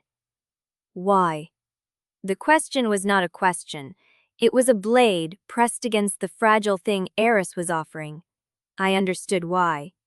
Caelion had spent a lifetime learning that nothing in Nightveil was given without a price, and his brother, who had smiled and laughed and called their mother's hard line necessary, was now offering treason in the dark. Eris met his eyes. Because I watched her hollow you and I did nothing. Because I have been sitting on her council for 2 years, smiling and nodding and waiting for proof while she turned you into a weapon and Lyra into a sacrifice. And I told myself I was being strategic. I was being careful. His voice cracked. Not much, just a hairline fracture in the polished surface. I was being a coward, and I am done being a coward. The silence that followed was heavy. Caelion's shadow flickered, retreated an inch, and then, slowly, deliberately, he lowered his hand. The postern gate, he said. Show me where it is. Eris pulled a folded parchment from inside his coat, crossed to the narrow window ledge, and spread it flat. A diagram of the outer wall, drawn in ink that still smelled faintly of iron. His finger traced a route along the curtain wall, past the old guard tower, to a small rectangle marked in the northeast corner. There, the postern opens onto a goat track that descends into the eastern ravine. It is steep, and it is dark, and no one will expect you to take it. The horses cannot follow. You will have to go on foot until you reach the old road. Then we run, I said. Eris nodded. Then you run. Caelion gathered the documents from the floor, folded them with quick, precise motions, and tucked them inside his coat. His movements were still efficient, still controlled, but there was something different in the set of his shoulders, something harder. What about Dorian? I asked. He is in the vault. I told him to stay there until the morning bell. No one looks for archivists in the middle of the night. Eris hesitated. He asked me to give you something. He reached into his coat again and withdrew a small leather pouch. I took it, loosened the drawstring, and tipped them inside his coat. His movements were still efficient, still controlled, but there was something different in the set of his shoulders. Something harder. What about Dorian? I asked. He is in the vault. I told him to stay there until the morning bell. No one looks for alchemists in the middle of the night. Eris hesitated. He asked me to give you something. He reached into his coat again and withdrew a small leather pouch. I took it, loosened the drawstring, and tipped the contents into my palm. 3 glass vials, each no larger than my thumb, filled with a liquid that shimmered faintly silver in the ward light. Ground aconite and distilled munthorn extract, Eris said. He said you would know what to do with them. I did. Alchemical misdirection. Aconite burned cold and left a silver residue that mimicked the traces of rift-born magic. If I scattered it in the tower, on the stairwell, near the servants' passage, it would leave a false trail for Saralaik's hunters. They would waste time chasing a signature that led nowhere. Dorian Vale, I said. He's a better ally than either of us deserves. He said the same about you. Eris straightened from the window ledge. I have to go back. If I am not in the Great Hall when Saralaik learns you have fled, she will know I helped you. Eris? Caelion's voice stopped him at the stair. If she learns the truth, she will kill you. Yes. Eris did not smile, but something flickered in his eyes. She will try. He left without another word. His footsteps phased up the stairwell, quick and quiet, and then we were alone again in the tower's dusty silence. I did not waste time. I uncorked the first vial and began laying the false trail, smearing the silver liquid along the edge of the stairwell, across the threshold of the tower door, into the narrow corridor that led back toward the servants' passage. The aconite stung my fingers and left faint silver streaks on the stone that would glow under magical inspection. A trail leading nowhere, a ghost for the hunters to chase. Caelion watched me work. When I finished with the last vial, he said, "You are good at this." I spent 8 years covering my tracks in Thornwatch. Alchemical misdirection was the first thing Mira taught me. I wiped my hands on my skirt. The soldiers at the outer wall. What happens if we are caught? We are not going to be caught. You do not know that. No. He turned toward the narrow window where the stars were still cold and distant and indifferent. But I know that if Saralaith puts you in a containment cell, I will tear this palace apart to get you out, and she knows it too. Which means she will not put you in a cell. His voice dropped. She will put you somewhere I cannot follow. The words hung between us, heavy and final, and I understood what he was not saying. Saralaith would not imprison me. She would accelerate the ritual. She would seal me into the binding coil before Caelion could stop her, and she would call it necessity, and the court would agree because the court always agreed with the queen who kept them safe. Then we had better not get caught, I said. We moved. Down the secondary stair, through a narrow passage that smelled of dust and old stone, past a door that had not been opened in decades. Caelion led with his shadow flared ahead of him, feeling for wards, for soldiers, for any trap Saralaith might have laid in the dark. I followed close, the empty vials clinking softly in my pocket, my silver veins pulsing in time with my pulse. The post in that was exactly where Eris had drawn it. A narrow door set into the stone, iron-banded and locked with a mechanism so twice I nearly lost my footing, and twice Caelion's hand caught my elbow, steadying me without a word. We did not speak. There was nothing to say that could not be said later, if we survived to say it. At the bottom of the ravine, the goat track leveled out and joined an old road, little more than a rutted path overgrown with brambles. The stars were clearer here, beyond the perpetual twilight of Nightveil, and I could see the eastern horizon beginning to pale. Dawn, I said. How long until dawn? 2 hours, maybe less. Caelion scanned the road ahead. The shrine is 8 hours on horseback, on foot closer to 12. We cannot outrun the sun. No, but we do not have to. Once we are past the old watchtower, the road enters the standing stones. The stones predate Nightveil. Saralath's magic cannot track us there. He started forward, and I fell into step beside him. For a long stretch, there was only the sound of our boots on the old road and the distant call of something winged in the dark. The partnership almost feels steady, I said, and the words surprised me. Caelion glanced at me. Almost. Almost. It has been a long time since I trusted anyone enough to run with them. Does it still feel like a mistake? I thought about it. The aconite on my fingers, the shattered lock. His shadow flared ahead of us in the dark. Not a weapon now, not a performance, just a light to see by. No, I said. It feels like the first thing I have done right in years. His hand found mine in the darkness, brief, light, not a performance, not a strategy, just a touch, and then he let go, and we kept moving. When the sky began to pale, we saw the standing stones ahead, a ring of ancient granite thrusting up from the hillside like bones from a shallow grave.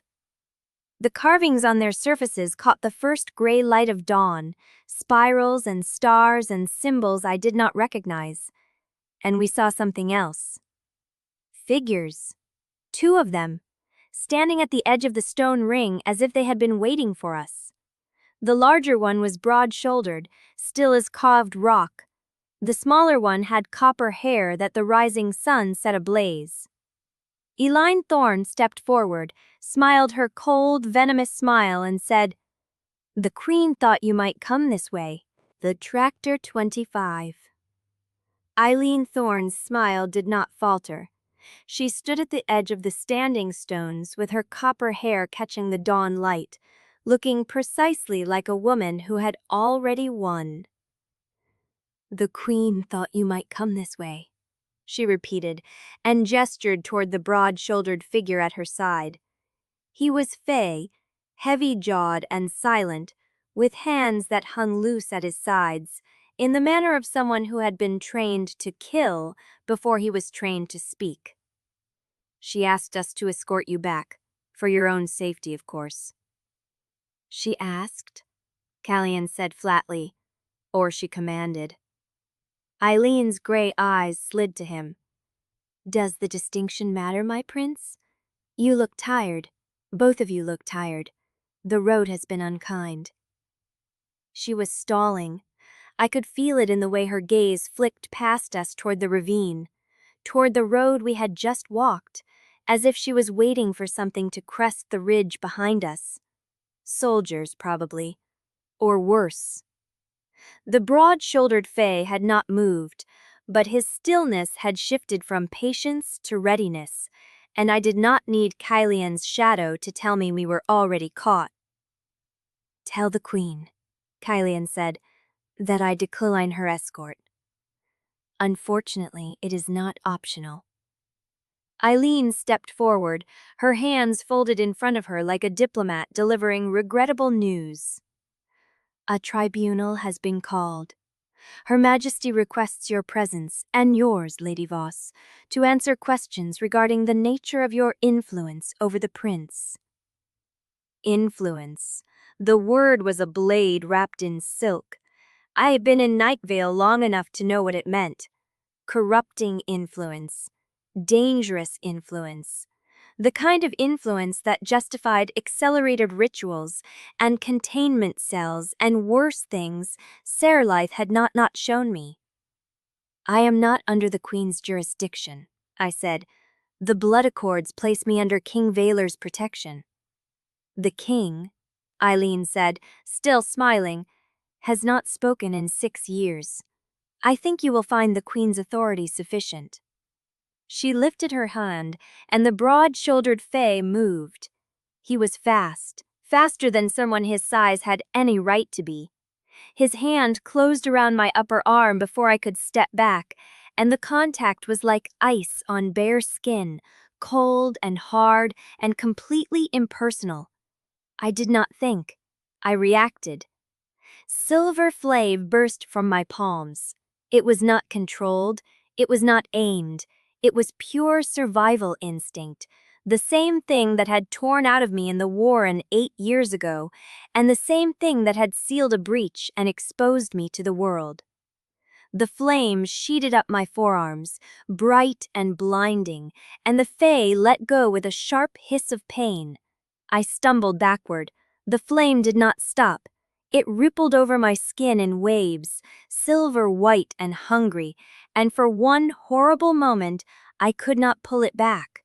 My hands were burning, my wrists were burning, the silver veins along my forearms had turned to rivers of light, and the broad-shouldered Fae was staring at me with something worse than hatred. Revulsion. Unfiltered, instinctive revulsion, the kind Fae reserved for things that should not exist. "Riftborn," he said, and the word was a curse. Eileen had stopped smiling. Her face had gone very still, watching the flame play over my skin with the focused attention of someone cataloging evidence. "Well," she murmured, "that will simplify the tribunal considerably."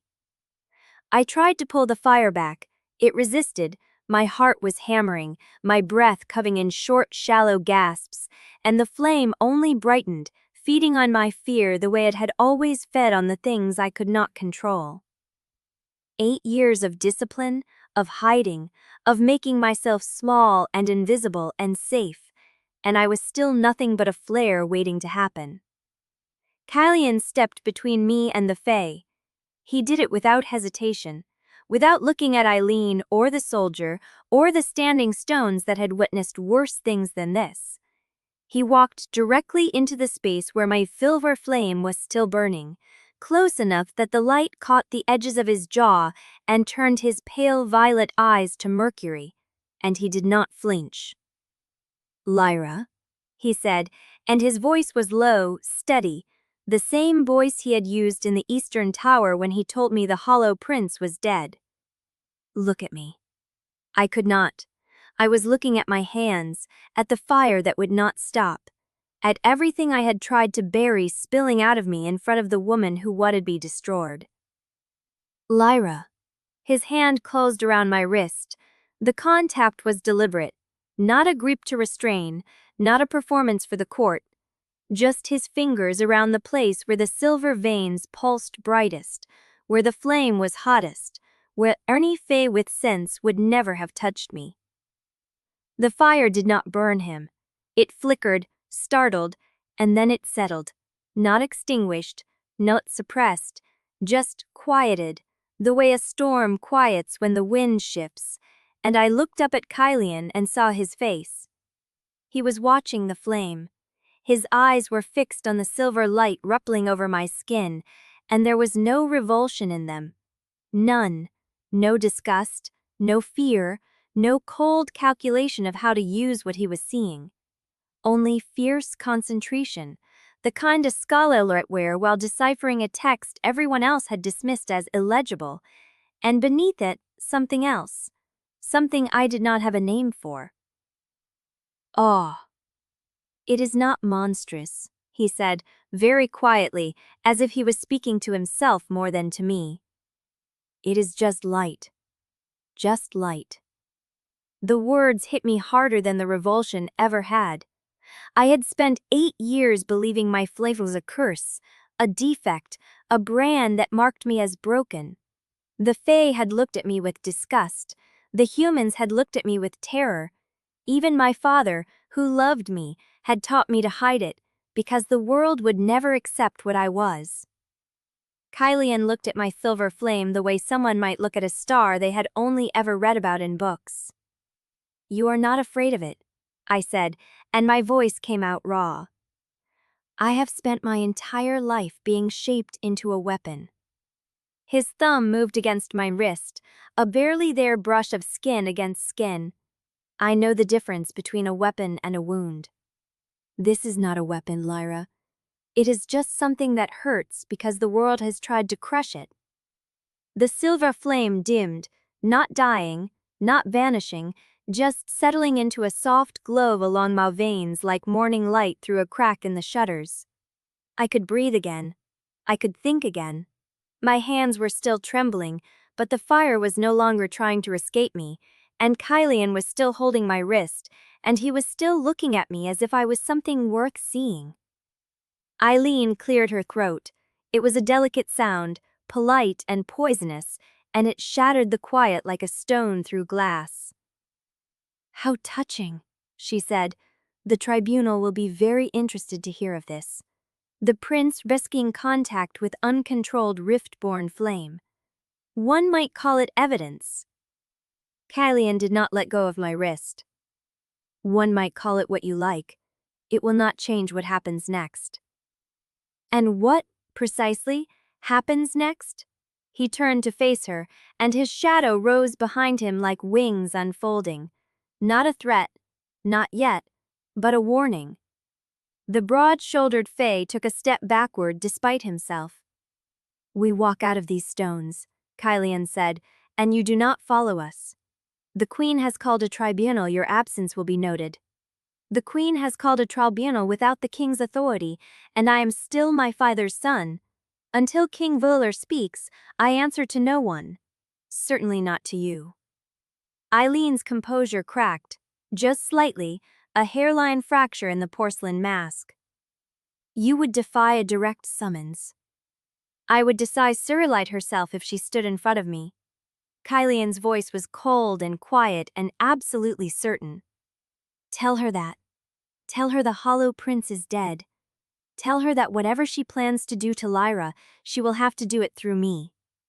The silence that followed was so complete I could hear the wind moving through the standing stones, low and mournful, like something ancient sighing in its sleep.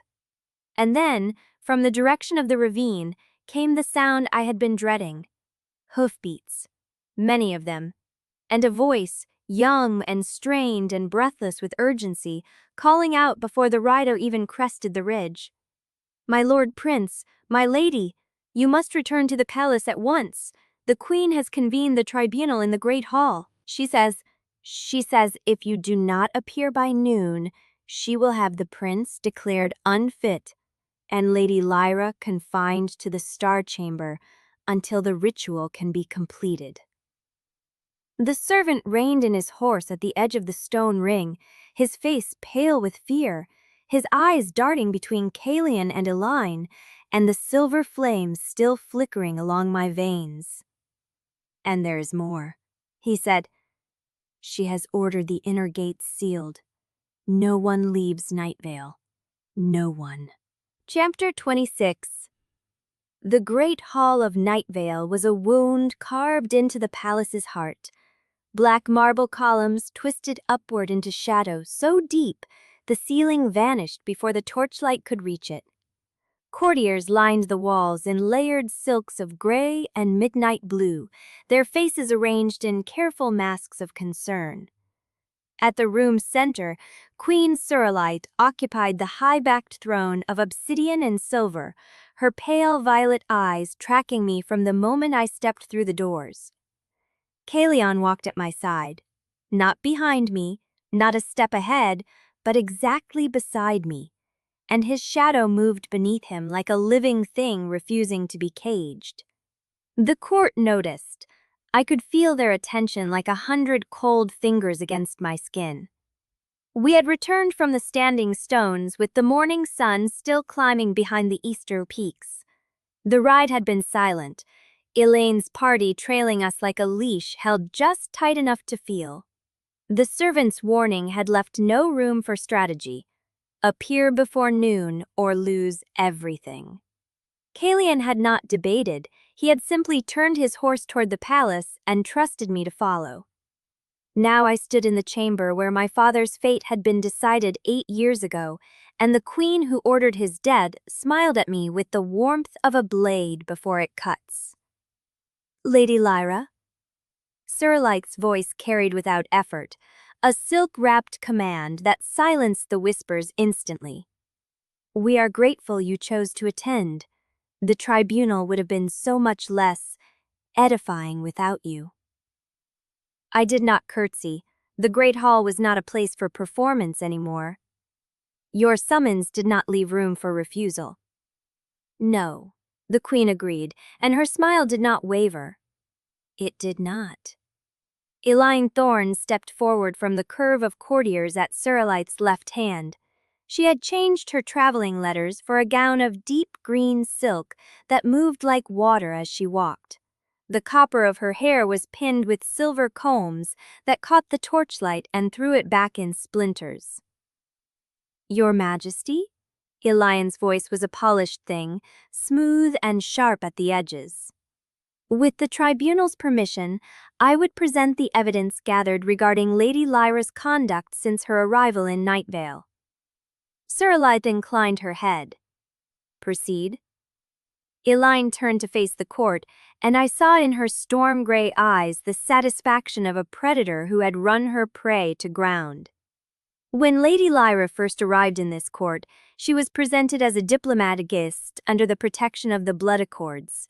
A half-blood of human and fey descent, granted shelter here because her unstable magic might serve the realm's need. She paused, letting the word unstable settle into the air. We welcomed her. We extended every courtesy.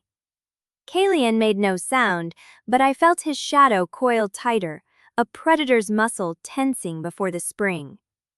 "At the Feast of Glass," Elaine continued, "Lady Lyra's control over her dual magic failed so publicly that the Blood Accords themselves were forced to intervene. The treaty that binds our peace struck her in front of 93 witnesses. A backlash of such strength that Prince Caelion's shadow shattered the goblet in his hand." Murmurs rippled through the court. I kept my face still. "She claims it was an accident, a moment of magical instability," Elaine turned toward me, her expression one of practiced sorrow. And yet, during the Moonlit procession, when assassins of the Thorn cult attacked this court, Lady Lyra's magic again behaved in ways that endangered everyone around her. The prince was wounded protecting her. 3 assassins were killed by his power, a power he could not control because her presence had destabilized him. That is a lie. The words left me before I could stop them, and I felt Caelion's hand brush my wrist, a warning touch. Elian's smile sharpened. Is it? Your Highness, would you care to explain to the tribunal why your shadow magic acted without your command that night? Why it has, by your own admission, not behaved so since you were a child?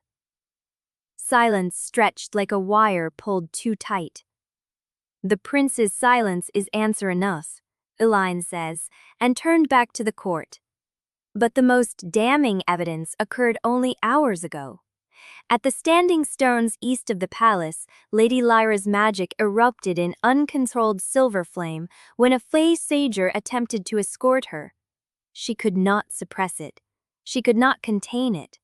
And Prince Caelion, in full view of witnesses, stepped into that flame and touched her, an act that could have killed him. The whispers rose again, louder now. I could see the courtiers doing the arithmetic I had already done. Not whether the evidence was fair, only whether it was useful. The prince is the seal of the ritual that will save Eloria, Elian said, her voice rising just enough to carry to the farthest corners of the hall. Lady Lyra is the hinge, but if her presence destabilizes him, if her uncontrolled magic endangers his life and his judgment, then the ritual cannot proceed safely. She has become a threat to the very peace we are trying to preserve. I stood frozen as the words landed. Every incident Elaine had recited was true. The feast, the backlash, Caelion's shadow surged, and I realized with a sick drop of my stomach that Serlight had not been pleading with her son to obey her. She had been giving him the rope to hang himself. If you resist, she said, her voice carrying through the hall like a bell tolling, the tribunal will have no choice but to declare you compromised. You will be relieved of your role in the ritual. Another will serve as seal, and Lady Lyra will remain in the Star Chamber until the moment she is needed, without your protection, without your presence, without anyone to speak for her at all. Caelion went very still. Choose, Saralath said. Kneel to the tribunal's ruling, and I will permit you to visit her once before the ritual. Resist, and you will not see her again until she stands at the altar, and you will not be standing beside her. The great hall waited. The court waited. Eline's smile was a thin, satisfied line. The guards' hands rested on their sword hilts. And Caelion stood at the center of it all, his shadow boiling with fury he could not unleash without proving every accusation true. Saralath had not asked him to choose between his crown and his duty. She had asked him to choose between his defiance and my safety. And for the first time since I had met him, I saw the Hollow Prince hesitate. Chapter 27. I did not see him kneel. I saw him refuse to choose. The silence in the great hall snapped under its own weight. Caelion had not moved, not spoken, not yielded. The court waited, 93 nobles holding breath like a drawn blade. Saralath's fingers curled against the arm of her throne, the only sign that her patience had edges. Then Caelion laughed. It was not a cruel sound, not the Hollow Prince's knife-edged amusement. It was short and raw and almost surprised, as if he had found something he had forgotten he possessed. You think I am still the son you made? He said. You think I will pick between 2 prisons because you have named the differently? Kneel, and she is alone. Resist, and she is alone. But she is alone either way, Mother. That is the only shape of this choice. He stepped forward, not toward the queen, but toward the center of the dais, where the light from the high windows fell cold and silver on the obsidian floor. His shadow peeled away from his feet and rose behind him like smoke given purpose. The tribunal has heard 3 incidents, he said, and his voice carried now, a voice built for command. The Feast of Glass, where the blood accords struck Lyra. The Moonlit procession, where my shadow acted on its own. The Standing Stones, where her flame flared in self-defense.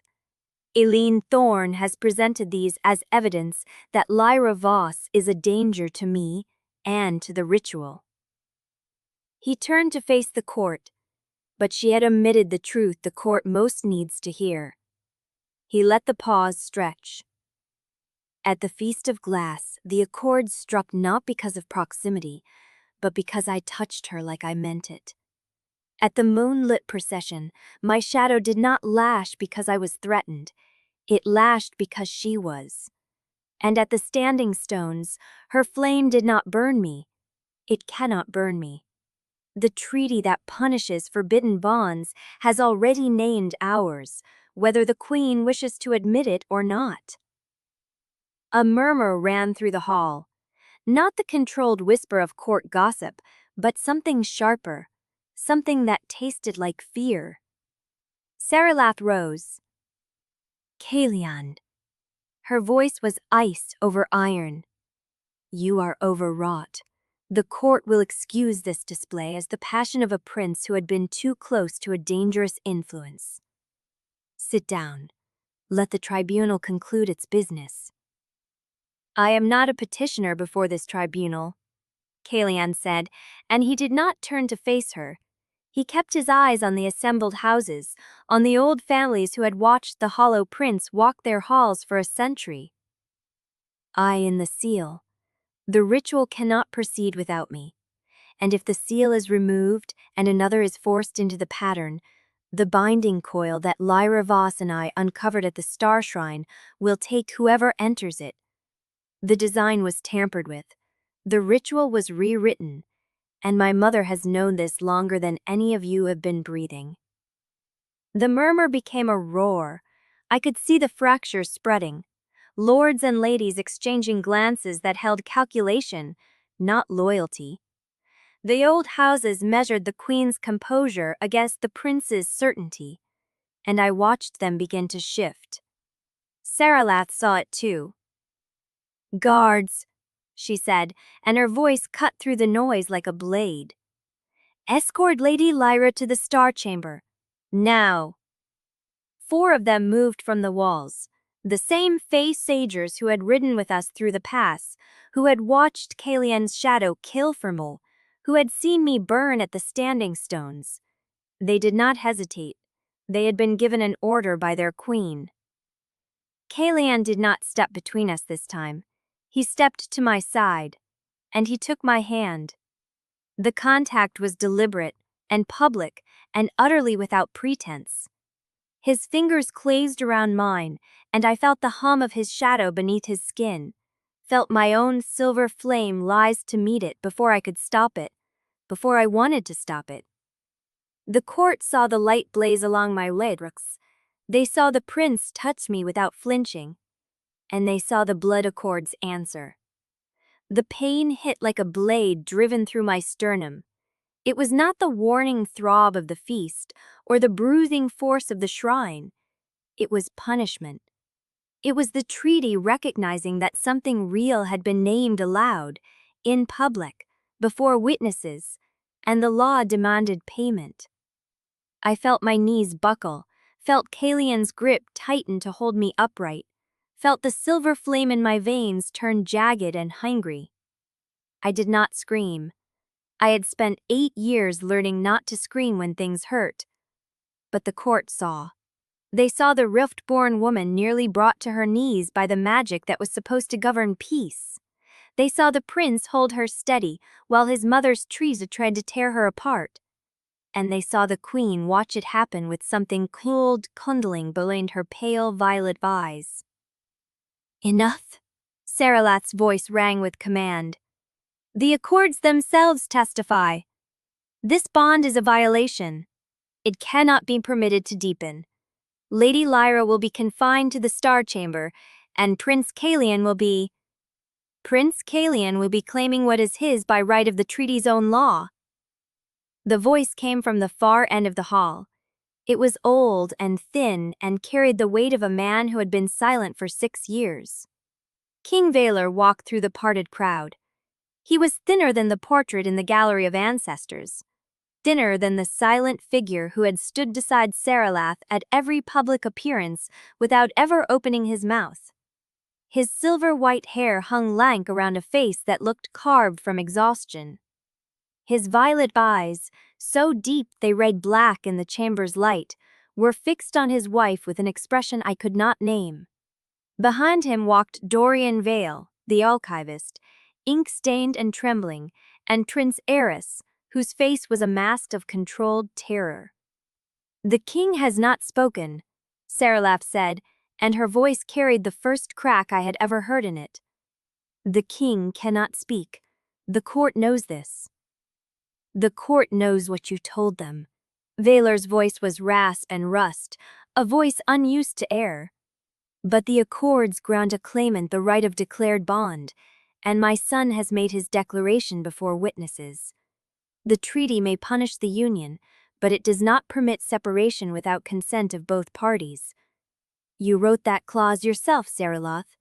I was there when you argued for it." The silence that followed was absolute. Saralath's composure did not shatter. It peeled back, layer by layer, like silk drawn away from steel. What lay beneath was not fury.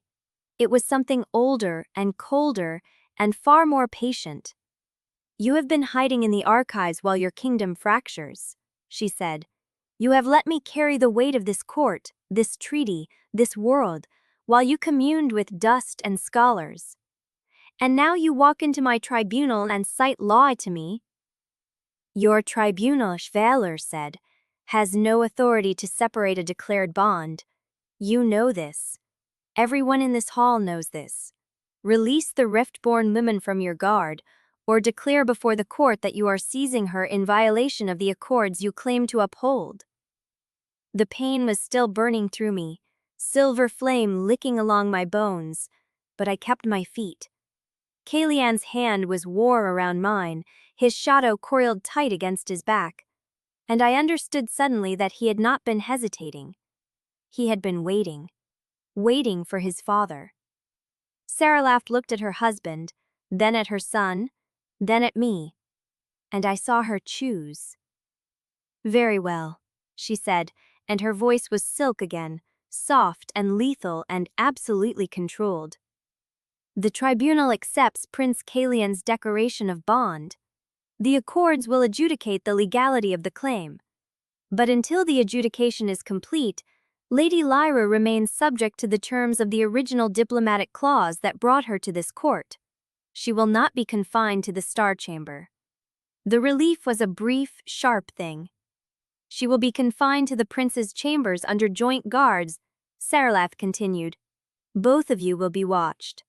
Both of you will be contained. And if the treaty's adjudication finds the bond unlawful, I will not need to separate you. The accords will do it for me."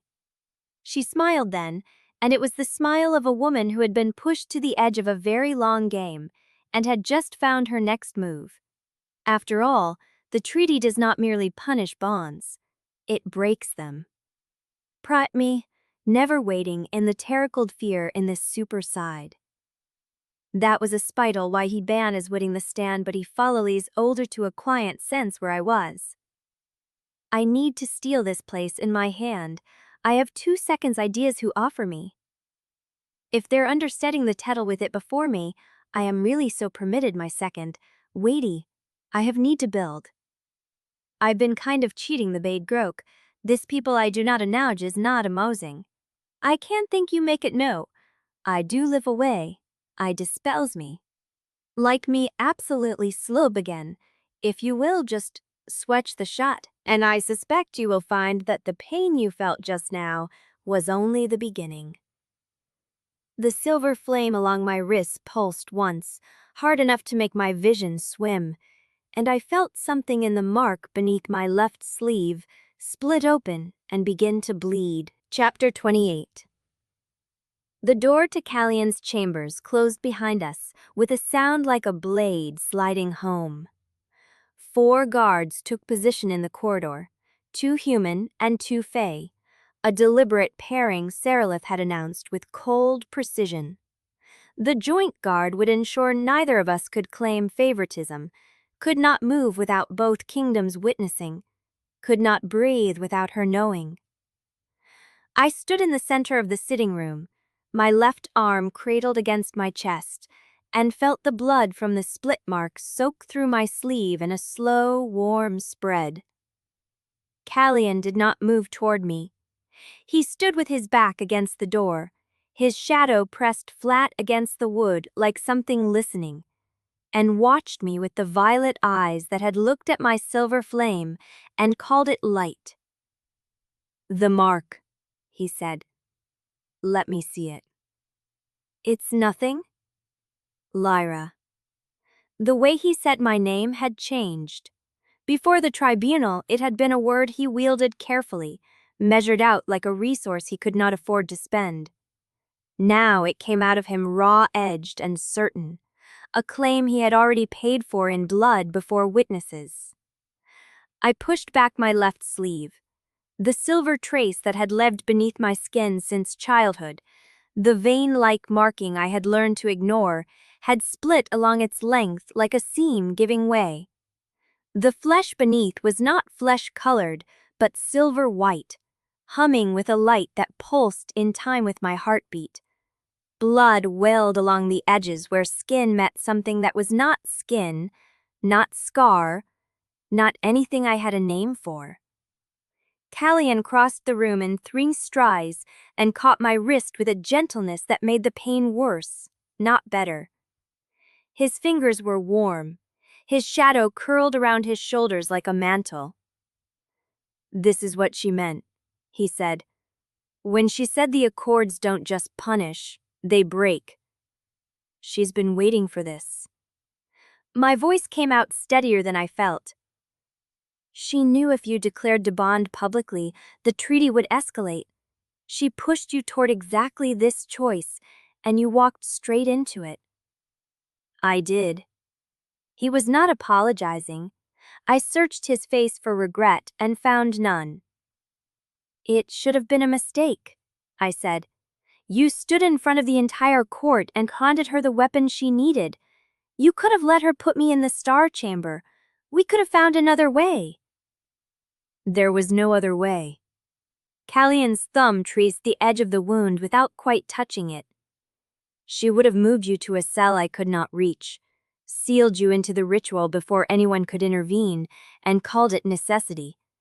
Eris would have done nothing. My father would have stayed silent in his archives. You would have been the hinge they used until you broke, and I would have been the seal who never chose you." "You don't know that."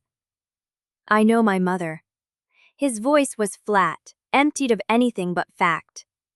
I had heard him use that voice in the early days of our arrangement, when he was still the hollow prince and every word was a transaction. But his hand on my wrist was not transactional. His shadow was not still. "What if the adjudication prides against us?" I asked. "What if the treaty breaks this bond before we can finish what we started at the shrine?" "Then we will have had this." He lifted his gaze from my wound to my face. "However long it lasts, whatever it costs, I am done pretending you are a strategy to me, Lyra. I told the court exactly what you are. I will not take it back. You're a fool. Perhaps." The corner of his mouth lifted, not quite a smile. "But I am a fool who knows what he chose." The silver light in my wound pulsed against the proc and spile being onto the plan. The prelate lived to 10 personally 379, $3 force on the few and hoser, Listles he looked through the irings, starring with up designity missing for the exports then. The queen will not wait for adjudication, I said. She'll find a way to force the ritual before the Accords can rule. She has a backup seal, she said so herself. I know. Who is it, Heiress? Caelion was silent for a moment. If it was Heiress, he would have told us. He is many things, but he is not her creature. Then who? I don't know. He turned from the window and his shadow twisted against the wall behind him in a shape that was not quite human. But I intend to find out before she can use them. It's True breaks who trizited, believing in stand. Dave's dry mixbit. With a Karkin bite only out of this baby white, Daw catches it with V slowing out. Lesses it singing your name. Don't come back. But if you don't come back, there won't be anything to come back to. They're saying the Unmade remembers. Beneath that, in a different ink, a single line. The jurists are asking about your father's archives. I read it twice, 3 times. The silver light in my arm pulsed hard enough to make the paper shake. Thornwatch, I said. It's collapsing. Caelion was at my side in an instant, reading over my shoulder. His shadow drew tight around us both, a reflex he did not seem to notice. 7 breaches, he said. That's not collapse, that's invasion. The Unmade remembers. The thing in the market is singing my name. I lifted my gaze to his. Something crossed over, something that knows what I am. The moth's body was still warm in my palm. Outside, the guards shifted in the corridor, goats scraping stone, and somewhere deeper in the palace, I heard a door slam with enough force to rattle the wards. Caelion took the message from my hand and held it over the candle flame until it caught. The paper blackened and curled, Mira's words turning to ash that drifted down onto the sill. Tell me what you need, he said. I need to be in Thornwatch. I need to be at the shrine. I need to be anywhere but trapped in this room and the world comes apart. Then we leave. Through 4 guards and sealed gates and a court that wants us dead.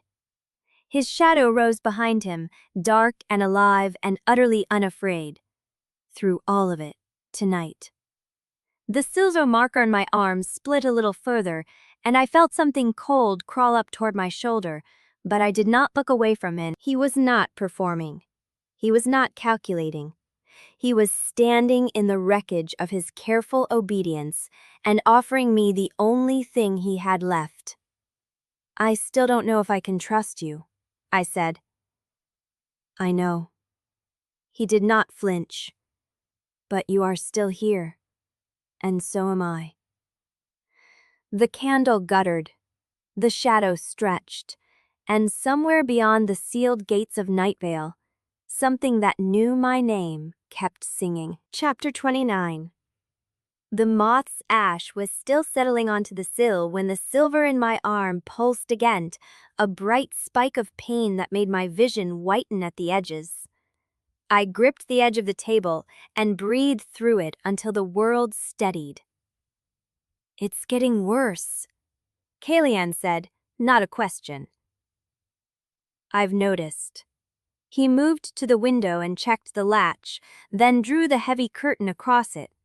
The guards outside had not reacted to the moth's arrival, which meant they had not seen it, which meant we had perhaps until dawn before someone on Saralath's surveillance network noticed an unscheduled delivery. The messenger moths left a faint magical residue for a few hours after death. Mira had warned me once that anyone trained in border wards could track them. At the time, it had seemed like a distant problem. The jurists asking about your father's archives, Caelion said, turning back to me. That's the line that worries me most. Not the thing singing my name in the market? That too, but jurists do not ask questions without a purpose.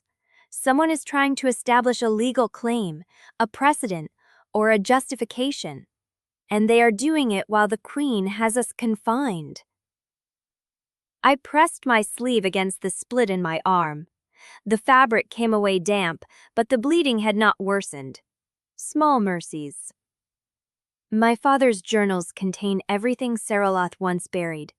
The original ritual pattern, the three-point design, the witness clause she removed. I lifted my gaze to his. If the jurists get their hands on that, she loses control of the legal narrative. She will seal the archives before anyone else can access them. Dorian, Caelion said. Dorian is one archivist against the Queen's authority. If she seals the lower archives, he will not be able to stop her. He haven't sin out of locking, there will be distard is loving. One once like faint, I declamented saving, to tell each the arrogantly deciphered.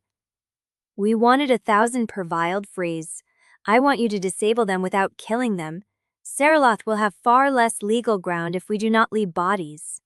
And then we go to the lower archives, now, before she seals them. Dorian will be there. He is always there at this hour. He told me once, he does his best work when the court is asleep. You want to walk through the palace, past patrols, past wards, past every noble who would sell our location to the Queen for a scrap of favor. I want to get my father's last lauds before Saraloth locks them away forever. And I want to find out who the witness is supposed to be, because without that, the ritual will kill me whether you anger me or not. The words landed harder than I intended. Caelion's expression did not change, but his shadow stopped moving. It froze against the wall in a shape that looked, for one disorienting moment, like a man reaching toward something just out of grasp. All right, he said. All right? We move, now, before the moth's residue fades, and before the patrols change. He was already crossing the room, already reaching for the dark wool traveling cloak he had hung beside the door when we were first confined. You will need to flare the residue precisely. Too bright, and the whole palace ward network will scream. I know how to dose a signal. I know you do. He handed me the cloak. Put this on. Keep your left arm pressed tight against your ribs. If the wound opens further, we will have a trail of silver light leading straight to us. I pulled the cloak around my shoulders. The wool was heavy and smelled faintly of shadow magic, a scent like cold stone and distant rain.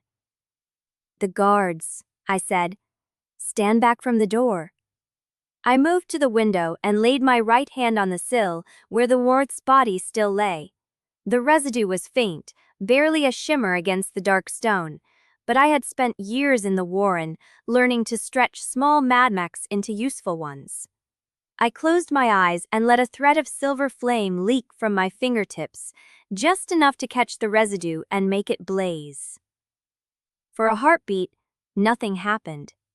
Then boots slammed against stone in the corridor, and someone shouted, and the window ward flared white-hot as my silver flame kissed the residue and sent a pulse of Thornwatch magic screaming through the palace's surveillance network. Caelion's shadow moved before the first guard could pound on the door. It slid beneath the gap like oil poured fast, and I heard 2 heavy thuds in quick succession, then silence. The door swung inward.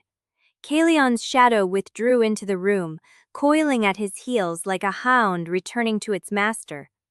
2 Fey guards lay crumpled against the wall, their eyes open but unfocused, their chests still rising and falling. Alive. Unconscious. Caelion had not even stepped into the corridor. 2 at the window will be inside in moments, he said. Run. We ran. The corridor was dim, lit only by the faint blue glow of the ward stones set into the ceiling at intervals. Caelion moved ahead of me, with the silence of someone who had learned to navigate these passages as a child, back when being unseen was a survival skill rather than a weapon. I followed close, my left arm clutched against my chest, the silver mark pulsing in time with my heartbeat. We took the servants' stairs down 2 levels, then cut through a narrow passage lined with dust-heavy tapestries that had not been disturbed in decades. The air grew colder. The ward stones dimmed.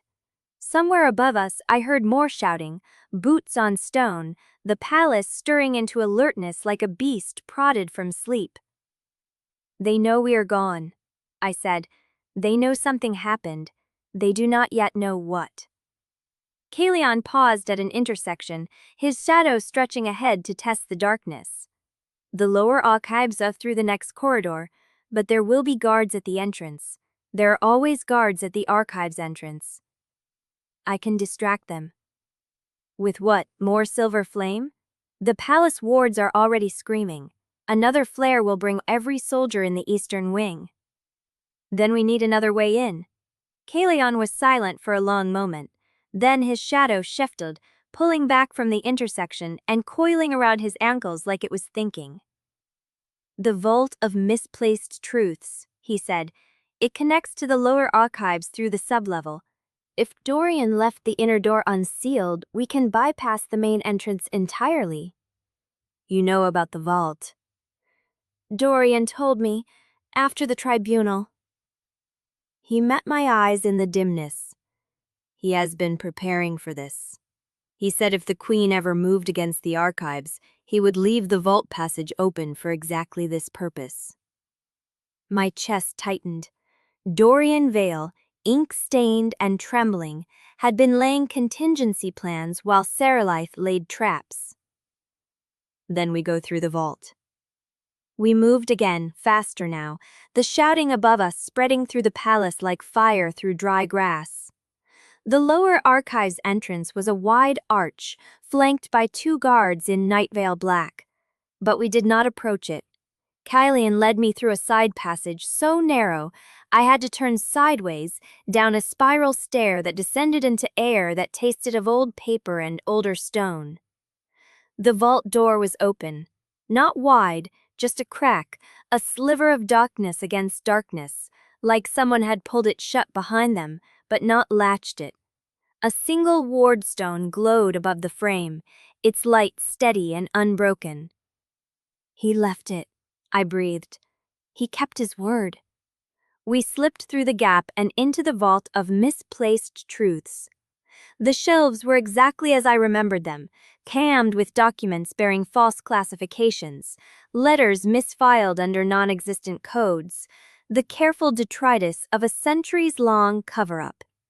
And at the central table, bent over a folio with a single candle burning beside him, sat Dorian Vale. He looked up as we entered.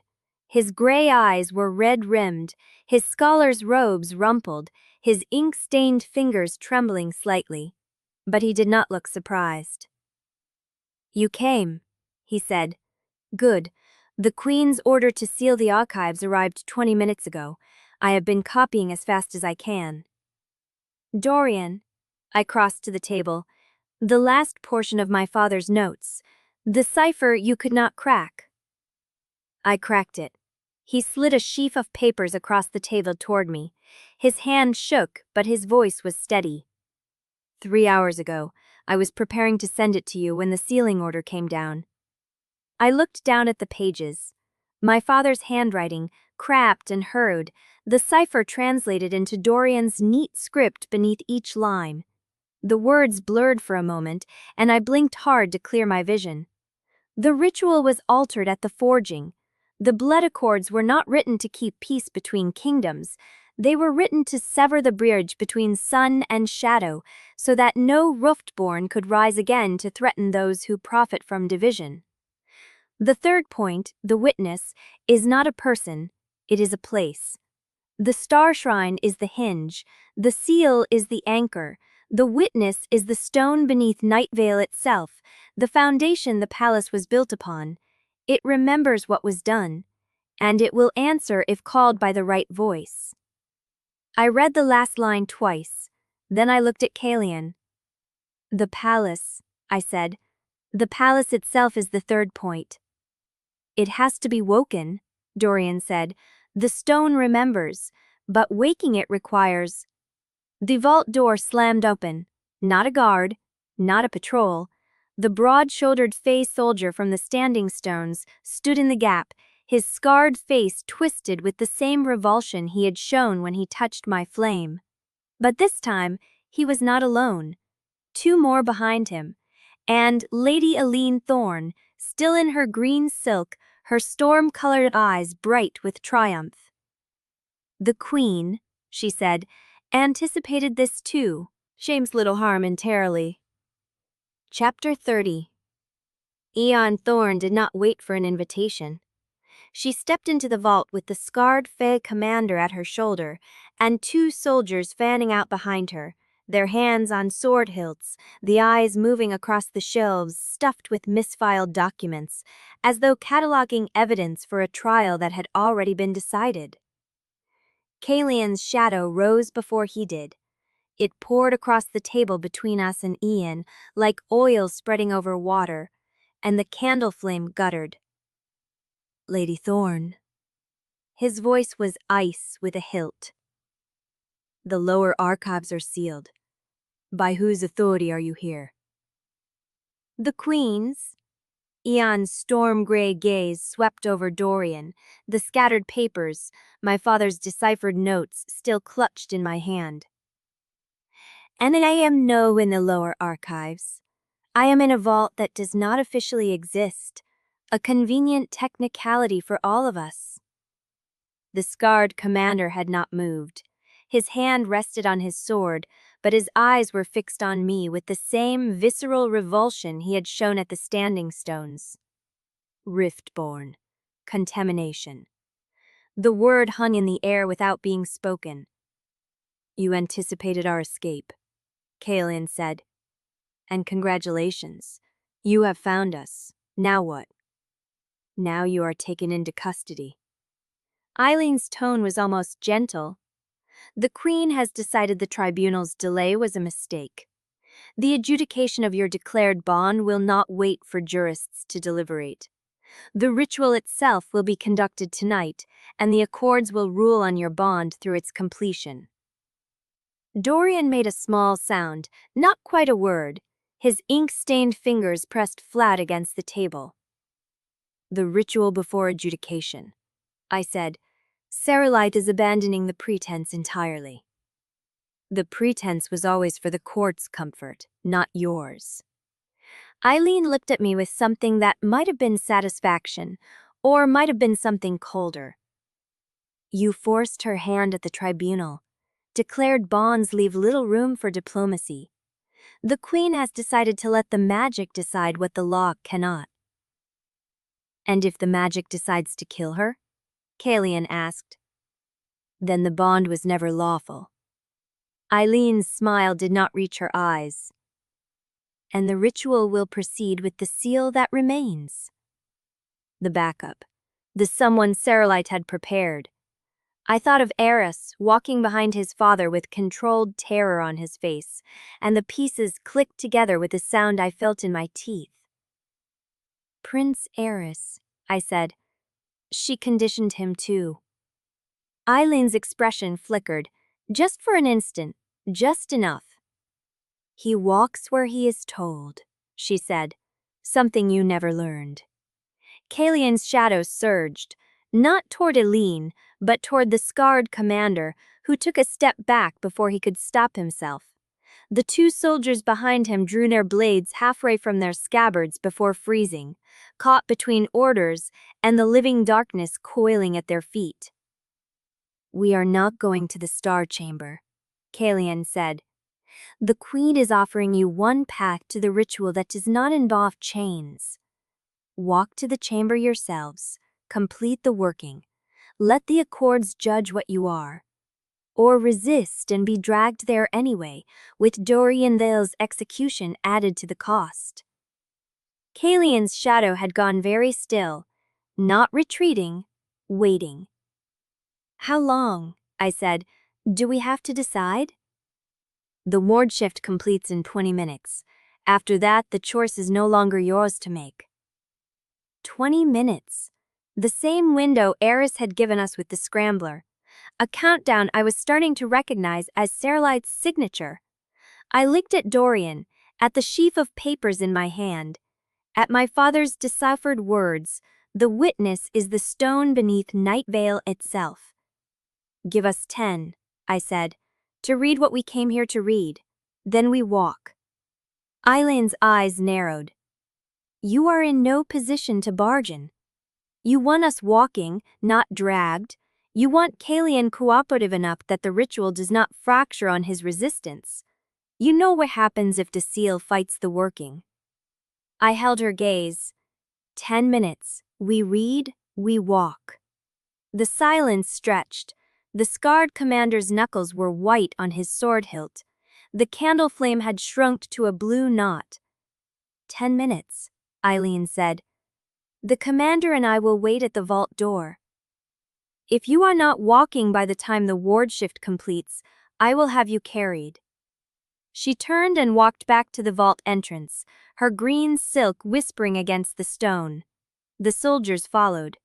The scarred commander held my eyes for one moment longer, his revulsion curdling into something that looked almost like fear, and then he turned his back. The vault door remained open. The wardstone above it pulsed once, a slow heartbeat of magic that told me the palace's defenses were still reconfiguring, still counting down. Caelion's shadow withdrew, pooling at his feet like a hound called to heel. He looked at Dorian. 10 minutes. What do we need to know? Dorian's hands had stopped shaking. He pulled a fresh sheet of paper from the stack beside him, and I saw that he had been copying more than just my father's notes. Letters, jurist correspondence, archival records with the original forging seals still visible in the margins. "The blood accords," he said, "were not written to keep the peace. They were written to sever a bridge. The bridge between sun and shadow, between human magic and fey magic, was maintained for centuries by riftborn like Lyra. They were not accidents. They were necessary." I unfolded my father's deciphered notes across the table.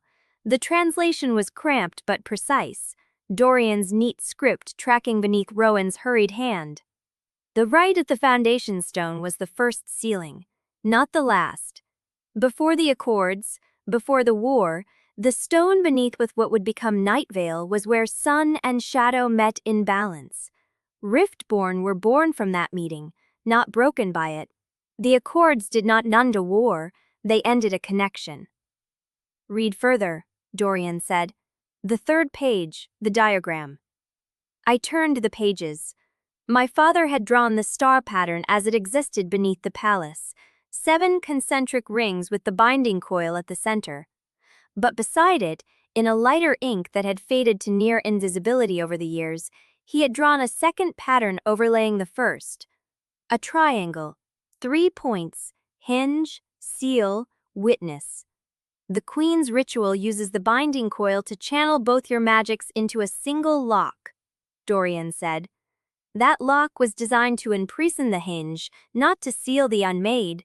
The original pattern, the triangle, channels both magics through the stone beneath the palace. The stone remembers the bridge. It remembers what balance felt like before the severance." "Then the ritual could be reversed," Caelion said. "Not a prison, a restoration. If the stone is woken, if the pattern is redrawn, if the hinge and the seal both consent." Dorian's gray eyes met mine. "The accords punish resonance. They were written to. The original working rewarded it. That is the alteration. That is what your father discovered." My silver mark burned again, and this time I felt something answer from the stone beneath my feet. Not a voice, not yet. Just a vibration, deep and slow, like something turning over in ancient sleep. The wardstone above the vault door pulsed again. Brighter, faster. "The shift is accelerating," Caelion said. "Surilath is pushing the timetable." Dorian began gathering the copied documents with desperate speed. "If she reaches the foundation stone before you understand how to wake it, the ritual will proceed with her pattern, and Lyra will not survive it." "How do we wake it?" Dorian thrust a folded sheaf of papers into my hands. I do not know. Your father's notes say only that it requires the right voice. He died before he could write more. The vibration beneath my feet sharpened. The silver mark on my arm split wider, and light spilled from the wound, not flame but something steadier, something that remembered. The palace wards shifted. I felt it in my chest first, a pressure change like the air before a storm. The ward stone above the vault door flared white, then dimmed to a sullen red. The countdown had ended. Caelion? I looked at him across the table, my father's notes clutched against my chest, silver light bleeding through my sleeve. If we walk into that chamber and I cannot wake the stone, then we wake it together. His hand found mine, and his shadow wrapped around our joined fingers like a promise. You are not walking in alone, and I am not the Hollow Prince anymore. If the pattern can be redrawn, we redraw it. If the stone needs a voice, we find the right one. But we do it together, or the Queen's ritual can burn itself to ash. Elaine's voice rang from the vault entrance. Your 10 minutes are done. The chamber is unsealed. The Queen is waiting. The scarred commander stepped into view behind her, and this time he had drawn his sword. The stone beneath my feet hummed like a plucked string, and somewhere far below the palace, in the dark where the foundation stone dreamed of bridges that had been severed, something began to wake. Then let her wait a little longer, I said, and walked toward the vault door with silver light running down my arm like rain. Chapter 3D1. I walked toward the vault door with silver light running down my arm, and the stone beneath my feet hummed in answer. Queen Serylith stood in the passage beyond Elaine, tall and still as carved moonstone in a gown of frost white that caught the wardlight like ice. Her pale violet eyes tracked the silver bleeding through my sleeve. The scarred commander flanked her left shoulder, sword bare. 2 more soldiers waited behind him, faces blank at shut doors. Lady Voss. The Queen's voice carried no warmth and no hostility, only the particular weight of someone who had already decided what this conversation would cost. Walk with me. It was not a request. Caelion moved before I could answer, his shadow spilling forward along the vault floor, but Serylith raised one slender hand. The ritual chamber is unsealed, Caelion. The Accords will adjudicate your bond when the working is complete. Until then, the treaty grants me certain authorities over the hinge. Her gaze flicked to me. We will speak alone. You may wait with Lady Elaine, or you may force a confrontation that costs more than you can afford. Choose. Caelion's jaw tightened, his shadow coiled at his feet like a thing straining against a leash. I will find you, he said quietly. To me, as if the Queen were already dismissed. Serylith's expression did not change, but something in the air around her sharpened. I met Caelion's eyes and gave him the smallest nod I could manage. Not yet. Not here. Then I followed the Queen of Nightveil into the passage, my father's nonads clutched best my chest, and the stone beneath my feet humming with every step. She led me through corridors I had never seen, older than the palace above, the walls rough-hewn and veined with silver traces that pulsed faintly in the dark. The passages sloped steadily downward. The air grew cold and still, tasting of mineral and something older, something that had not breathed in centuries. You have read your father's research, Serylith said. Not a question. I have. Then you know the ritual was altered. You know the stone beneath this palace remembers the bridge. You know the blood accords were written to sever something, not to protect it. She walked without turning, her frost-white gown whispering against the stone. You name I just never baying another rears, and you are still walking toward the chamber. I said nothing. My silver mark burned steady, and the stone's hum deepened with every downward step. Serelith stopped before a door of black iron set with 7 binding rings. The rings were dull, inert, but the metal vibrated when I drew close. She placed her palm against the center ring, and the door swung open onto a small chamber carved from the living rock. A single ward stone pulsed on the ceiling. A table, 2 chairs, no throne, no witnesses. The ritual chamber lies beyond that wall. Serelith gestured to the far side of the room, where the stone was darker, denser, shot through with veins of silver that matched the ones along my wrists. The foundation stone sleeps beneath it. In 20 minutes I will open that wall and the working will begin. But first, you and I will speak honestly. No court, no audience, no performance. She sat in one of the chairs, folding her hands on the table with the practiced ease of someone who had conducted interrogations in rooms like this for 2 centuries. I did not sit. You made me to walk into that chamber willingly, I said. You want me to believe the ritual is necessary and my death is noble, and you want me to stop fighting long enough for the binding coil to close around me. That is what this conversation costs. Serelith's pale violet eyes did not waver. Yes. The honesty landed like a blade between my ribs. The world is failing, she said. You have seen the breaches. Thornwatch is already drowning in dead light, and the garrison will not hold another day. The Unmade is not a myth or a threat on a treaty parchment. It is hungry, and it is waking, and the prison that holds it was built on a lie. She leaned back in her chair, and for the first time I saw her hands tremble before she clasped them behind her back.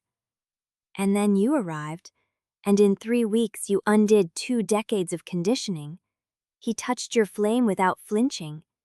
He declared a bond before the entire court. He would burn this palace to ash if I harmed you. The weapon I spent his whole life forging has chosen you over everything I built him to protect. She turned to face the dark stone wall, the one that hid the ritual chamber. If you die in that chamber, he will not recover. He will not serve. He will not be the seal the world needs. Whatever is left of him will be useless to me and to Aeloria. Her reflection in the dark stone was a ghost, pale and still. So I am asking you, Lyra Voss, to do what I cannot. Walk into the chamber, complete the ritual with the binding coil, reinforce the prison, buy the world another generation. Do not try to wake the stone. Do not try to rebuild the bridge. The Accords will break you if you try, and Caelion will break with you. And if I refuse? Serelife turned back to me. The crack in her composure had sealed over, but I had seen it. I knew it was there. Then I will use Eris as the seal, she said. He is conditioned. He will obey.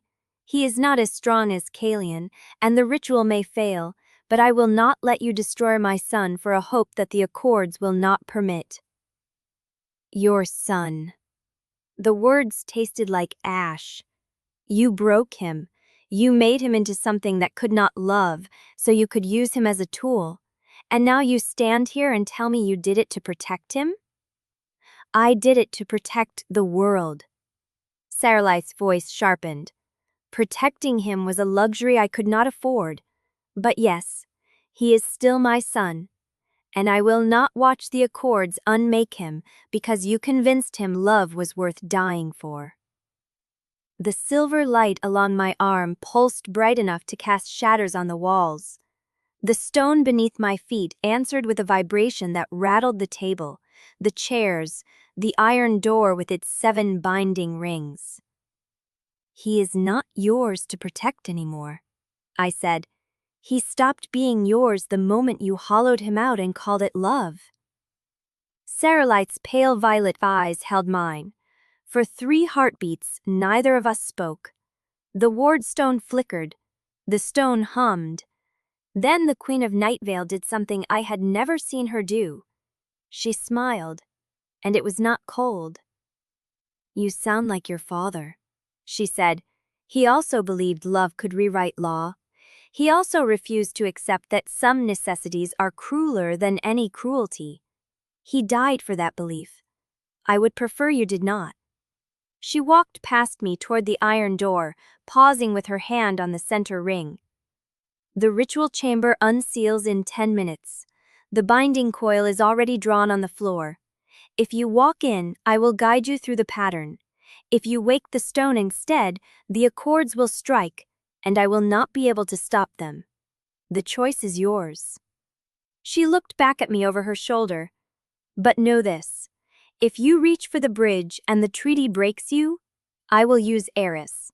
I will complete the ritual, and Caelion will watch you die knowing he could not save you. That is not a threat.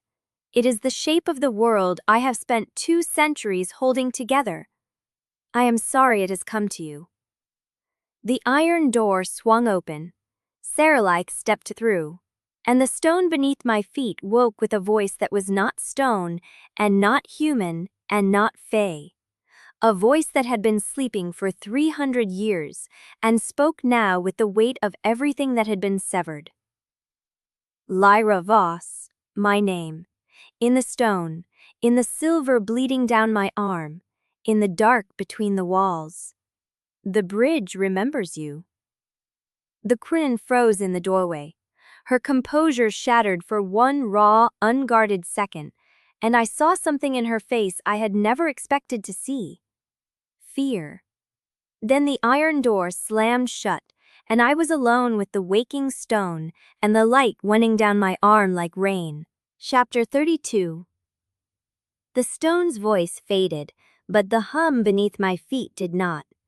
It vibrated through the soles of my boots, up through the silver light bleeding from my arm, into the hollow of my chest where the accords had struck and left something cracked.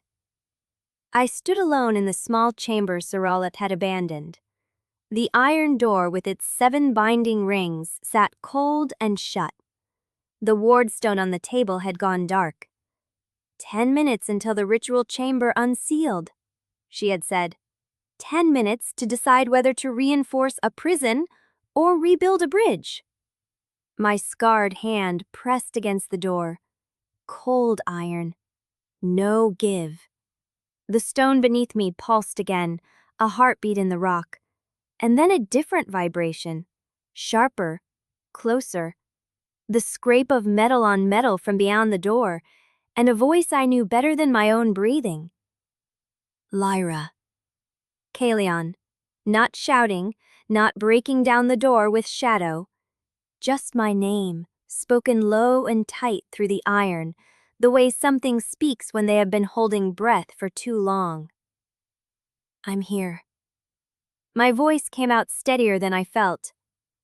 "The door, she sealed it." "She sealed nothing I cannot open." A pause, the sound of his palm flat against the iron. "Stand back." Shadow bled beneath the door. Not the controlled surgical shadow I had seen him wield in the great hall or at the standing stones. This was something rawer, darker, rushing into the chamber like floodwater and finding the 7 rings carved into the iron. It wrapped them, tested them, and then it pulled. The rings groaned. The door did not open so much as a yield, the iron bending inward with a shriek that dropped into silence. Caelion stood in the doorway. His pale violet eyes found mine, then dropped to my arm, to the silver light running down it in steady rigulets, to the blood and the brightness, and the mark that refused to close. "The stone spoke to me," I said.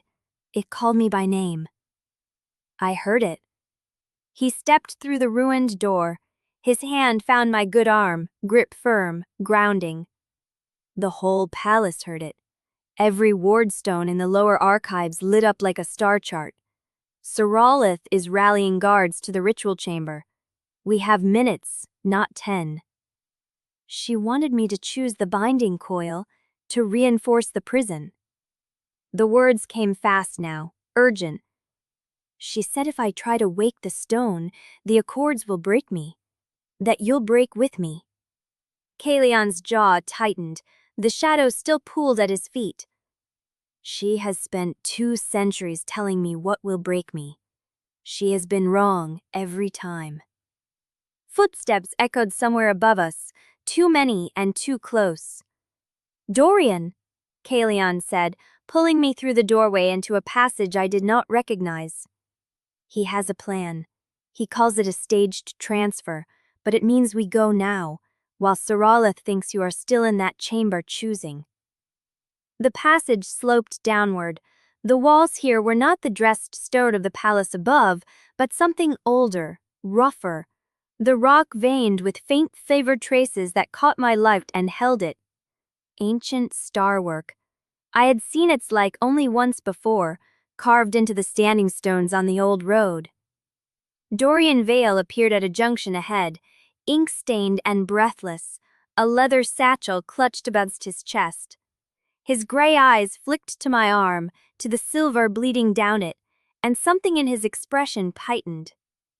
The queen expects you to emerge into the ritual chamber through the iron door, he said, wasting no words. She has positioned guards accordingly. But there is another way. A descent older than the throne itself, beneath even the foundation stone. The first builders carved it when they laid the bridge. So Saralith does not know it exists. How do you know it exists? Caelion's shadow curled at the question. Because your father found it. Dorian was already moving, leading us deeper into the dark. 6 years of silence in the archives. He was not idle. He was mapping what the first queen buried. The descent from here is straight. Follow the silver veins in the stone. They will lead you to the prison's heart and to the foundation stone's true face. That is where the original ritual was meant to be completed. That is where the binding coil was lowered over the bridge. Thank you. The words felt inadequate. They always did. He would have been proud of you, Dorian said. Rowan. He would have been terrified and furious and so proud. I could not speak past the knot in my throat. Caelion's hand found mine in the dark, his fingers threading through the silver light without flinching. Go, Dorian said. I will seal the passage behind you and by what time I can. We went. The descent was longer than I could measure. The silver veins in the stone brightened as we moved deeper, pulsing in rhythm with the light bleeding from my arm. The dead light in the seams grew stronger too, pale and hungering, recoiling from my silver flame only to press closer the moment it dimmed. Caelion's shadow walked beside us, not at his heels but slightly ahead, as if it knew the way. The hum became a voice. Not the voice of the foundation stone, which had spoken my name with the weight of centuries. This was older, wilder, a voice that did not speak in words but in rhythm, in the spaces between heartbeats, in the memory of light before it learned to burn. It knew me. Lyra, Caelion said, and his voice was careful in a way that made my blood slow. Your light, it is answering something. I looked down. The silver flame along my arm had stopped bleeding downward. It was rising now, reaching up toward the dark, toward something vast and waiting that I could not see but could feel, pressing against the membrane of the world like a hand against thin glass. A name formed in the rhythm, not spoken, remembered. Lyra Voss. Not the stone, not the bridge, something else, something that had been waiting in the dark beneath the dark, in the prison beneath the prison, for longer than the blood accords had existed. The hinge comes at last. The dead light surged. Caelion's shadow rose to meet it, and the floor beneath our feet cracked open along a seam of silver, spilling us down into a darkness that sang. Chapter 33. The fall ended in light. Not the dead light that pulsed in the seams above, but something older. Silver and shadow woven together so tightly I could not tell where one ended and the other began. It rose from the floor of the chamber like breath from a sleeping mouth, and it knew us. I landed on my feet. I did not understand how until I felt Caelion's shadow coiled around my legs, setting me down with a gentleness that did not match the violence of our descent. He landed beside me a heartbeat later, his hands still locked around mine, his breath coming hard. The chamber was not large.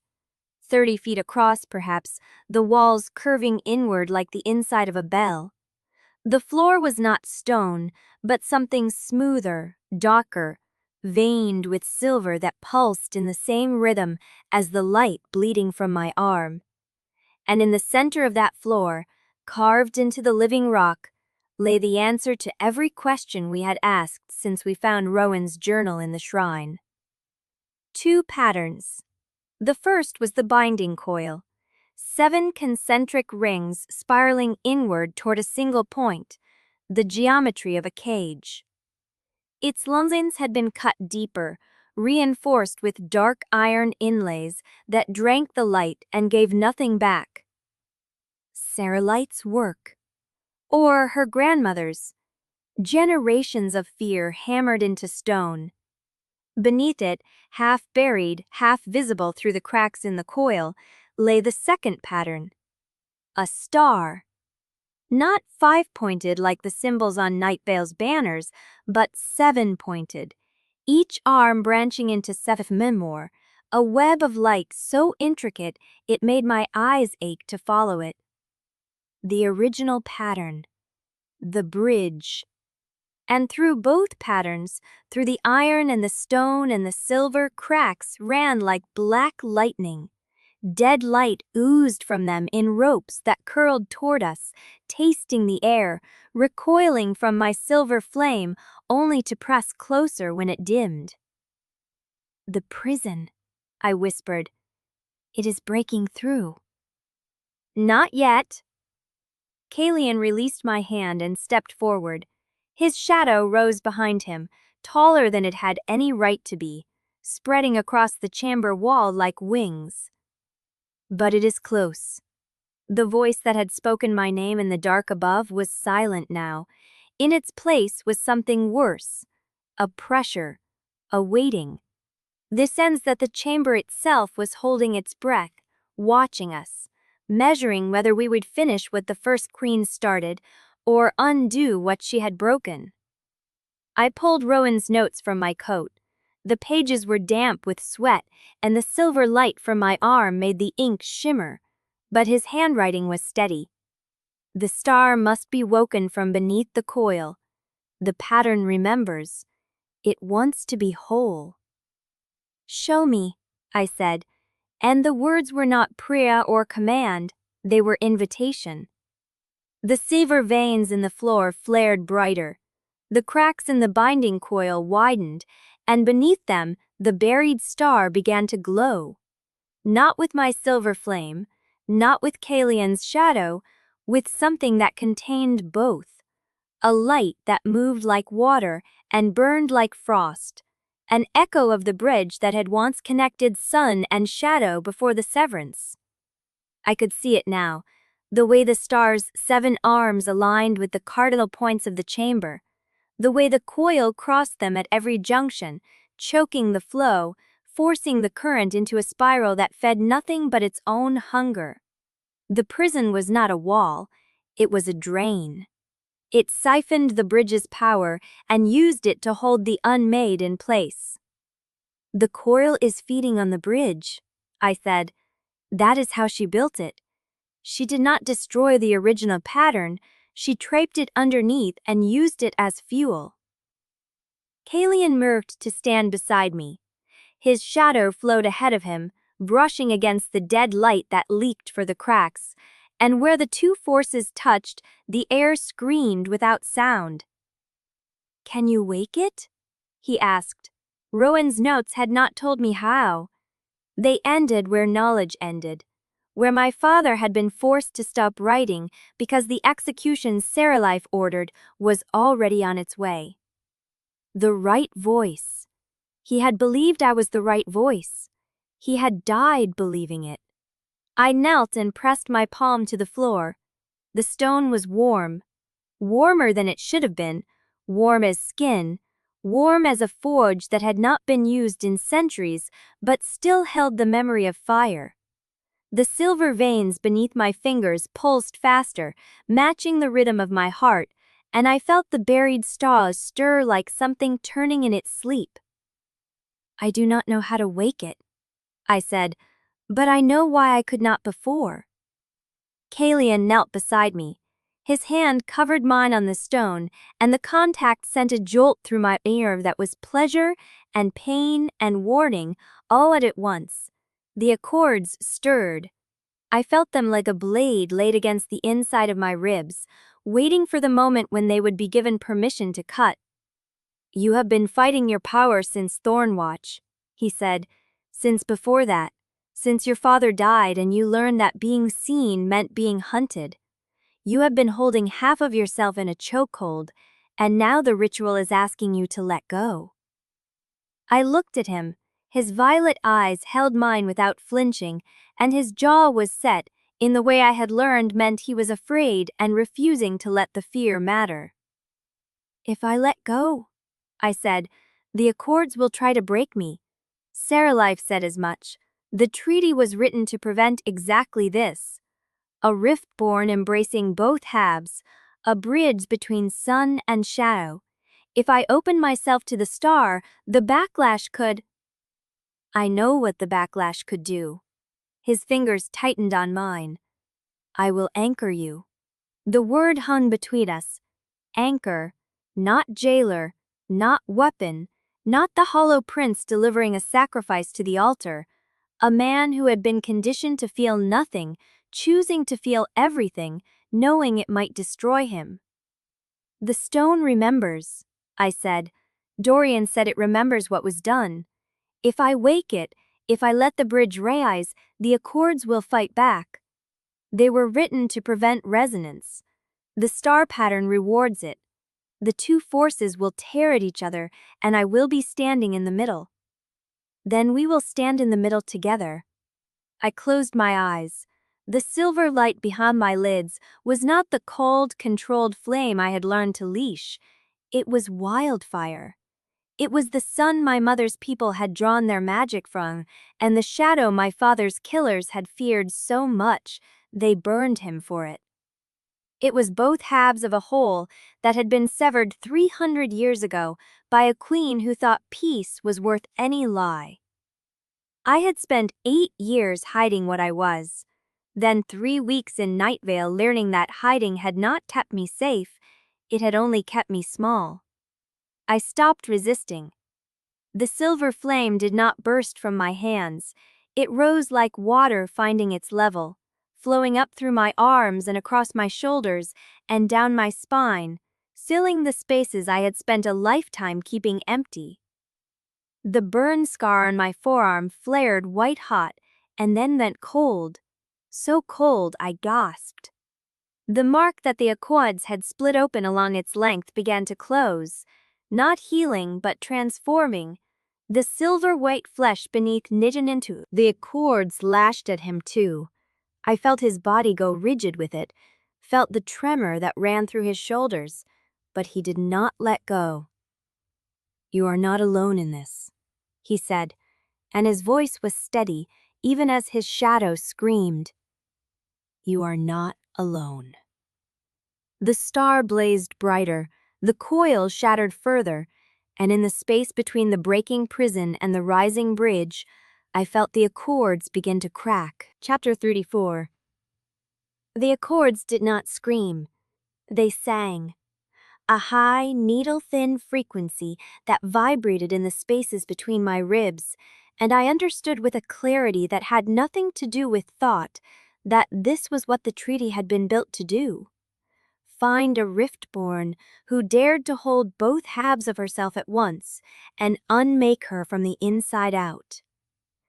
Caelion's arms were iron around me, his forehead pressed to mine, and his shadow was a living shell encasing us both, drinking the dead light that tried to slip through the cracks in the chamber floor. I felt the tremor in his shoulders. I felt the way his breath came shallow and controlled, the way a man breathes when he is holding something immense at bay and refusing to let it crush him. The star beneath us blazed brighter. The binding coil's iron inlays lay scattered across the stone like broken teeth. The voice of the foundation stone rolled through the chamber, and the dead light in the cracks recoiled, shrieking. "Hinge of the bridge, rise!" I could not have risen if I wanted to. The accords had found the seam where my two magics met, and they were pulling. "Stay with me," Caelion said against my hair. His voice was barely a whisper. "Stay with me, Lyra." The silver flame pouring from my hands began to change. It was no longer the cold, defensive fire I had learned to summon in alleys and market stalls. It was threaded through with shadow now, with the dark that Caelion had wrapped around us both, and the two currents braided together into something the accords had never been designed to touch. The treaty buckled. I felt it happen. A pressure that had been building since the moment the star erupted through the coil. Since the foundation stone spoke my name. Since I stopped resisting what I was, cracked along a fault line older than the stone beneath us. The accord's song fractured. The needle-thin frequency stuttered, and the prison convulsed. The floor beneath us lurched. A seam of dead light split the stone 3 feet to my left, and the scream that came out of it was not the accords. It was the thing the prison held. The Unmade. The darkness that Saralith's grandmother had sealed away 300 years ago and called peace. Boots echoed on stone above us. Not the frantic scramble of guards chasing Dorian's diversion. These were measured, deliberate. The sound of soldiers who knew exactly where they were going and had been ordered to take their time. Caelion's head came up. His shadow did not retreat, but it shifted, coiling tighter around my shoulders, and I saw his face in the silver light of the star. He knew what was coming. "Brother," a voice called from the darkness above. "I would rather not do this at sword point." Prince Heir descended the broken stairs with 6 Nightveil guards at his back. Their armor was the queen's black and silver. Their faces were blank as shut doors. Heir himself wore a haw-collared coat of deep violet, and his hand rested on the hilt of a blade I had never seen him carry before. A thin, curved thing with a symbol etched into the crossguard. The symbol from the 7th ring of the binding coil. His smile was the same easy, charming thing I had seen at court. The smile that had welcomed me to the family with ironic calmth. The smile that had welcomed me to the family with ironic warmth. The smile that had helped us escape Elion in the gallery. But his eyes were different now. They were the eyes of a man who had spent 2 years pretending to sabotage his mother while learning every weakness she wanted him to learn. 6 guards, Caelion said. His voice was flat, hollow, the voice of the prince he had been before he stopped being a weapon. "You think 6 is enough. I think you are holding the accords at bay with your own body, and I think even you cannot fight a blade and a treaty at the same time." Heir stopped at the foot of the stairs, just outside the ring of the shattered star. His gaze found where I knelt, silver flame still bleeding from my hands into the stone. "Lyra, I am sorry. I did not want this." "You alerted the queen about the standing stones," I said. The words came out raw. My throat was raw. Everything was raw. "I told her what she needed to hear to trust me." Eris's hand tightened on the sword hilt. "Everything I have done for 2 years has been to get close enough to stop her. But this," he gestured at the chamber, at the shattered coil, at the star blazing beneath us. "This is not stopping her. This is breaking the prison. If the breed rises fully, the Unmade rises with it. You will doom us all, Lyra." "The accords were a lie, yes, but the prison is real, and you are cracking it open." "Rowan Voss believed the bridge could be rebuilt," I said. Lyra Voss died for that belief. My mother saw to it. Eris drew the blade. The sound was a whisper of steel against leather. I am not my mother. I do not want you dead, but I will not let you destroy Aloria to prove a dead man's theory. Caelion moved. He did not speak. He did not warn. His shadow detonated outward in a wave that sent the 6 guards stumbling back, and he was between me and Eris before the silver light had finished flaring in response. His own blade cleared its sheath, a straight, dark-forged sword that looked like a sliver of night-given edges. Steel met steel. The ring of it echoed through the chamber, and the star pulsed beneath my palms as if the violence were a language it understood. You conditioned me to feel nothing, Caelion said, and his voice was no longer hollow. It was alive with a fury I had only glimpsed before. You watched her do it. You said nothing. You did nothing. And now you stand there with her soldiers at your back and tell me you came to save the world.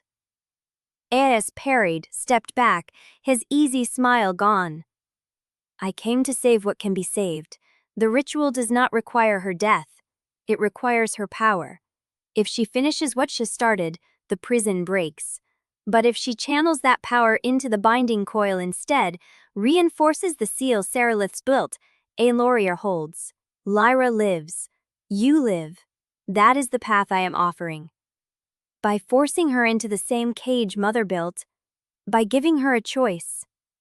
It is not a choice if you bring 6 blades to enforce it. The guards were regrouping. I saw them spread out along the edges of the chamber, their swords drawn, their faces still blank, and I understood with a cold certainty that they were not merely loyal to Eris. They were conditioned. The same way Caelion had been conditioned. Obedient. Emotionless. Delivered to their purpose without hesitation. The prison convulsed again. This time the crack that split the floor ran directly beneath my knees. Dead light boiled up through it, and the scream that came with it was not a frequency. It was a voice, a chorus of voices, 100 voices speaking a language that had been buried beneath the stone before the first Fae Queen ever set foot in Nightveil. The Unmade was waking. Eris's composure cracked, just for an instant. His gaze flicked to the dead light spilling through the fissure, and I saw what lay beneath his reasonable words and his careful preparations. Terror. The same terror that lived in Seralith's pale violet eyes when the foundation stone spoke my name. He was not here because he believed in the binding coil. He was here because he was afraid of what would happen if the bridge rose, and fear had made him his mother's son after all. Lyra, he said, and his voice was almost gentle. Please. Caelion's answer was a blade of shadow that wrenched Eris's sword from his hand and sent it clattering across the stone. The guards surged forward and the chamber dissolved into steel and darkness and silver fire. I could not move. The star held me, or I held the star, and the accords were still clawing at the seam inside me even as they even Caelion's shadow shielded me from the worst of it. I felt the prison straining beneath the stone. I felt the Unmade pressing against the bars Seralith's grandmother had built 3 centuries ago. I felt the bridge, the original pattern, the 7-pointed star, singing in a voice that was not a voice, waiting for me to finish what I had started. Caelion fought like something out of a nightmare. His shadow was everywhere, a living weapon that disarmed and struck and threw guards against the walls with a force that cracked stone, and his blade moved in arcs too fast to follow, and his face was the face of the Hollow Prince, the weapon his mother had made, turned at last against the house that had forged him. But there were 6 of them, and Eris, unarmed, was already drawing a second blade from his belt, a dagger etched with the same symbol as the sword. The prison convulsed a 3rd time. The floor beneath me split wide. I fell. Not far, 10 feet, maybe 15, into a darkness that was not dead light, but something older, something deeper. Something that had been waiting beneath the prison since before the binding coil was laid. The silver flame in my hands guttered and held. The star above me blazed like a distant sun, and the darkness around me spoke. Hinge, it said, and the word was a caress and a summons and a promise all at once. The bridge remembers you. Rise. Finish what was begun before the first queen drove her blade into the world's heart. Rise, and let the prison fall. Above me, steel clashed and Caelion shouted my name. The sound was ragged, desperate, the sound of a man who had stopped being a weapon and become something far more dangerous, a man with something to lose. The darkness tightened around me like a held breath, and I understood, with a clarity that burned colder than the Accord's fury, that the thing beneath the prison was not the Unmade. It was what the Unmade had been built to contain. And it had been waiting for me for 300 years. Chapter 35. The darkness caught me like a throat following. Not cold, not empty. The space beneath the prison was full, dense with a presence that pressed against my skin and hummed in the silver veins threading my wrists. The star above still blazed, but the light it cast did not reach the floor of this deeper chamber. It stopped at the broken edges of the stone, held back by something heavier than shadow. Hinge. The voice did not come from any direction. It came from everywhere, from the stone, from the dark, from the pulse inside my own chest. It shaped the word like a key turning in a lock. The bridge remembers you. Rise. Finish what was begun. Above me, steel screamed against shadow. Caelion's voice cut through the stone, shouting my name, and the raw panic in it pulled me to my knees. I could not see him. I could not reach him. But I felt him. A second pulse beating beneath the song of the star, and that pulse was furious and alive and refusing to let me go. My palms pressed against the stone floor of this lower chamber. It was not cold like the ritual chamber above. It was warm, skin warm. And when I touched it, the silver veins beneath my skin answered, brightening until I could see the pattern laid into the rock beneath my hands. Not the binding coil, not the 7 concentric rings Surlight's grandmother had hammered into the world like a cage. Beneath that, beneath 300 years of iron and fear, the original star waited. 7 points, 7 paths. The bridge that had been severed before the first accords were ever signed. Yes, the darkness breathed. That pattern, the one they buried, the one they feared.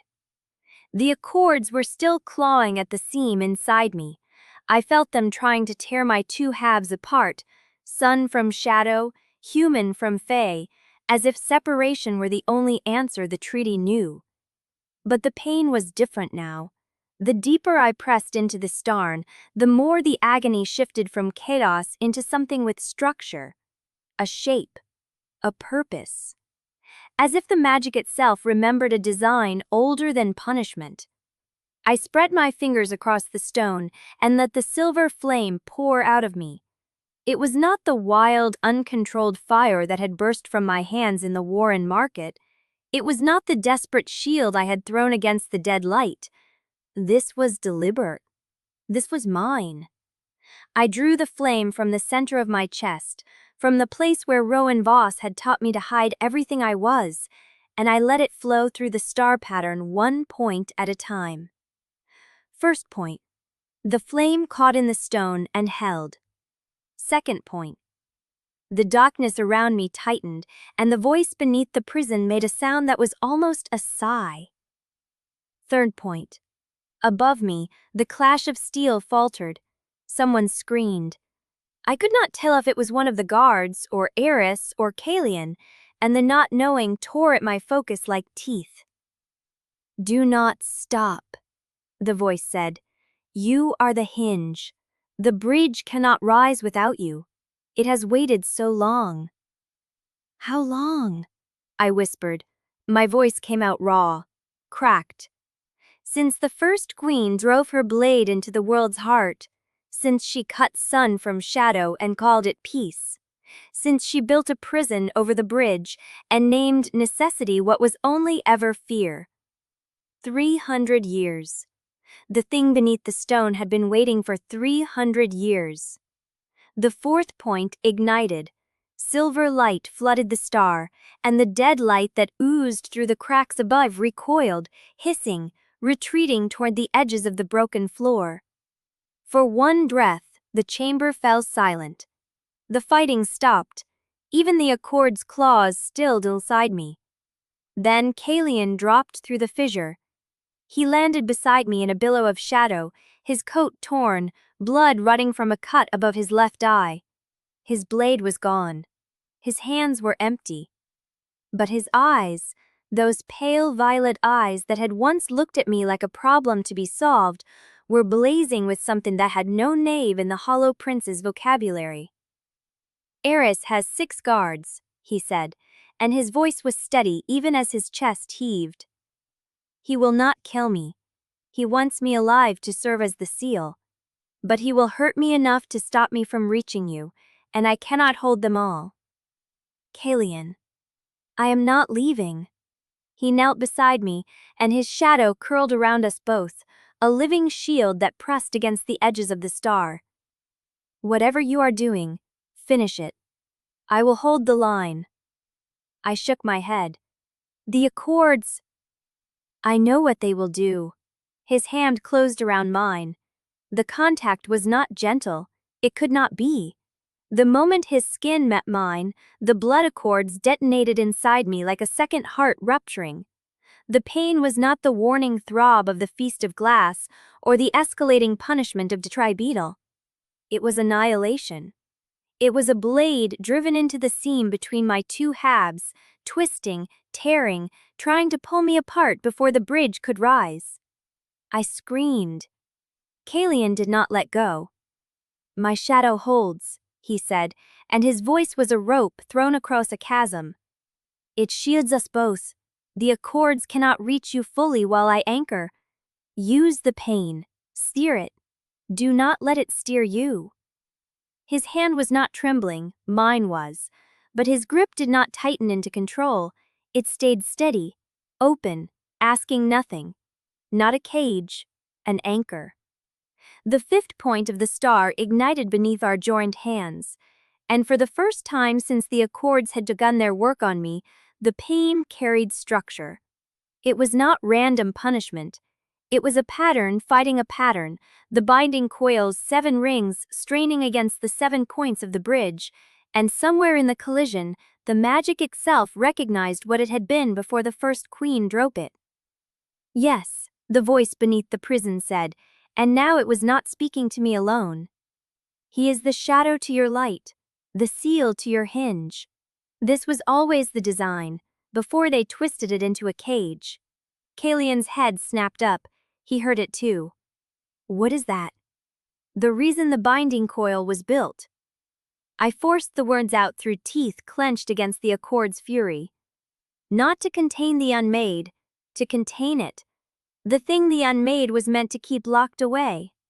The 6th point caught. The star was almost whole now, a 7-pointed blaze of silver fire that pushed against the dead light and the Accords and the crumbling stone all at once. I could feel the prison straining. I could feel the binding coil beginning to buckle, and I could feel the thing beneath the stone waiting to be free. One more, it said. One final point. Finish the bridge, hinge. Let the world remember what it was. Above us, steel boots hammered the broken floor. Eris's voice rang out, no longer gentle, no longer pleading, commanding. Contain them both. Do not let her finish the pattern. Caelion's shadow surged, but it was thinning. I could see the strain in the set of his jaw, the way his free hand was shaking now, the blood running faster from the cut above his eye. He was burning through everything he had.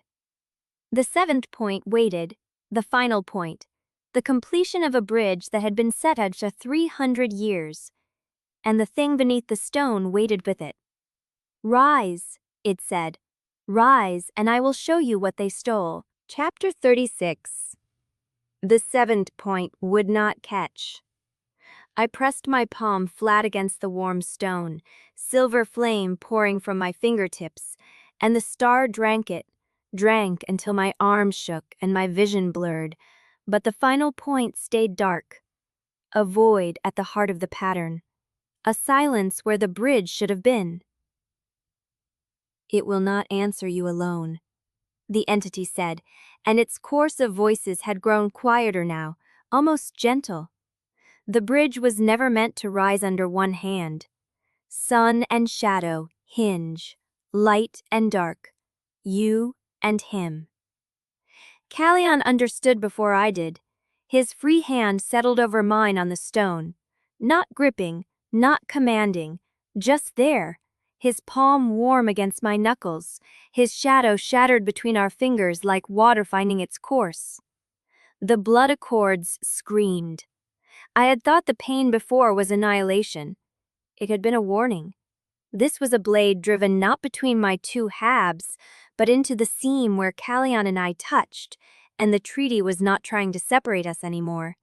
It was trying to unmake what we had become. Silver flame erupted from my hand, shadow erupted from his, and where they met, they did not fight. They braided. A column of light and darkness twisted upward through the broken floor, through the bell-shaped chamber, through the binding coils' shattered rings, and the dead light that had pressed at the edges of the star fled. It did not retreat. It ran, screaming, pouring itself into fissures and cracks, and the thing beneath the prison laughed. Not cruelly, joyfully. Yes, this is the pattern. This is what was stolen. Finish it. The seventh point caught. The star blazed whole. 7 points of silver fire connected by threads of living shadow, and beneath the star, something vast and ancient stirred. The stone beneath my knees cracked. Seams of molten silver spread outward from the star like veins in a heartbeat, and I felt for one impossible moment the shape of the world as it had been before the first queen drove her blade into it. Connected, balanced, whole. Then Sareth arrived. She did not descend through the fissure. She simply was there, standing at the edge of the broken floor above us. Frost-white gown, unstained, silver-white hair catching the star's light like a second, colder flame. Behind her, Eris's 6 guards have frozen mid-stride, their conditioned bodies caught between their prince's command and the queen's presence. Eris himself had gone very still. Cease this. Saralath's voice cut through the star's hum like a blade through silk. Not loud, not desperate, absolute. The binding coil is not broken, Lyra. It is bent.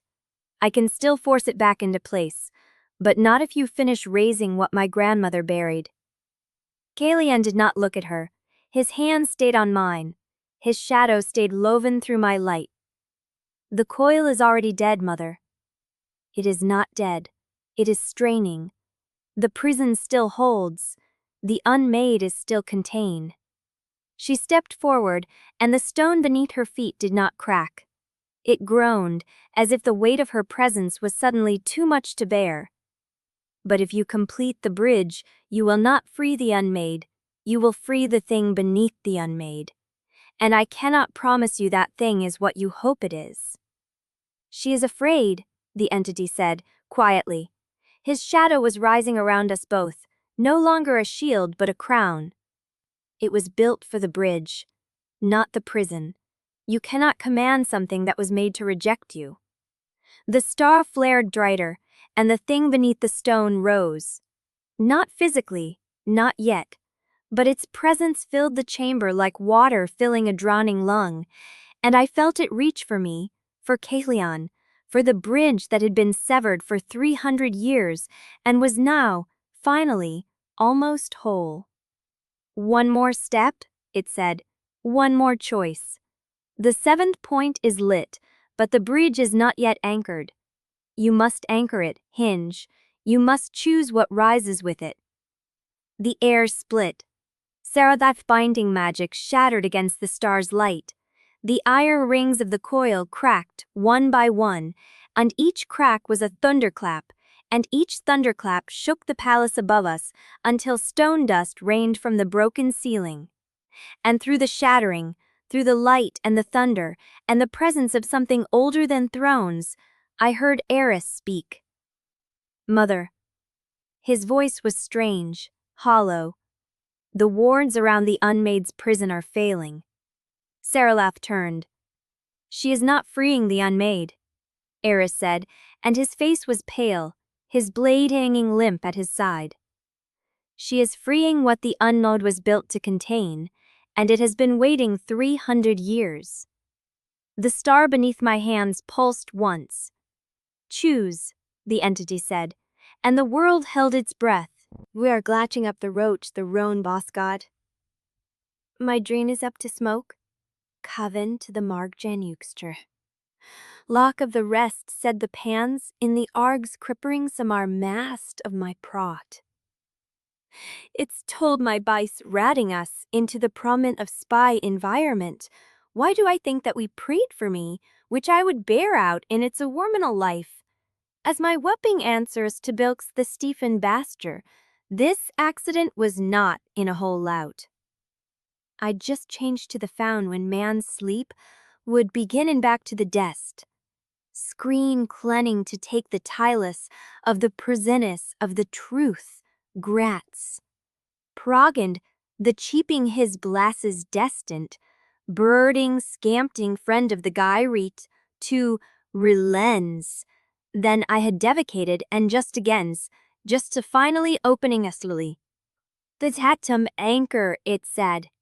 Anchor it in truth, in what the first queen tried to erase. I looked down at the seven-pointed star blazing through the stone, at my father's memory, at the silver veins pulsing in my wrists like the stone's own molten seams. Rowan Voss had believed the bridge could be rebuilt.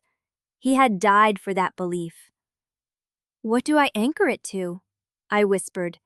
The entity's presence wrapped around me, warm as skin, ancient as starlight. To the thing she tried to bury, to the truth she tried to silence, to the rift-born. Anchor it to what you are, Hinge. Anchor it to what you were always meant to be. The silver flame in my hands went still, not extinguished, waiting, and I understood in that moment what the choice truly was. The bridge needed a foundation, the star needed an anchor, and the anchor could not be a stone, or a seal, or a prince of shadow. It had to be a truth. The truth Saralith's grandmother had driven a blade into 300 years ago. The truth the blood accords were written to hide. Riftborn were not aberrations. They were not breaches in the world's design. They were the balance, the living bridge between sun and shadow. And the first queen had severed that bridge because a bridge could not be controlled. "I anchor it," I said, and my voice did not shake.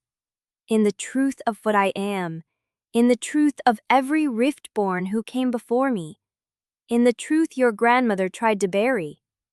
Saralith screamed, not a word, just a sound, raw and terror, as the star beneath us exploded.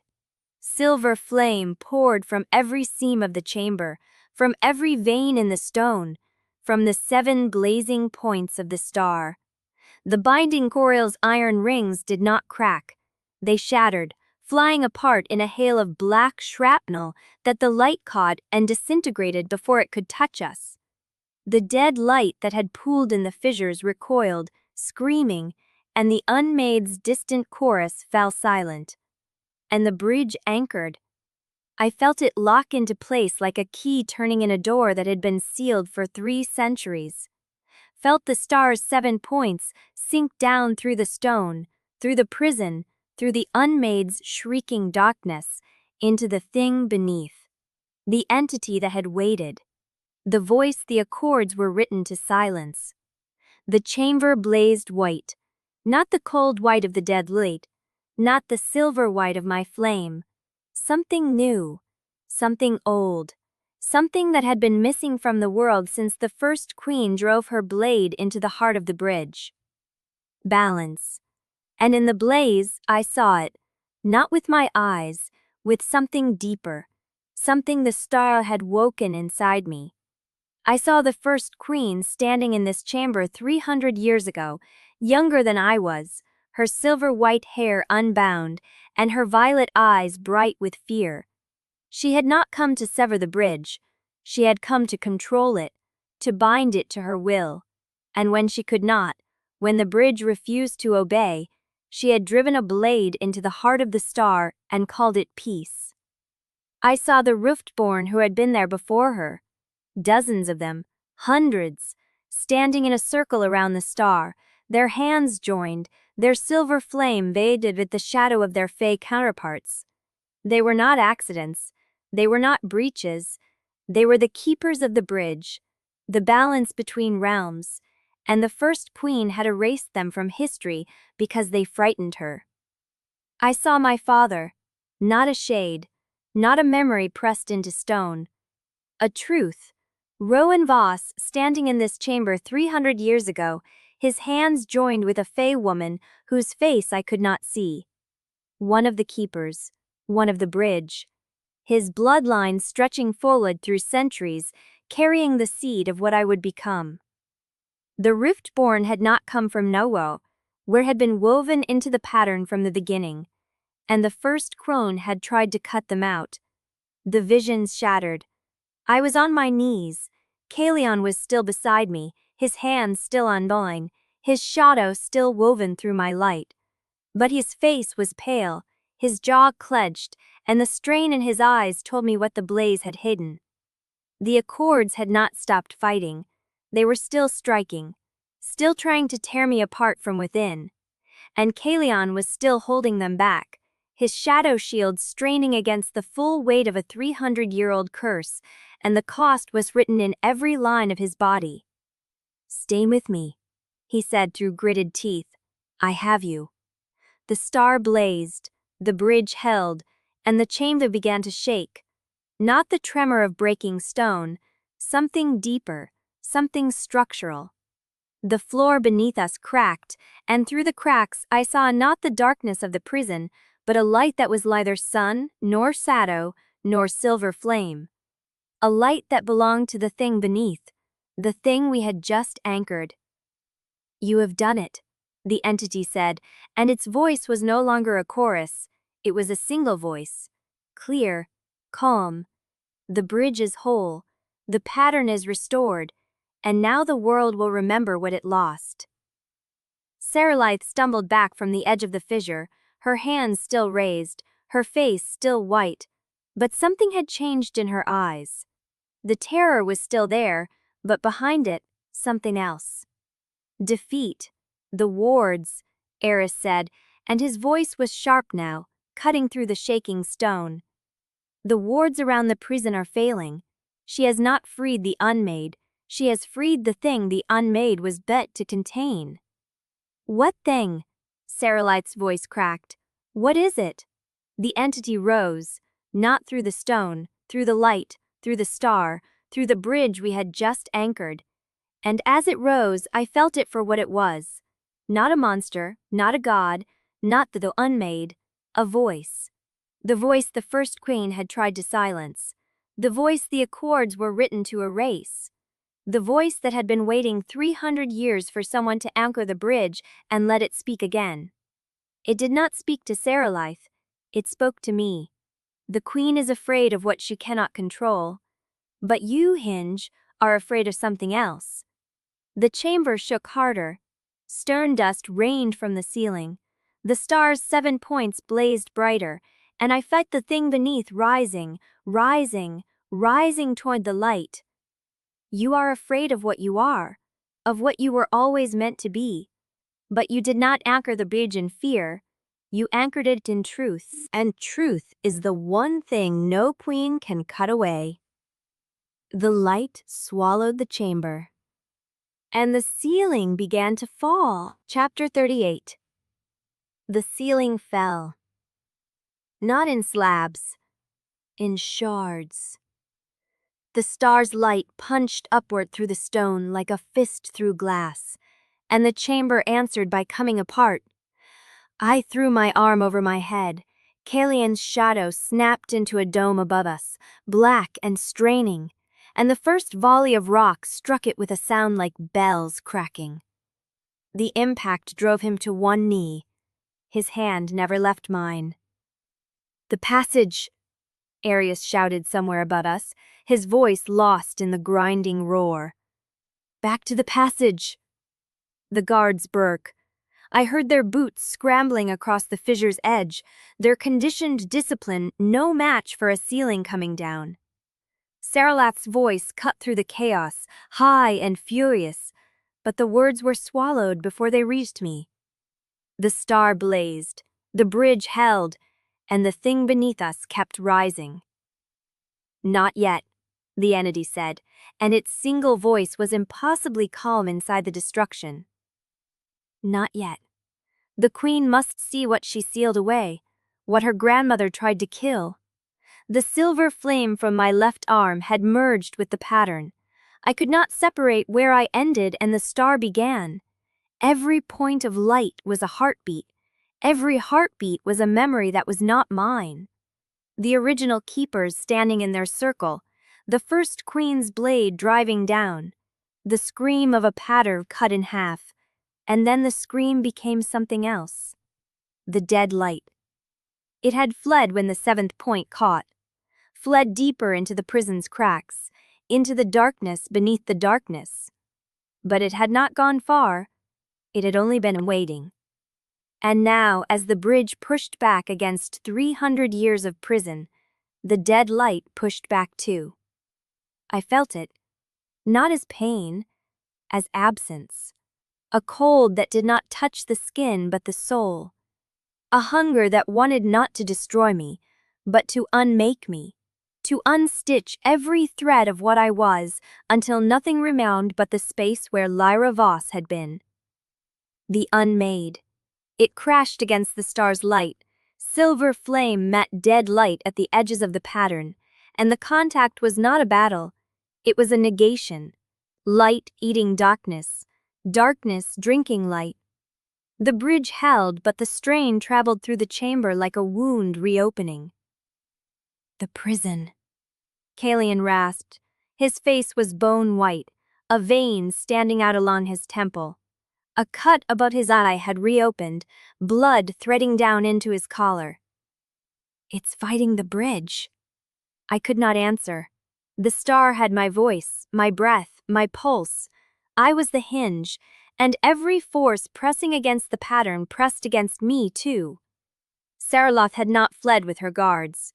She stood at the fissure's crumbling edge, her frost-white gown torn and gray with dust, her silver-white hair wild around a face that had lost every trace of composure. Her lips were moving. Not commands, a binding. The seven-ring coil, spoken in a language older than the accords, her hands tracing sigils in the air. The coil's rings flickered.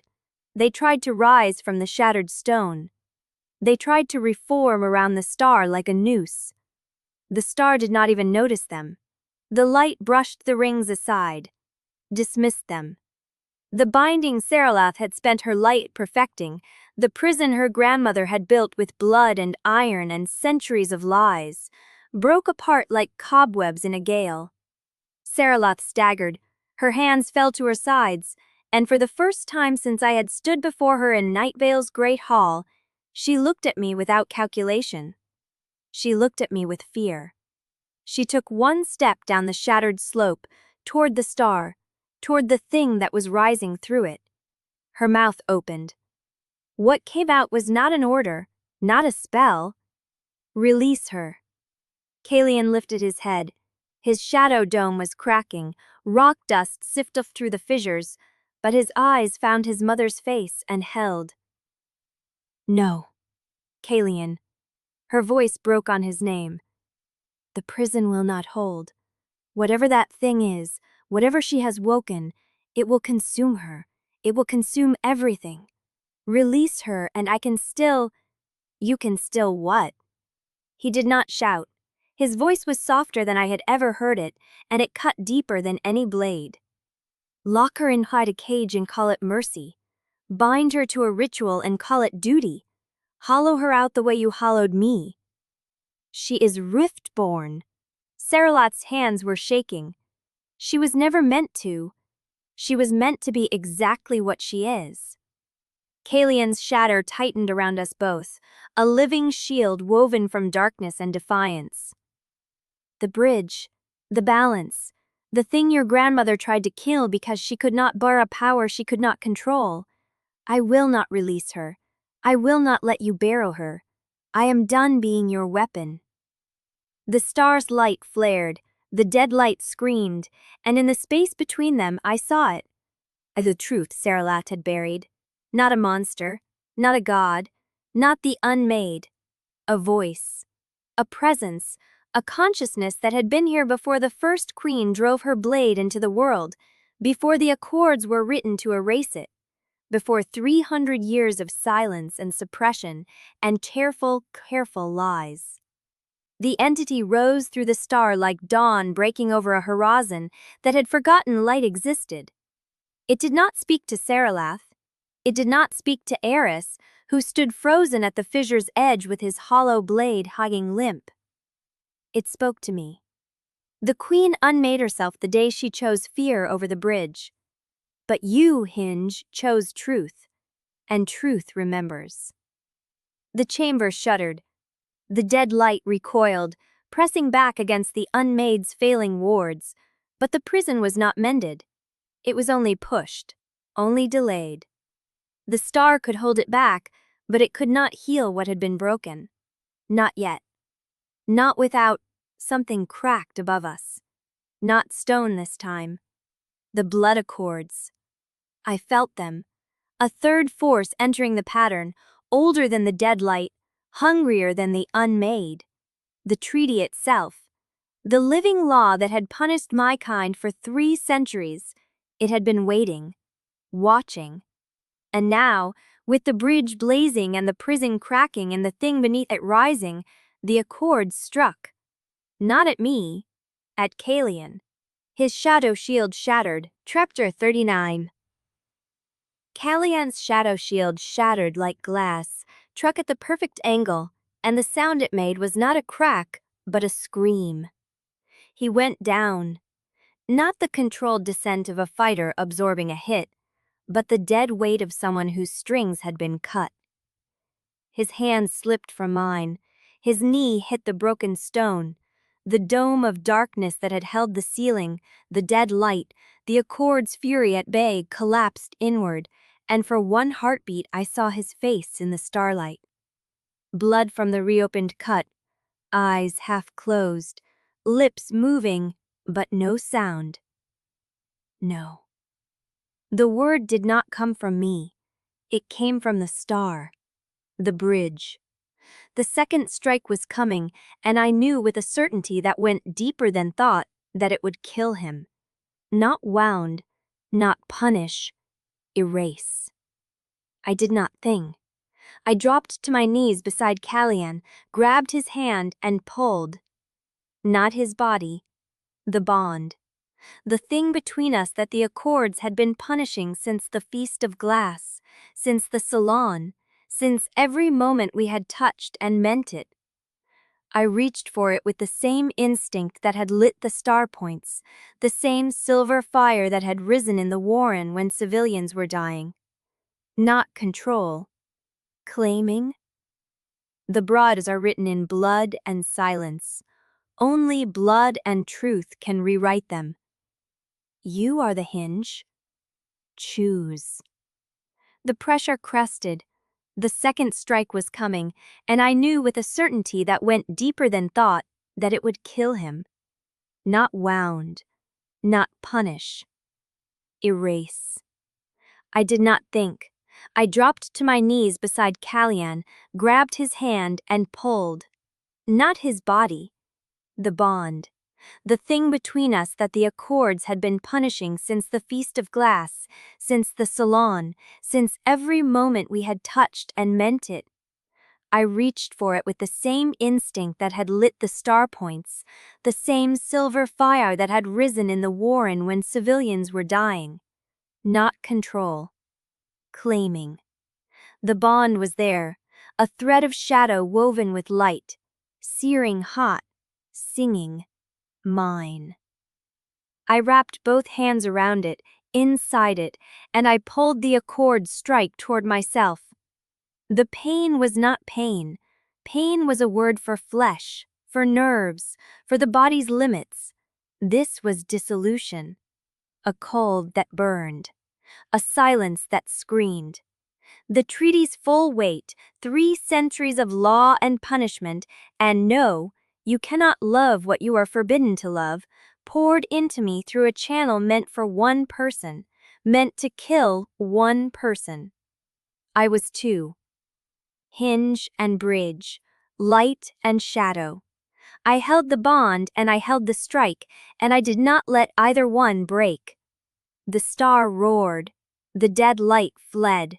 The ceiling, already shattered, groaned and shed another cascade of stone. And then it was over. The pressure vanished. The Accords withdrew, sated or spent, or simply unable to finish what they had started. Caelion's hand tightened on mine, once reflexive, alive. I could not move. The silver veins on my arms were burning, not the gentle warmth of magic rising. This was a brand, a seal, a pattern writing itself into my skin with fire. It started at my wrists, where the old traces had always pulsed and faded. It climbed to my elbows, my shoulders, my collarbones. It traced lines down my spine. It wrapped around my ribs like a second cage of stone, and every line it drew was light, and every line it drew was law. The Accords had not been stopped, they had been redirected, and they had marked me as the price. I did not scream. I had no breath left for screaming. I knelt in the wreckage of the chamber with Caelion's hand in mine, and the star's light dimming above me, and silver fire mapping itself into my flesh, and I understood what the treaty had done. It could not kill the seal without breaking the hinge, so it had bound the punishment into the hinge instead. Every time we touched, every time we meant it, the curse would not strike him anymore. It would strike me, and it would strike harder. The star's light guttered. The entity's presence receded, not gone but withdrawing, sinking back into the bridge, into the stone, into the ancient pattern that had been restored but not healed. Its last words brushed my mind like a hand on my forehead. You chose. Truth remembers. The darkness that followed was not magic. It was not the dead light or the unmade or the entity that had waited 300 years. It was ordinary exhaustion, and it took me under. I woke to the sound of stones settling, not falling, not crashing. The chamber was still intact enough to hold its shape, though the ceiling above the star was open to some higher level, pale violet light filtering down through dust and broken rock. Nightveil's perpetual twilight, still there, still standing. The breaches had not swallowed the palace, not yet. Caelion was propped against the shattered base of the star, his back against the stone, my head in his lap. His fingers were tangled in my hair, his breathing was shallow but steady. When I stirred, his hand tightened. Don't. His voice was a ruin. Don't move. You went somewhere I couldn't follow, and He stopped. I turned my head and the movement sent fire through my shoulder, my ribs. The new marks that I knew without looking covered more of me than was bare. I pulled it, I said. My throat was raw. The strike. I pulled it into me. His eyes met mine, pale violet, bloodshot, furious. I know what you did. Then you know I'd do it again. Silence. The dust sifted down.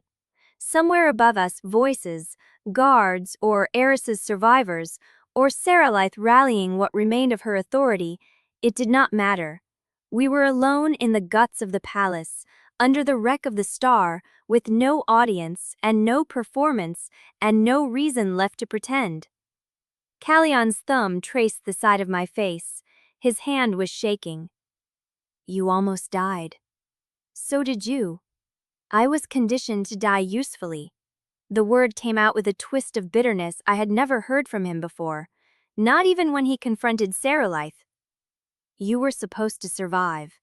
You were supposed to. The bridge needed you. The realm needed you. I was the weapon. I was the cost. I pushed upright. The new marks flared, silver light briefly visible through the tears in my sleeve, but the pain was manageable, bearable.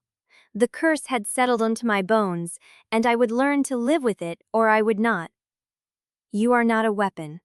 I took his face between my hands. The blood on his temple had dried. The cut above his eye was already closing, fey healing or sheer stubbornness. You are not a cost. You are the seal to my hinge. You are the first person who ever looked at my silver flame and did not flinch. You are... He kissed me. Not the careful performative press of lips we had traded at court, not the near kiss at the shrine that the accords had interrupted before it could become real. This was desperate. This was damning. This was I thought you were dead and I could not bear it. His mouth was worn and tasted like dust and blood and the faint ozone tang of spent shadow magic. One hand fisted in the back of my torn tunic, the other pressed flat against the Caelion. I have been hiding for 8 years. I have been pretending since the moment I set foot in this court. I am done pretending. The feeling between us is real. It has been real since the Feast of Glass. Since the shrine. Since you touched my burning wrist at the Standing Stones and called it just light. I am not going to pretend otherwise just because the treaty wants to punish me for it. His jaw worked. Something shifted in his face. The Hollow Prince's mask, what little remained of it, crumbled entirely. The breach above, he started, can wait 5 minutes. The guards can wait. Saralaith, let her wait. I pulled his hand from my collarbone and held it, palm to palm, fingers interlaced, silver fire threading through his shadow like roots through soil. The accords throbbed. I breathed through it. We are alive. The bridge is locked, the prison is holding for now, and I am done lying about what you are to me. He looked at our joined hands. At the light and shadow braiding between them, a pattern the treaty had never anticipated and could not fully suppress. Then we are going to have to break the accords, he said quietly. Not just resist them. Break them. I know. That means war. With my mother, with the court, with every jurist and noble house that has built its power on suppressing what you are. I know that too. His eyes lifted to mine, and for the first time since I had met him, Caelion of Nightveil smiled. Not a court smile, not a weapon, just a man looking at a woman who had pulled a killing blow into her own body rather than let him die, and finding that he was not afraid of whatever came next. Then we break them, he said. Above us, the voices grew louder, boots on broken stone. Someone was coming. Someone with authority, or weapons, or both. But the bridge was locked. The truth was spoken, and whatever came through that fissure would find us not as the Hollow Prince and his political hostage, but as something no treaty had allowed for. A hinge, and her seal. A bond that had stopped pretending, and a curse that had just become personal. Chapter 40. His mouth was still on mine when the first alarm bell rang. It cut through the chamber like a blade through silk, distant but unmistakable, the deep bronze toll that Nightveil reserved for breaches, for invasions, for moments when the palace itself believed it was dying. Caelion pulled back, his hand stayed at my jaw, his forehead stayed pressed to mine. But his eyes, pale violet and still raw from everything we had just survived, tracked upward toward the broken ceiling and the fissure beyond. "That's the inner ward bell," he said. I gathered. A second bell joined the first, then a third.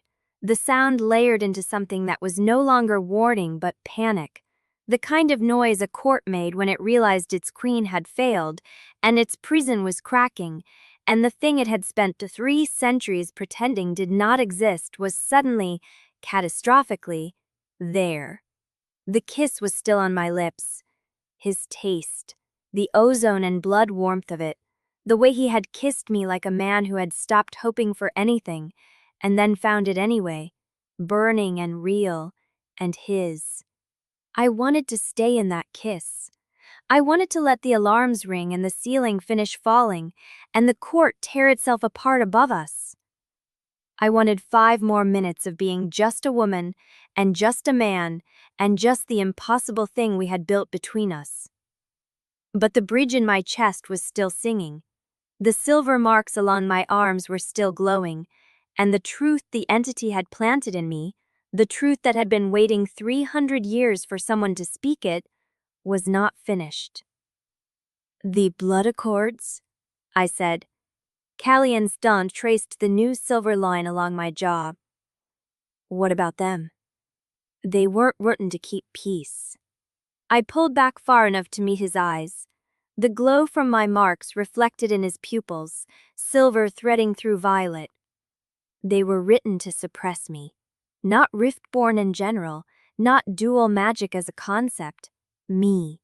The hinge. The bridge.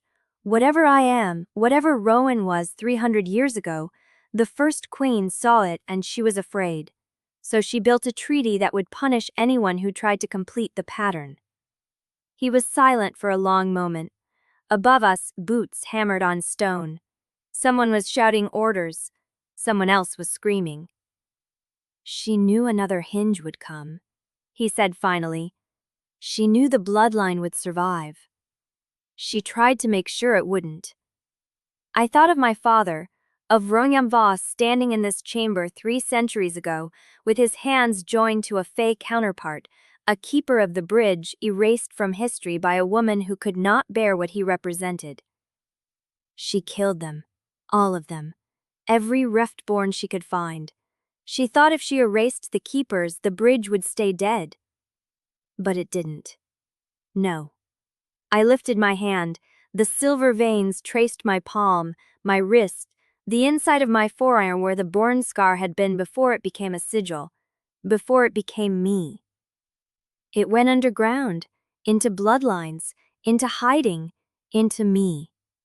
The third alarm bell tolled, closer now, the inner ward, the palace gates, the great hall, all of them crying out at once. "The court is going to want answers," Caelion said, "about the chamber, about the light, about why the wards around the Unmade's prison just screamed loud enough for half of Nightveil to hear. They're going to want someone to blame. They're going to want you." I knew he was right. I had known it since the moment I stood in the great hall and watched Seralite's mask crack. The court had been looking for a reason to condemn me since I arrived. Now I had given them one. The star chamber was shattered, the binding coil was dust.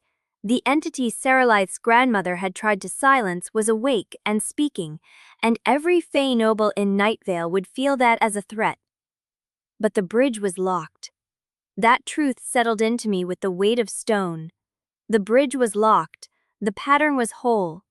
For the first time in 300 years, sun and shadow were balanced, and whatever else happened, whatever the court did, whatever Seralite tried, that could not be undone.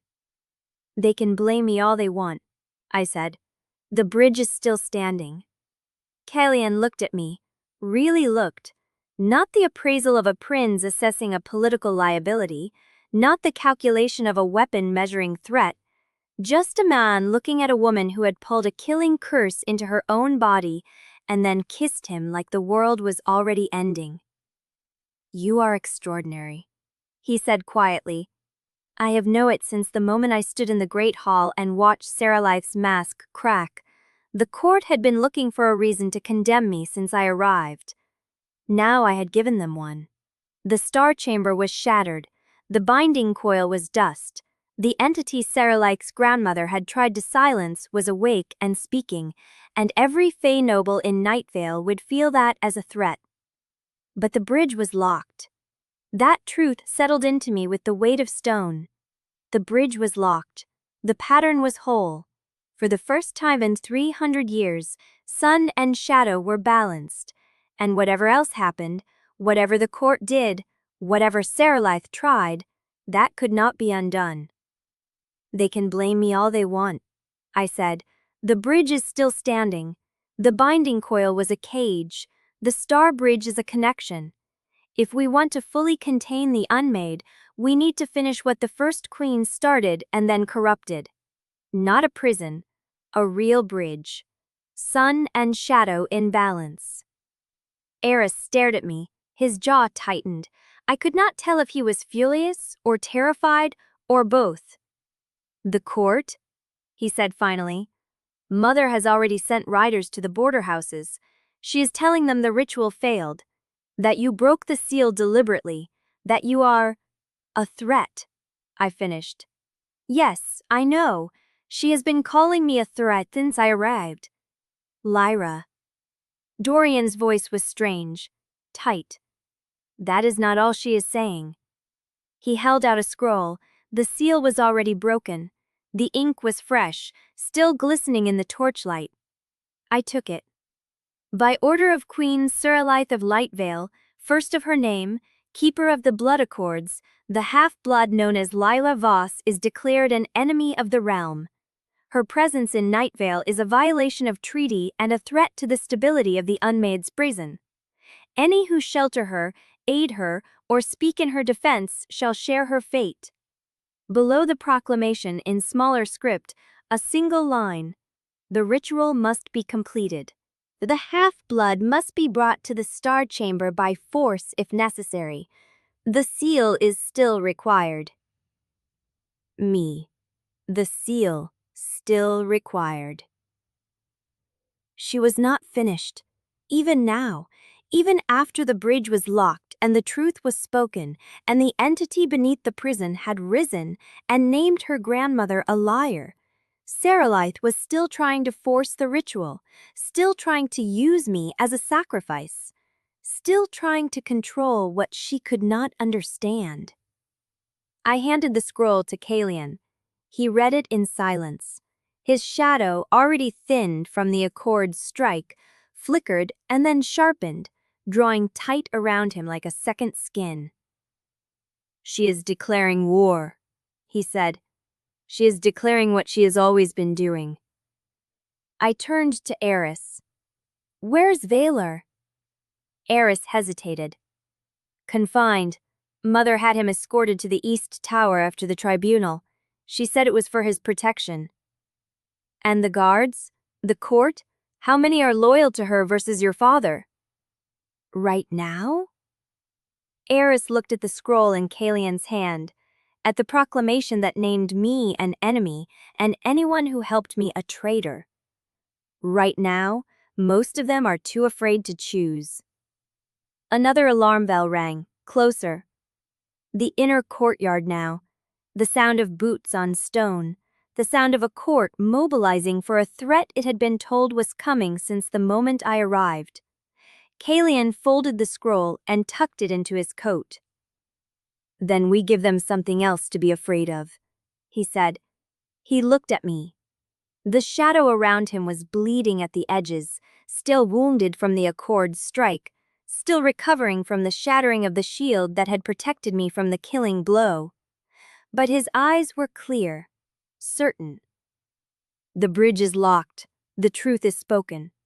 My mother can write as many proclamations as she wants. She cannot unwrite what we have done." He held out his hand. "Are you ready?" The curse marks along my arms burned, the alarms above us told. Somewhere beyond the fissure, Serelith was marshalling her forces, and the court was choosing sides, and the world was tilting toward a war that would either break the accords or break us. I took his hand. The pain flared, the silver brightened, and I did not let go. "Ready," I said,